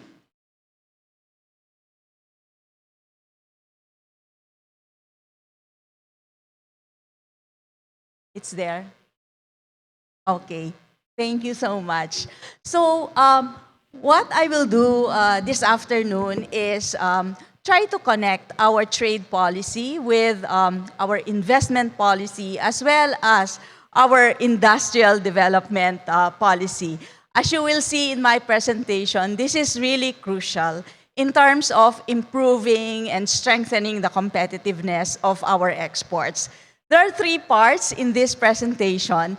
In the first part, I'd like to discuss first, to provide the overall context, our industrial policy journey, just to emphasize the economic performance of various industries as well as the services sector. And then we will be focusing as well on the science, technology, and innovation-driven industrialization strategy. I know this was exhaustively discussed by the Secretary a while ago, so we will only focus on one of the major pillars, and that is the need for us to integrate our industrial development policy along with our trade and investment policies. On the third part, well, this is going to be really a deep dive. Instead of discussing the clusters, which were also shown to us by the Secretary during his speech, this time around, we're going to deep dive and look specifically at the different activities or subsectors within the cluster, such as the IT BPM. These are really the major sources of exports in the country. IT BPM, electronics, automotive, the creative industries. So in the next slide, I'm showing you the growth of the manufacturing industry from the 1950s up to 2010 in this slide. For the succeeding years, I'll be showing them in the next slide. And as you can see, there are 3 periods. The import substitution phase, which would be covering the period 1950 up to the 70s, and then the trade liberalization years from 1980 until 2000, and then the globalization and regional integration era from 2000 up to the present. And as you can see, well, the orange line, that would provide us the growth rate of the manufacturing industry, while the blue line would give us GDP growth rate. And, well, it's obvious from what you can see on the slide, our growth has really been characterized by a boom-bust cycle. There has never been a period where we were able to experience a high-level rate at a relatively long period of time. So it's really boom and bust. In the 50s, the average growth, the highest that we posted over this period, 9.4%. And then this slowed down to 5.7% in the 60s. During the trade liberalization years, 0.9% from 1981 to 1990, and from 1991 to 2000, an average of 2.5%. And during 2000 to 2010, growth was improving at 3.2%. So we were trying to catch up in terms of our economic performance, and because we really lagged behind our neighbors. So in the next slide, again, this is the continuation of, this is now tracking the years from 2001 to 2021, looking at GDP along with services, manufacturing, and agriculture. And during this period, from 2010 up to 2019, our growth actually was highly respectable at 6.4%.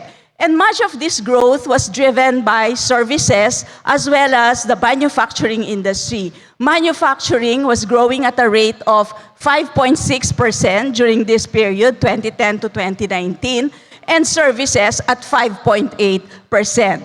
And if you look at the chart below, this would provide us with the average annual growth rates for agriculture, which is actually at 3.7% from 2001 to 2009, and it slowed down from 2010 to 2019 at 2.5%. And as compared to the performance of the other sectors, the weakest link is actually in the agriculture sector. So, like what we've emphasized in the preceding slide, though we've been growing at a rate of 5.6% for manufacturing, structural transformation actually has not transpired. And this is what you can see on the first chart. In terms of the share of manufacturing to our GDP, it has even declined from 22.5% in 2000 to 19.2% in 2021. And in terms of its contribution to total employment, there has not been much change from 8.6% in 2008 to 8.1% in 2020. And this is really, I mean, very different in terms of the experiences of our neighbors. And this is seen in this next chart that is being shown. The first one is for Indonesia, which looks at the contribution of its manufacturing to its GDP, same period, 1990 to 2020. The next one is Malaysia, then we have the Philippines, and the fourth chart is for Thailand. And what can you see based on the shapes of these curves? Well, it's exactly similar or roughly similar trajectory or trends for Indonesia, for Malaysia, as well as for Thailand. They were rising in the first half, and then there's been a slowdown in terms of the share in the manufacturing sector. And the same is true for Malaysia as well as for Thailand. But when you look at the Philippines, it's the opposite.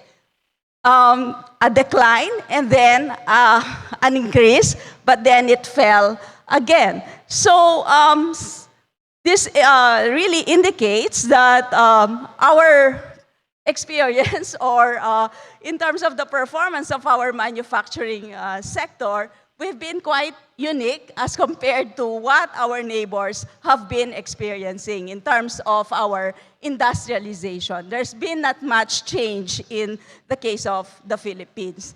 Looking now at the various imports, the top 10 imports and exports of the country, for our top exports, it's really mostly around 50% would be electronics products. And what's I think interesting to note here is that among our top 10 exports, we still have copra, which has been a product that we've exported since the 70s. And it's still appearing among our top 10 export products, along with nickel ores, and then you have refined copper and copper alloys. And among our top import commodities, of course, there are some products which we don't have, like petroleum, so we're highly dependent on the imports of these products, along with wheat and mesclun. And then you have, since we're part of the global value chain, so we're importing mostly electronic parts and components that we assemble here in the country. But what's also interesting to note here is top 5 among our imports would be motor cars and other motor vehicles principally designed for transport. And then among our top services exports, number 1, of course, would be other business services, which would primarily be IT BPM. So in terms of export complexity, we rank number 4 in ASEAN after Singapore, Malaysia, and Thailand. And the major source of our complexity would be products such as electronics and ICT services and machineries, parts, and components. High-tech exports were number 2 after Malaysia. But when we look at the goods export volume, we're lagging behind. We're number 6, as you can see, 74 billion US dollars, as compared to Vietnam's 418 billion US dollars. And when we look at the last indicator, which is the number of 6-digit exported products in terms of HS, harmonized codes, standard codes, we're also the lowest, or Indonesia rather is the lowest, and Philippines would be rank 5. There are only 2,915 codes in terms of the products that we're exporting, as compared to Vietnam, which has 4,508. Okay? And these figures are indicators of the current state of innovation in the country. In terms of our gross expenditure on R&D, we're lagging behind, as well as in terms of our connectivity, so that's broadband internet speed. In investments on artificial intelligence, Philippines is also at the bottom. And then availability of scientists and engineers, our neighbors in ASEAN are also way ahead of us. Scientific and technical publications, along with patent applications, Philippines is lagging behind. So I think this was discussed earlier, except that the figure was not shown, but this is our STI-driven industrial strategy. And like what I've said, I would like to emphasize the need for us to integrate our industry development, trade, and investment policies if we are to deepen our participation in global value chains, as well as expand our trade and investments. In the next one, these are the four priority clusters that we are pursuing. But let me just discuss automotive and EV, along with the electronics sector, IT, BPM, creative. And you would notice in the third cluster, it would cover products like medical devices and healthcare and digital health products, which would actually be falling under manufacturing, except of course that they are focused on health and life sciences. And for healthcare services and digital health services, they would fall under IT BPM. Okay? So this figure that you can see that gives us the IT BPM global value chain. There are four major activities. You have information technology outsourcing, and then on top you have knowledge process outsourcing. Below it would be business process outsourcing. And as you can see from the vertical axis, the higher the activity is, the higher the value added. And so the higher the economic contribution. And the goal is really for us to move up across these different activities. And in terms of the plan to upgrade, we are moving up from BPO to more KPO activities. And within the ITO, of course, what we want is to be able to move up from software towards IT consulting or doing more software R&D. And then on the last column that you can see, those are the more industry-specific activities like manufacturing, telecommunications, wherein you are going to perform all these different general business activities within IT BPM. And a lot of changes actually have been transpiring from the 2000s, wherein most of the activities consisted of telemarketing, data entry, and tech support.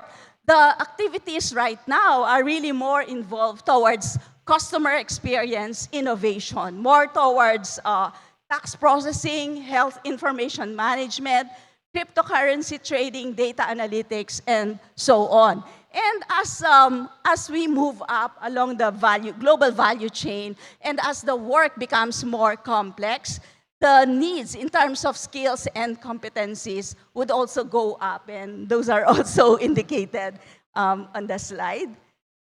And then this is the health information management services global value chain, and you can see that as you go from left to the right, and then moving along the different activities, value added would increase. So these are the low complex activities like the pre-check-up and admission activities. And then in the middle, you have patient admission and treatment, and post-admission and patient discharge. Those are the more complex activities under health information management. And for the country, we've been doing, I think, almost all, and a lot of moving up towards post-admission and patient discharge, the more highly complex activities within the value chain. And this time around, I'm showing the global value chain of the electronics sector. And for the Philippines, we're really active. Like for instance, in the number 4 stage, which is package assembly and final test, the companies, the large companies are indicated on the slide. And then we are also present in terms of sub-module, subsystem, and system product, which is the last stage. There's also strong presence for the country. And there's emerging activity in the first stage, which is design of chip and package. And for those stages where you can see X, that means Philippines is not participating. And this would be in wafer-level packaging as well as in silicon manufacturing, precisely because we don't have wafer fabs here in the country. So in terms of the plans to upgrade, there is really a strong push for the industry to shift to semiconductor and electronics design and service with focus on developing IC design, integrated circuit design. Also to upgrade the IC back-end sector to more middle-end advanced packaging technologies. And for EMS, that's electronics manufacturing services, of course, what we want is to be able to attract more investments in areas like auto electronics, power electronics, and consumer electronics. In the next slide, well, this gives us the GVC of the automotive industry as well as the EV industry. And for the bright or the blue-colored boxes, would indicate areas or products where Philippines is present. Like for instance, in parts and components, you can see rubber, electrical and electronic components, wiring harnesses, and semiconductors.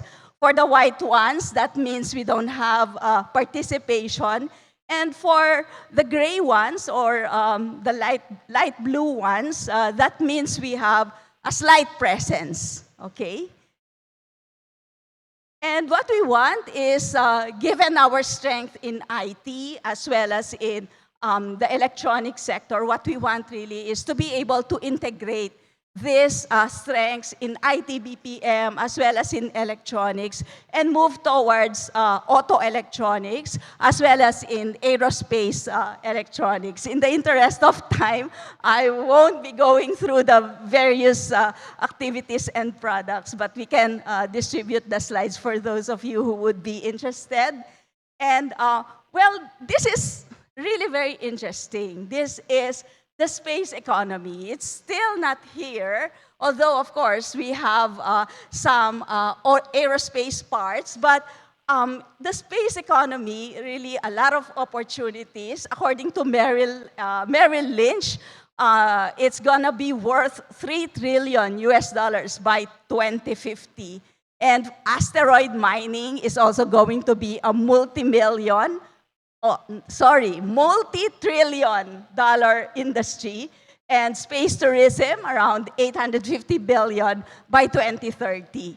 There are a lot of space-centric industries where the Philippines could go into, like for instance, satellite constellations, communications networks, sensors, big data analytics, AI, machine learning, remote maintenance, launch vehicles, terrestrial observatories, telescope arrays, and so on, where we can really generate more and better jobs and more economic value, okay? So next is the Philippine creative industries. The law has just, the IRR, I mean, the implementing rules and regulations, this was signed by the Secretary 2 weeks ago. And this is really one of our priority sectors. And as you can see on the slide, in terms of its performance, it's really one of our fast-growing sectors. Contribution to the economy is around $7.6 billion. That's around 7% of our GDP. In terms of employment contribution, around 12% as of 2021.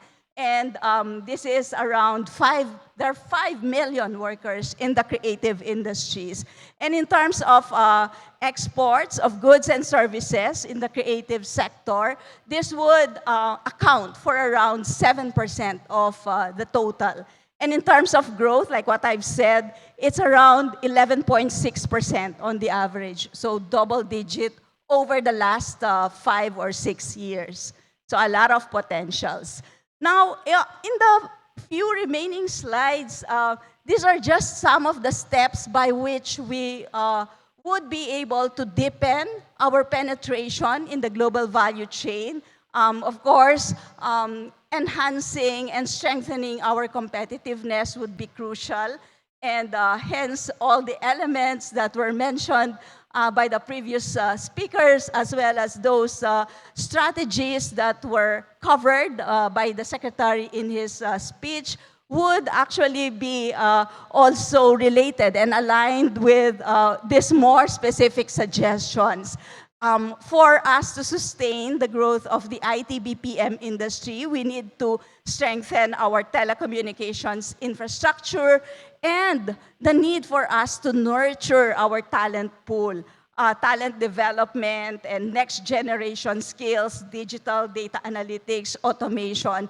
This would really be very important in order for us to sustain the growth of our IT BPM industry and for us to keep on moving up the global value chain. We also need to invest in more marketing and positioning in the global value chain, enhancing our industry resilience, and very important, the need for us to improve, to continue to improve ease of doing business in the country, especially the work from home policy is vital in the development of the IT BPM sector. The next one, for the electronics, of course, a lot of innovation and research. We need to really be able to develop our innovation and research ecosystem. We need to link up with major foundries in other countries like Singapore or Malaysia. Also, talent development, again, we cannot overemphasize the importance of human resource development in the country. We need more PhD level microelectronics and layout engineering competencies along with R&D scientists. We also need to attract more investments in support industries like in the materials and equipment sector. And then, of course, telecommunications and logistics would be very crucial. And that's true not only in electronics, but as well as in the other sectors as well. And in the EV industry, we are recommending domestic market incentives with focus on mass production of public transportation and commercial vehicles, along with facilitating the integrated battery manufacturing supply chain in the country.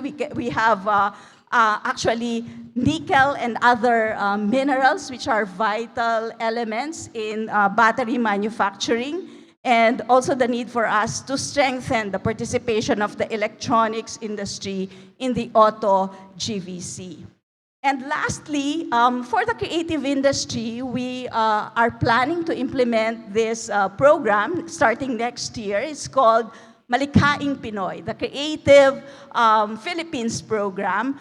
And you can see on the bottom the major constraints that are preventing the industry from growing. You have lack of statistics and official definition of the sector, limited access to capital, skills mismatch, limited access to new technology, and limited access to the global value chain. And to address these issues, we came up with these 5 subcomponents on institutional strengthening, a creative venture fund which would provide grants, equity, and soft loans to creative enterprises. We're also building a creative learning academy, a creative innovation center, or centers, because we plan to build this in different parts of the country. And lastly, a creative market acceleration program in order to promote our trade, as well as providing more incentives to the sector. I think that's the last one. So thank you all so much. And again, I'd like to emphasize the need for us to link together our trade, our investment, along with our industrial development policies in order for us to be able to strengthen our participation in the global value chain and enhance our competitiveness. Thank you. Thank you very much once again to Yusek Aldaba. Thank you very much, ma'am, for sharing with us the significance of having a global mind share. And As what we have learned from the past presentations, that we all know that the country or the Philippines is pursuing a more innovative, industry-centric approach. However, like what Yusek Aldaba have shared with us just a few minutes ago, that we have a little challenges along the way, may it be lack of digital connectivity, lack in R&D, investment, and a whole lot more. So it just shows that there is truly a need to prompt the shift of the labor paradigm and the value-added structure of exports in the Philippines to further support global strategy. Thank you very much. And down to our last speaker for today, and to officially complete our journey towards exporting breakthrough, our last speaker will be sharing her company's expertise, experience, and insights on how the country's exporting community can actually strengthen and build on the gains of Filipino brands in the global market. So without any further ado, ladies and gentlemen, let's all welcome the president and founder of Mamacita Foundation, Mrs. Clarita Reyes Lapus. A big hand, please.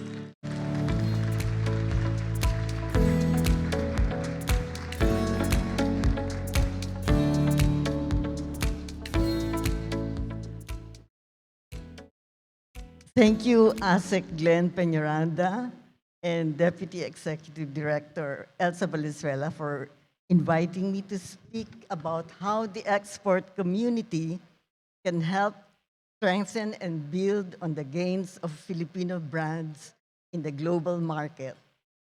Good afternoon, Mr. Sergio Ortiz Luis, Mr. Soleimani Coulibaly, DTI Undersecretary Rafaelita Aldaba, and all the organizers and attendees. Magandang hapon po sa inyong lahat. What I'm about to share are my personal opinions and observations based on 42 years of export experience. That is a long time. I have learned many things during these years. Number one is quality. Above everything else, let us focus on quality. Instead of competing with each other on price, on products, on markets, let's together come up with specialty, high-value products that we can be proud of. As Filipinos, first of all, and as exporters, we must let our products and our country shine. The bigger the world has to see us as a place rich in products, reliable and quality-driven. Mamacita, my mother, who was our inspiration, when she tasted something that did not meet her high standards, never sacrificed quality for quick profits. Number two, sama-sama. Yes, together we can do it. The old Filipino values of malasakit and bayanihan. It is our common responsibility to be proactive in promoting the Philippines. Let us engage and really cooperate with our partners in DTI, DA, DOST, in the Senate. This is the key to our success. We can benefit from their expertise and know-how. And they are listening to us, eager to know our needs, willing to help us succeed, because our success is their success, because our success is critical to the country's success. So, thank you for being here.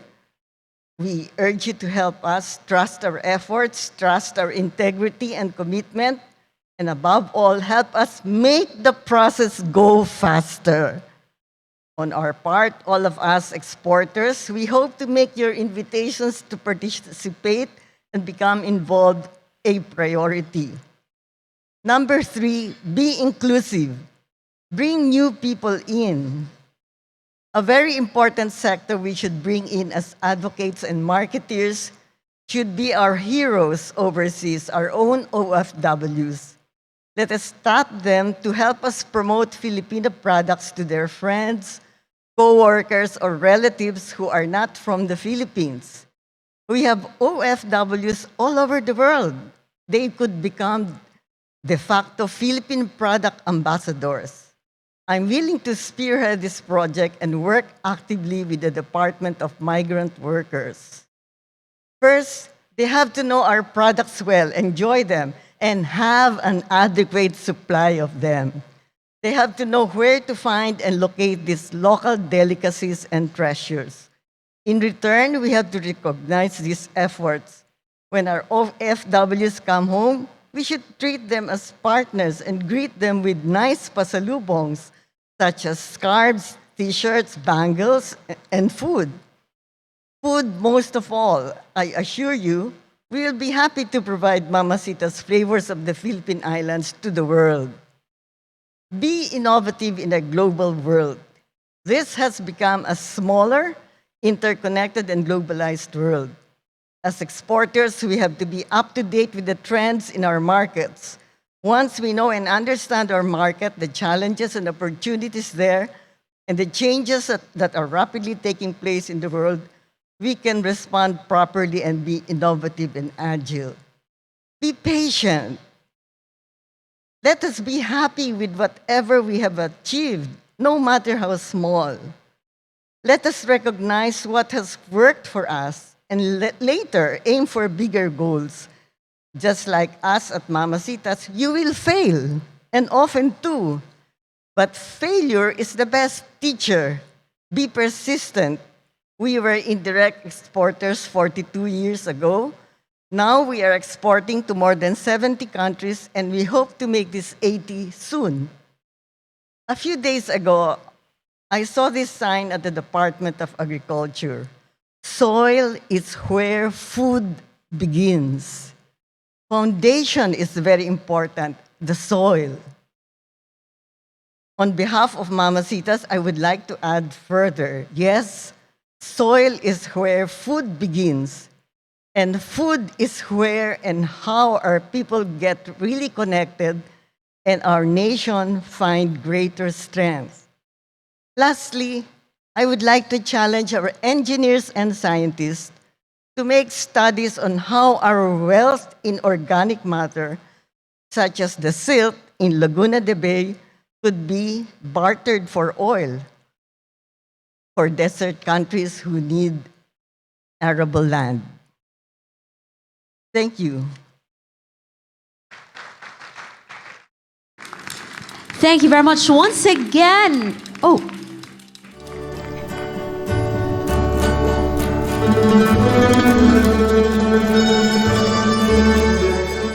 It's time to support the farmers to grow what we need to eat. My grandmother used to bring us to picnics to the farms of our suppliers. My mother, Teresita Reyes, supported all the farming ventures of my father, Fidel Reyes. So I know how hard it is to be a farmer. Marami kang kalaban.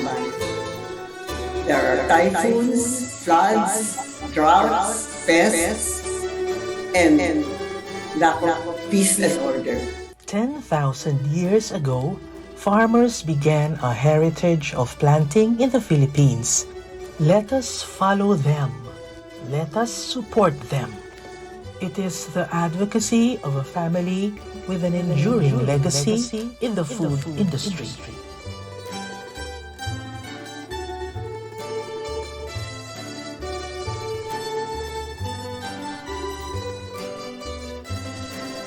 The family's matriarch, Engracia Cruz Reyes, was born in 1892 and passed away in 1975.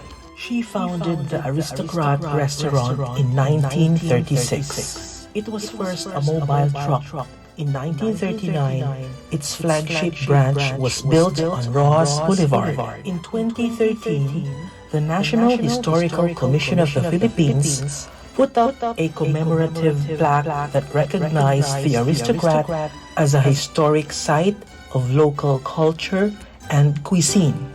Her husband, Supreme Court Associate Justice Alex Reyes, was with the High Court from 1948 to 1959. Justice Reyes graduated from the University of the Philippines College of Law in 1914. He was born in 1889 and passed away in 1972. Because of him, the aristocrat became the hub of VIPs. President Elpidio Quirino, who officiated the oath-taking of Justices Alex Reyes and Marcelino Montemayor before the Supreme Court, was aristocrat's client in the late 40s. President Ramon Magsaysay, who gave Parents of the Year award to Justice Alex Reyes and Engracia Cruz Reyes in 1955, was also at the aristocrat. All Philippine presidents and their families gravitated to the aristocrat. Their daughter, Teresita R. Reyes, was one of 13 siblings who was born in 1917 and passed away in 1998. She founded Mamacita and pioneered in manufacturing condiments for Philippine dishes. She paved that market, allowing other multinationals to follow into her footsteps. Philippine food history is not complete without taking into account the role of Teresita R. Reyes, said Dr. Maria Serena Diokno, former chair of the National Historical Commission of the Philippines. Their son-in-law, Fidel F. Reyes, is the husband of their daughter Teresita Reyes. He finished Bachelor of Science in Agriculture at the University of the Philippines in Los Baños in 1934. He was declared Outstanding Alumnus in 1977 for his expertise in mechanized farming that boosted the rice industry in Cotabato, southern Philippines. He gave away rice to communities due to lack of sacks and warehouses to store high yield in his farms. He also pioneered in the planting of bananas, cacao, coconut, coffee, mango, rice, and rubber in Cotabato in the 1940s. He made irrigation canals from the river to his farm, which resulted in high annual harvest. He was agricultural consultant of the Claro Reyes Panlilio Heirs Inc. and the Central Mindanao Development Corporation when lands under U.S. control were turned over to the Philippines and sold to private families in the 1940s. The Philippine Postal Corporation honored Engracia Cruz Reyes and 4 other great Filipinos who were born between 1882 and 1892 by issuing first-day cover stamps as they individually marked their respective birth centenaries in 1992.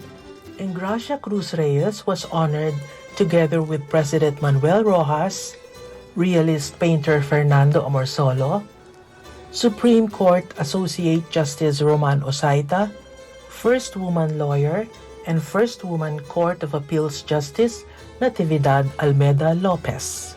The Philippine Postal Corporation described Teresita Mamacita R. Reyes as kababayan, ina at kusinera in a first-day cover stamp that was issued in her honor on February 11, 2013. 4 more stamps were issued in honor of Teresita R. Reyes on May 11, 2014. 3 other stamps were issued by the Philippine Postal Corporation to honor her on August 24, 2015. 1 stamp was dedicated in her honor on December 20, 2016.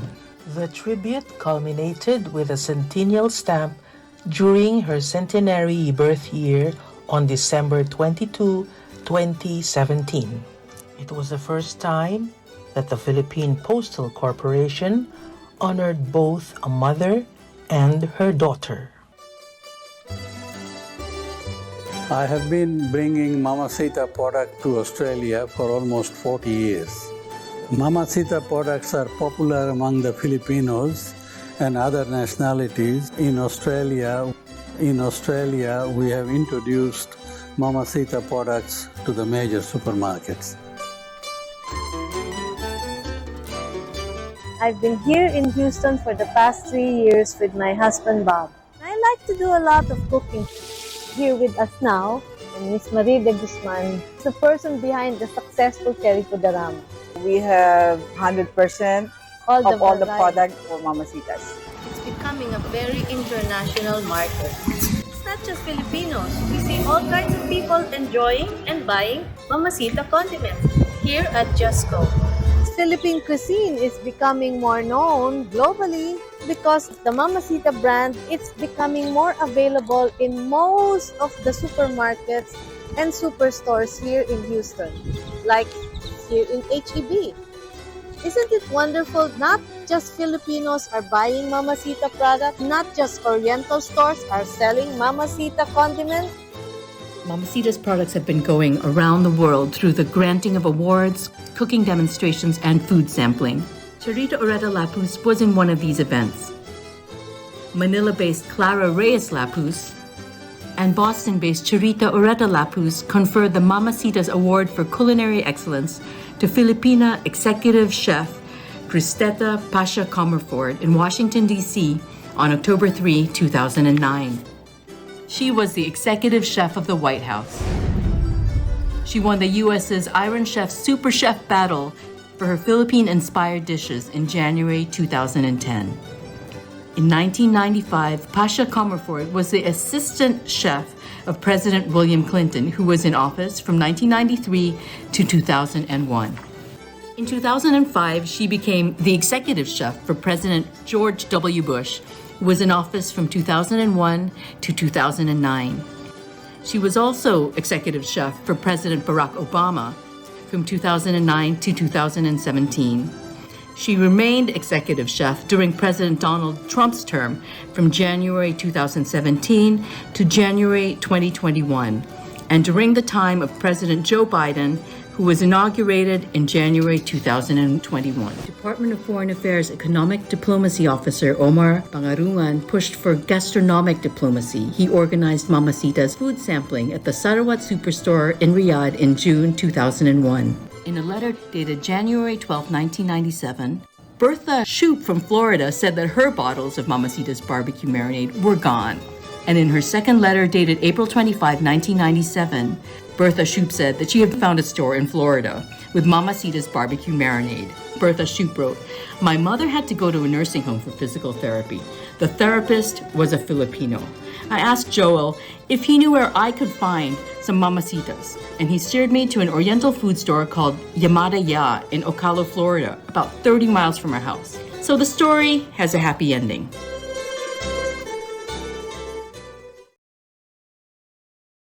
A rich story to share with everybody, right, ladies and gentlemen? And who here is not a fan of Mamacita brand? Even I myself is already a big fan.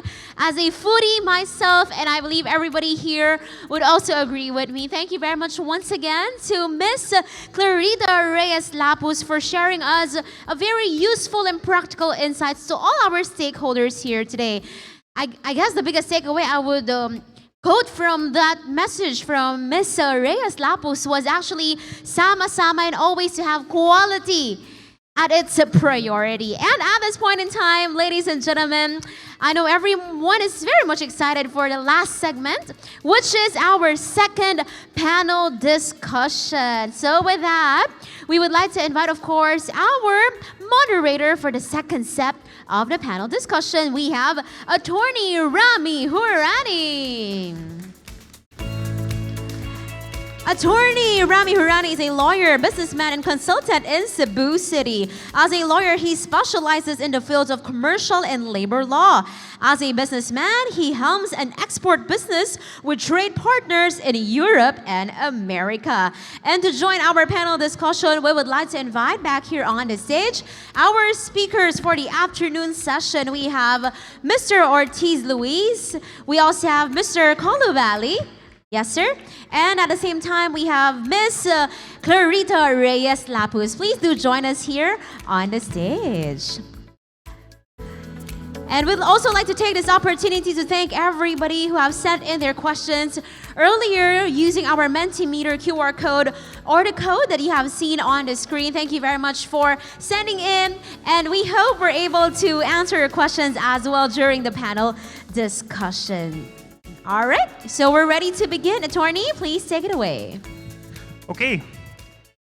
Well, today there was a lot of very interesting topics that were brought up that centered around the plans for the government and from the private sector to pursue breakthroughs, to create real change with regard the export industry. And so we will now pick the brains of the various speakers who remain with us today to see, maybe prod a little deeper and get a little bit more additional insight into how it is that we're going to achieve these breakthroughs.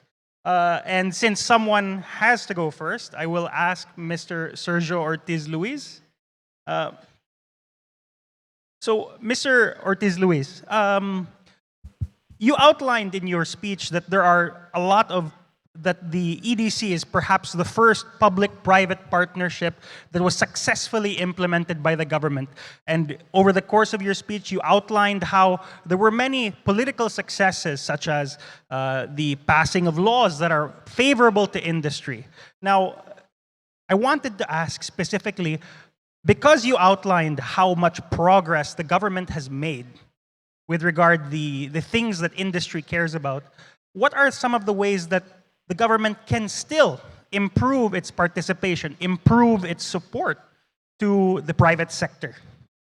Well, I think Mrs. Clara Lapos will bear me out on this. So. You know, there are two agencies which have been helping us. Said that one is DTI. The other one is the OST. They take care of.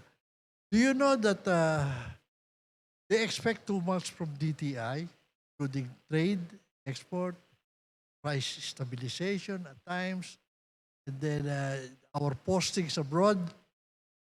Do you know that their budget, you add the budget of the OST, you add the budget of the ICT, you know, they will not even be equivalent to a budget of, we have CCT, the conditional cash transfer. We have 87 billion, I think, right now there. You add the budget of the three departments, they're even equivalent to 15 billion. And 15 billion is just about the amount for monitoring only the CCT. The cash transfer that we give out, it's not even the budget of DWSD, it's just a special fund. And yet, what's the expectation? To improve export, and that's why we're very discouraged with the kind of budgeting system that there is. We've been always crying for support on the Export Development Council to put some budget in it for export budget. We never got it. And because every time we look for them, the question is, where will we get it? Because it's always budgeted elsewhere. And yet the expectation from the departments that I mentioned, which are really helping export, is too little. And I think there are still some policies, and it's a good thing that we have now the ARTA. Before the advent of ARTA, we had the Competitiveness Council run by private sector with no teeth. So we were thankful that ARTA came out, and it's very useful. There's a lot of policies around in customs, even in BIR, that needs to be looked at. And I think ARTA will go a long way doing that. Ms. Clarita, because you received a special mention by Sol, is there anything you'd like to add? What are the ways in which the government can, notwithstanding the incredible partnership that the private sector has, what are ways that the government can still improve the service to the private sector?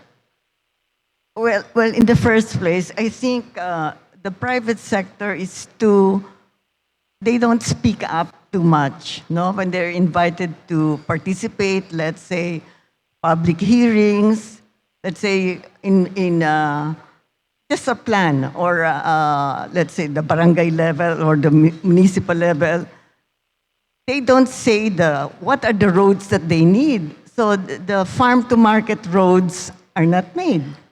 And that's the basis of our raw material. So can we blame the government if the private sector, the farmers don't say, hey, make the farm roads for us.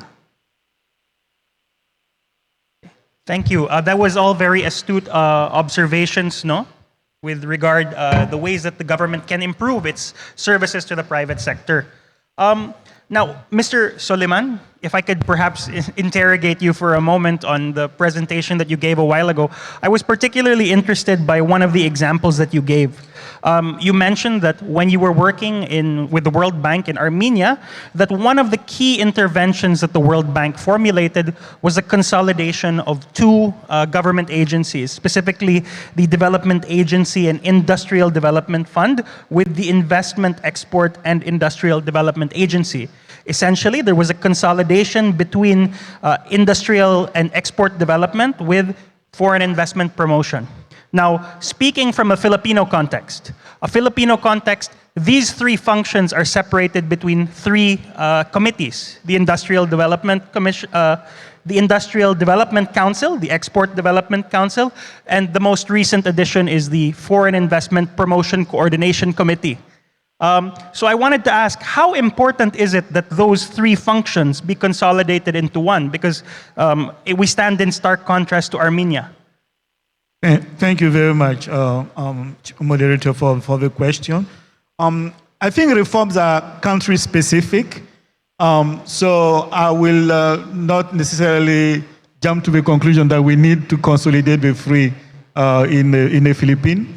But in the case of Armenia, as I mentioned, we did some analytical work to understand the constraint in attracting investment in the right sector and promoting export in the targeted market. And this was one of the constraints we identified.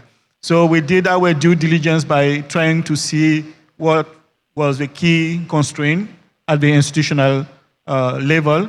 And this was part of some of the reform we provided support through different instruments the World Bank was using. So we had a regular, we call it development policy loan, where we do support for some specific reforms. And then we had this specific project that was targeting trade promotion. So it was kind of a whole engagement. So in the case of Philippines, I don't think we really focused, carefully enough on potential I would say overlap between these three. I'm sure there are overlap for sure. Why? Because in the case of Philippines, it's not only export promotion, it's not only FDI attraction, it's not only attracting specific FDI in some sectors. It's a whole strategy that needs to be put in place. And the presentation by Yusek Fida was very enlightening, because we see that there are different connections that need to be made, that need to be strengthened. So in this sense, it might really be beneficial to see what is the contribution of each of these institutions to reach this ultimate goal. And the bank will be happy to work on that. As I said, we work with the government on a couple of areas, but not on the institutional setup so far. And if we are requested to do that, we will be happy to do it. And if the recommendation is to consolidate, we will not shy, we will mention that, but I think it can help to be more integrated in the effectiveness of the strategy to target markets. One of the roles that I assist with in the Export Development Council is the formulation of policy, right, which might assist industry. So it's particularly interesting to me that a different country has chosen to consolidate those three initiatives, which is why I ask about it. Now, if I can ask a question directly to Ms. Clarita, I wanted to ask, we had the pleasure of seeing from the video how it is that you're able to market Mamacita abroad, and that there is, how shall we say, a demand based by the Filipinos who might be living there, and also by the nationals of those countries that you also sell to. But if you could put it into your own words, why is it that you think that our Filipino cuisine, and the Department of Trade and Industry has acknowledged that food is one of the major exports of the nation, why is it that you think that Filipino cuisine has that ability to transcend borders, that it has a unique selling proposition for other countries? In your own words, ma'am. Well, it has to be with the authentic taste. I think we Filipinos have been exposed We were already multinational, or what do you call that, international since the 1500s. The explorers came to our shores and we shared our local ingredients with them. Let's say like the labuyo, it came from Latin America, but it became indigenized after 300 years. It has its own special flavor through the years. And so that's what makes us unique and special. So we should not forget that. But unfortunately, we don't want to plant because it's too risky. Investing on agriculture, you saw my father pioneering in agriculture in 1940s, and he never made money. So that's the problem. We should be able to earn from agriculture. That's why I was suggesting we have that organic soil, that silt from Laguna de Bay, 95,000 hectares, 1 to 2 meters deep in silt. How many cubic meters of good green soil it could make the Arab desert bloom. And for those who cannot see, Ms. Clarita has a lovely picture of the Philippines on her dress, and it shows how incredibly patriotic that sentiment is, no? But mine are not the only questions to be asked. There are also questions from the audience, I believe, and I think they're going to be broadcast here. Yeah. Okay. Well, in the meantime, no, we can ask other questions with regard. I wanted to probably interrogate Mr. Soliman just for a second, because there was a statement from the Department of Trade and Industry that we are looking for breakthroughs, that there are specific industries that we want to kind of pop off, to kind of grow very quickly, because these are the successes that are going to occur. I wanted to ask specifically, given that you have a unique perspective standing outside and commenting, critiquing the actions of the country, how close do you think we are to a breakthrough? And if you could share with us what is the perspective of the World Bank for the small policy differences that have prevented us from making these breakthroughs, the low-hanging fruit? Yeah.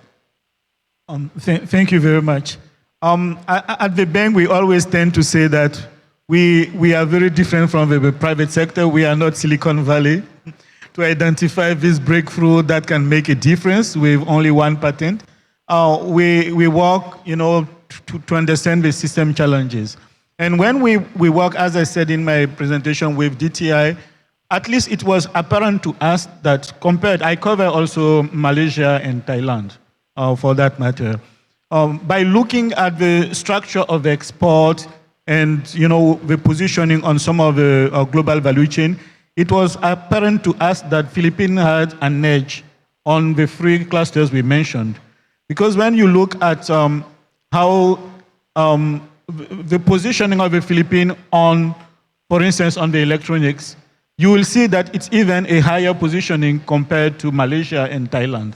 Because they managed to attract some of the key players, and by strengthening this interaction, they have been, when we do the calculation, we see that they are even at a higher position on the quality of the positioning on the electronics.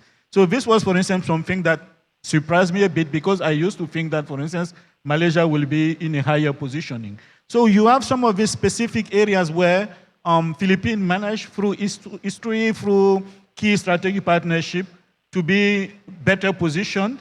And the idea is to see how to leverage these, I would say, positive stories. And in the report we did with DTI, these 3 clusters have some entry points where we realize that Philippines can be better positioned. On the industrial and manufacturing and transportation, we mentioned, for instance, these aeronautics. The company in Philippines managed to attract here are not in Malaysia, are not in Thailand, while we will think that maybe they are more advanced than the Philippines. It means that if there is a strategy to leverage that and to attract additional segment that will strengthen the positioning, then the country can really even broaden its participation on this specific segment. So I think these are some of the specific things. By looking carefully at the data, we realize that the Philippines could be really strengthening its positioning and taking advantage of some of the latest development in these areas. So I just wanted to mention these specific sectors where by doing the calculation, we noticed that the Philippines was quite well positioned compared to its neighbor. And we can find others, and then the momentum, the reforms, the partnership between the private sector, FDI, that will be mobilized around that is the one that will make the difference, I'm sure. Okay. Thank you. So I think actually that you tapped onto something quite pertinent to our talk today, no? That breakthrough perhaps loses some of the nuance because a lot of the important economic activity happens from industries we might not have known were there. Like as you clearly articulated, technology was something you were surprised was strong in the Philippines given our relative position in the ASEAN. Now, given that perhaps breakthrough loses a little nuance, maybe is not capable of capturing all the meaning that we would like it to, we should propound the question specifically to Ms. Clarita and Mr. Sol, or President Sol, I should say. How would the two of you define a breakthrough? Because we've heard from numerous government officials telling us what we need to do is find breakthroughs. But what does breakthrough mean coming from the private sector? Yeah. Breakthrough is a lot of hard work from the private sector, but also those what they call the binding constraints that we have been suffering from that has not been corrected, which sometimes can be corrected by just an executive order or a law. Because sometimes they make laws that don't make sense, like the ASIN law. Just because there is a certain number of poor people who don't have enough protein, don't have enough iodine, although we have a lot of seaweeds, they make everybody use iodized salt. But the imported Skippy's peanut butter may use salt, but the local peanut butter has to put iodized salt. So when the Japanese buyers want to buy local products and they see it contains iodized salt, right away you lose the market. So that's a constraint given by law or something. And yet, those in charge of importing, they don't mind if these products not containing iodized salt enter and compete in the local market. Like, for instance, when you try to export, you have to put English or French or what on the label if you're exporting to Canada.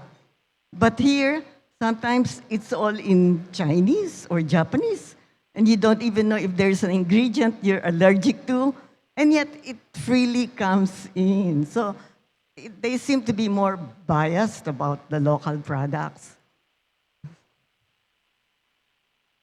Perhaps I can illustrate what are the kind of breakthrough that we had in the past. You know, for several years, several decades, our export never broke the 10 billion mark. But during the time of President Ramos, who really declared that export will be the linchpin of the development of our economy, he really sold. I remember that we never expected that electronics will be one of the best example of exporters in electronics. Now, even in BPOs, I remember he led us a delegation to the Silicon Valley. He was able to convince some of the big electronic companies to locate in the Philippines. Now we know that electronics is the biggest export that we have. And even in the BPOs, with India having 10 times our population, we are close second. We beat them in voice BPOs, but we are second in the other area. And in the electronic sector, 55 of our export now is electronics. That was a breakthrough. And what are the other breakthroughs that we are expecting? Other countries broken through and top export will be, for instance, mining. What we did was we prohibited all sorts of mining, we clamped down on them. Now it's time to recognize that there are responsible miners. And we being rich in all these things should be able to develop our mining responsibly and not be contrary to. And in the agriculture, as Ms. Lapos, we were all surprised when we heard that 93% of our salt is imported. A breakthrough will be, I don't expect it to be done overnight, but a breakthrough will be if we're able to at least supply our needs and then later on go for export. And that would be a big breakthrough. The other area is the bamboo. We saw the president even planted bamboo because everybody's saying it can be in China. It's a big source of income. A breakthrough will be if we're able to produce enough areas where we can plant bamboos and profit from it. Those are the kind of breakthrough that we need. So, those are very encouraging words from the private sector. It was very clearly articulated that sometimes it's just the stroke of a pen that stands in the way of the development of the industry. And sometimes we just need a champion, such as the former president, now deceased, Ramos, who really said that this is something that's important to us. And we, no matter what it takes, we're going to make export do well. But I notice now that the time has run out. Thank you to the speakers for sharing your wisdom with us. And I assume there will be a photo op. Yes, there you go. A big hand, ladies and gentlemen, for our second panel discussion for today. And yes, please join us in front for a quick photo opportunity, ma'am and sir. Thank you very much for giving us your time, your knowledge, and expertise on the topics that we have discussed for this afternoon. Once again, ladies and gentlemen, we have Attorney Rami Hurani, Mr. Ortiz Luis, Mr. Colo Bali, and Mr. Reyes Lapos. Maraming salamat po. Thank you very much.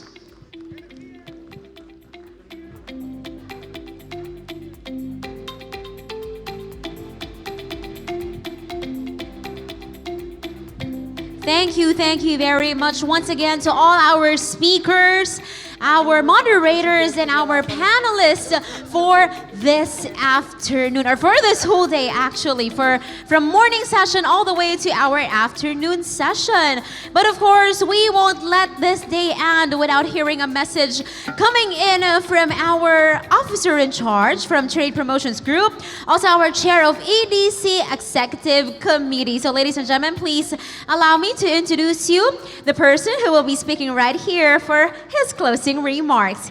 He is the coordinating officer of the Foreign Trade Services Corps and concurrent officer in charge for Trade Promotions Group. As head of the FTSC, he coordinates the export investment promotion of 28 Philippine trade and investment centers in 20 different countries.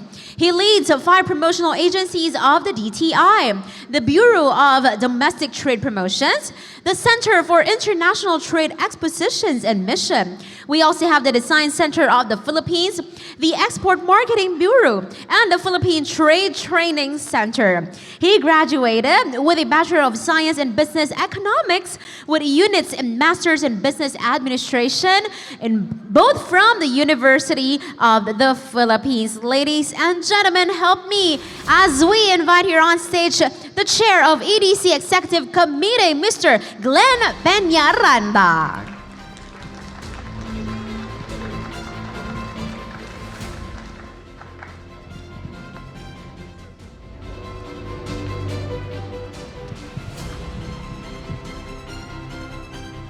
Magandang hapon po sa ating lahat.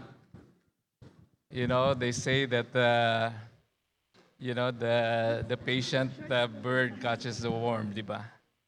But first, before I say my closing remarks, I would like to just add, to say something in tribute also to Clara. You know, I think year 2000, we were conducting a campaign in the US, the SAVE Act campaign, to lobby for a legislative action in Congress that would enable us to export garments to the US. And so we had to campaign among the Filipinos in the US to lobby their respective congressmen to support the SAVE Act bill. I was based in Chicago then, and we approached Mamacita, and they gave us samples of Mamacita products, which we used when we met with the Filipino community. In my case, in the Midwest, we went to the different states in the Midwest and distributed Mamacita sample products. So that's the kind of commitment and support that we get from Mamacita, Clara and her family. And also, of course, every time we showed the Mamacita, everyone lined up for it because it was something that they valued in their respective homes. So maraming salamat, Clara. You have your story and many others is very inspiring. Kanina nagtanong, anong breakthrough? Siguro naisip ko na we should be inspired by many who have been really, who have stuck to the industry, have worked very hard in propelling our export industry. We hope that these stories will encourage many of the young entrepreneurs as we continue to promote exports. Now let me read my closing remarks. I know it has been a long day, but I'm sure it has been very productive. To Mr. Sergio Ortiz Luis and members of the Export Development Council, to our friends from the Diplomatic Corps, our partners in the exporting community, our colleagues in government, at saka sa inyong lahat, mga exporters. I wish to thank our partners in the Export Development Council, the Philippine Exporters Confederation, the speakers, the panelists, the resource persons, the export enablers who have worked closely with the Department of Trade and Industry, especially the group of Bianca and her team, in delivering a meaningful week for our exporters. I also especially thank all of our exporters and all enterprises who have participated in our various activities. We have reached the conclusion of this year's National Exporters Week and the National Export Congress, but this is definitely not the end of our efforts to pave the way towards exporting breakthroughs. I wish to reiterate the earlier messages of the Secretary on the important role of the government in providing an enabling environment that will support export development and growth. Let me just repeat. First, he said we have to address the constraints to production, both in terms of scale and scope, particularly in the areas of innovation and value addition, human resource development, finance, and infrastructure. Second, we have to strengthen our export ecosystems, including backward and forward linkages, through increased participation in preferential trade agreements and stronger institutional support. And third, increasing the country's global mindshare through strategic promotion initiatives, including national and sectoral branding, to build on the gains of Filipino brands, such as that of Mamacita, and of course, many more. These imperatives for exporting breakthroughs will not be achieved without the concerted and coordinated efforts of exporters and export enablers in bringing about transformational changes in the export sector. We have made significant progress in drafting a Philippine Export Development Plan that reflects the learnings from the past and strives to lay the groundwork for the attainment of the Philippines that is a dynamic exporting nation, leveraging its superior knowledge and talent, to provide a wide variety of high-value products and services that will cater to the broad array of consumers and producers worldwide. While we continue to address and face the current challenges in the international trading environment, I hope that it will not prevent us from being visionaries and aspire for something bigger and bolder for the export sector. We look forward to the active involvement and commitment of both our public and private sector partners in finalizing and implementing the PEDP. As mentioned earlier, we have achieved a lot in the last few days during the National Exporters Week. Certainly, we can do and we should do a lot more. As the industry development team in the DTI, BOI would always say, the future of Philippine industries is only as good as the people who believe in and will work hard for it.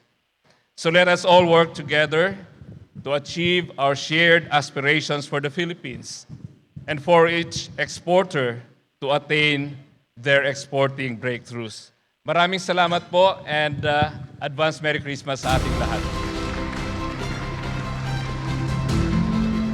Thank you very much to Assistant Secretary Glenn Peñaranda. Maraming salamat, sir. And yes, as what Sir Glenn have mentioned, it has been a long day, a jam-packed week for all of us. But before we officially conclude our National Export Congress 2022, we would like to invite everyone to focus your attention once again to the big screen as we look through all the activities that we have done for the National Exporters Week 2022. Let's all watch this.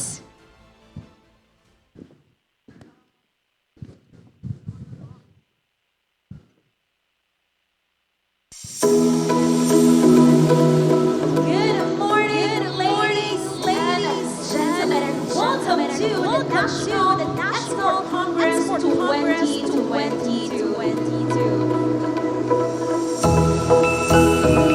The National Export Congress is the culminating event of the National Exporters Week, which is held every first week of December. That is to obtain the total commitment of government and the private sector to continuously work together to sustain export promotion and development. And this year's theme emphasizes the need to harness the experience, expertise, and knowledge of both public and private stakeholders in the international trade.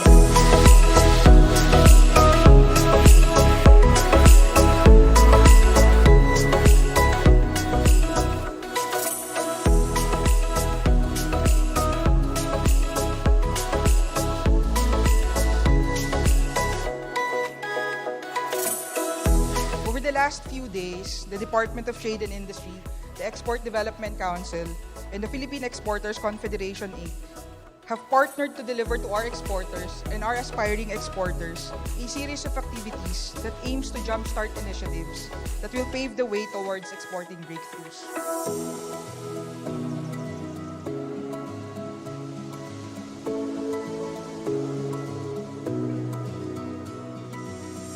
The good news is that the global trade in goods has returned to pre-pandemic levels.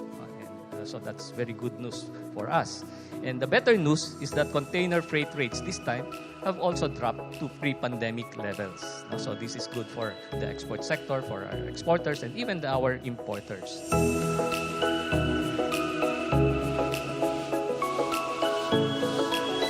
I view as a very laudable the launching of the new Philippine Export Development Plan from 2023 to 2028.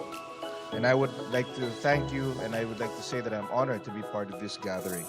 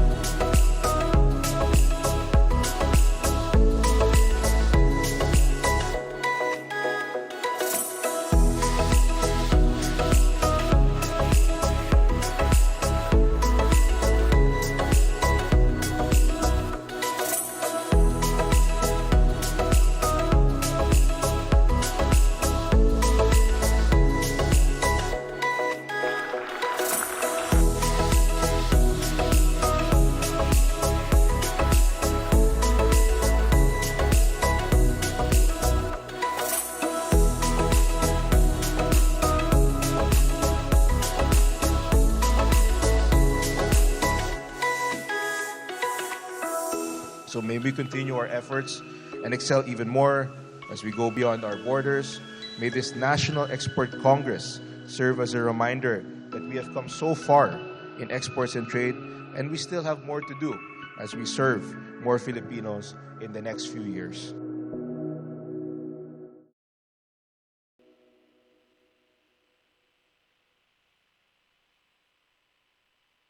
Our National Export Congress for this year 2022. We'd also like to thank everybody, but before you go, we'd also like to remind all of you to fill up the feedback form that we have distributed earlier to everybody, and you can have this presented at the registration area in exchange of the token you can receive from us. And of course, once again, we would like to thank everybody for joining us for this year's National Export Congress that is brought to you by the Department of Trade and Industry through the Export Marketing Bureau in partnership with the Export Development Council and the Philippine Exporters Confederation, Inc. Maraming salamat once again to everybody for being with us for a week of the National Exporters Week 2022. Once again, this has been your host for today. My name is Mary Grace Kum. It's been an honor and pleasure to host for everybody.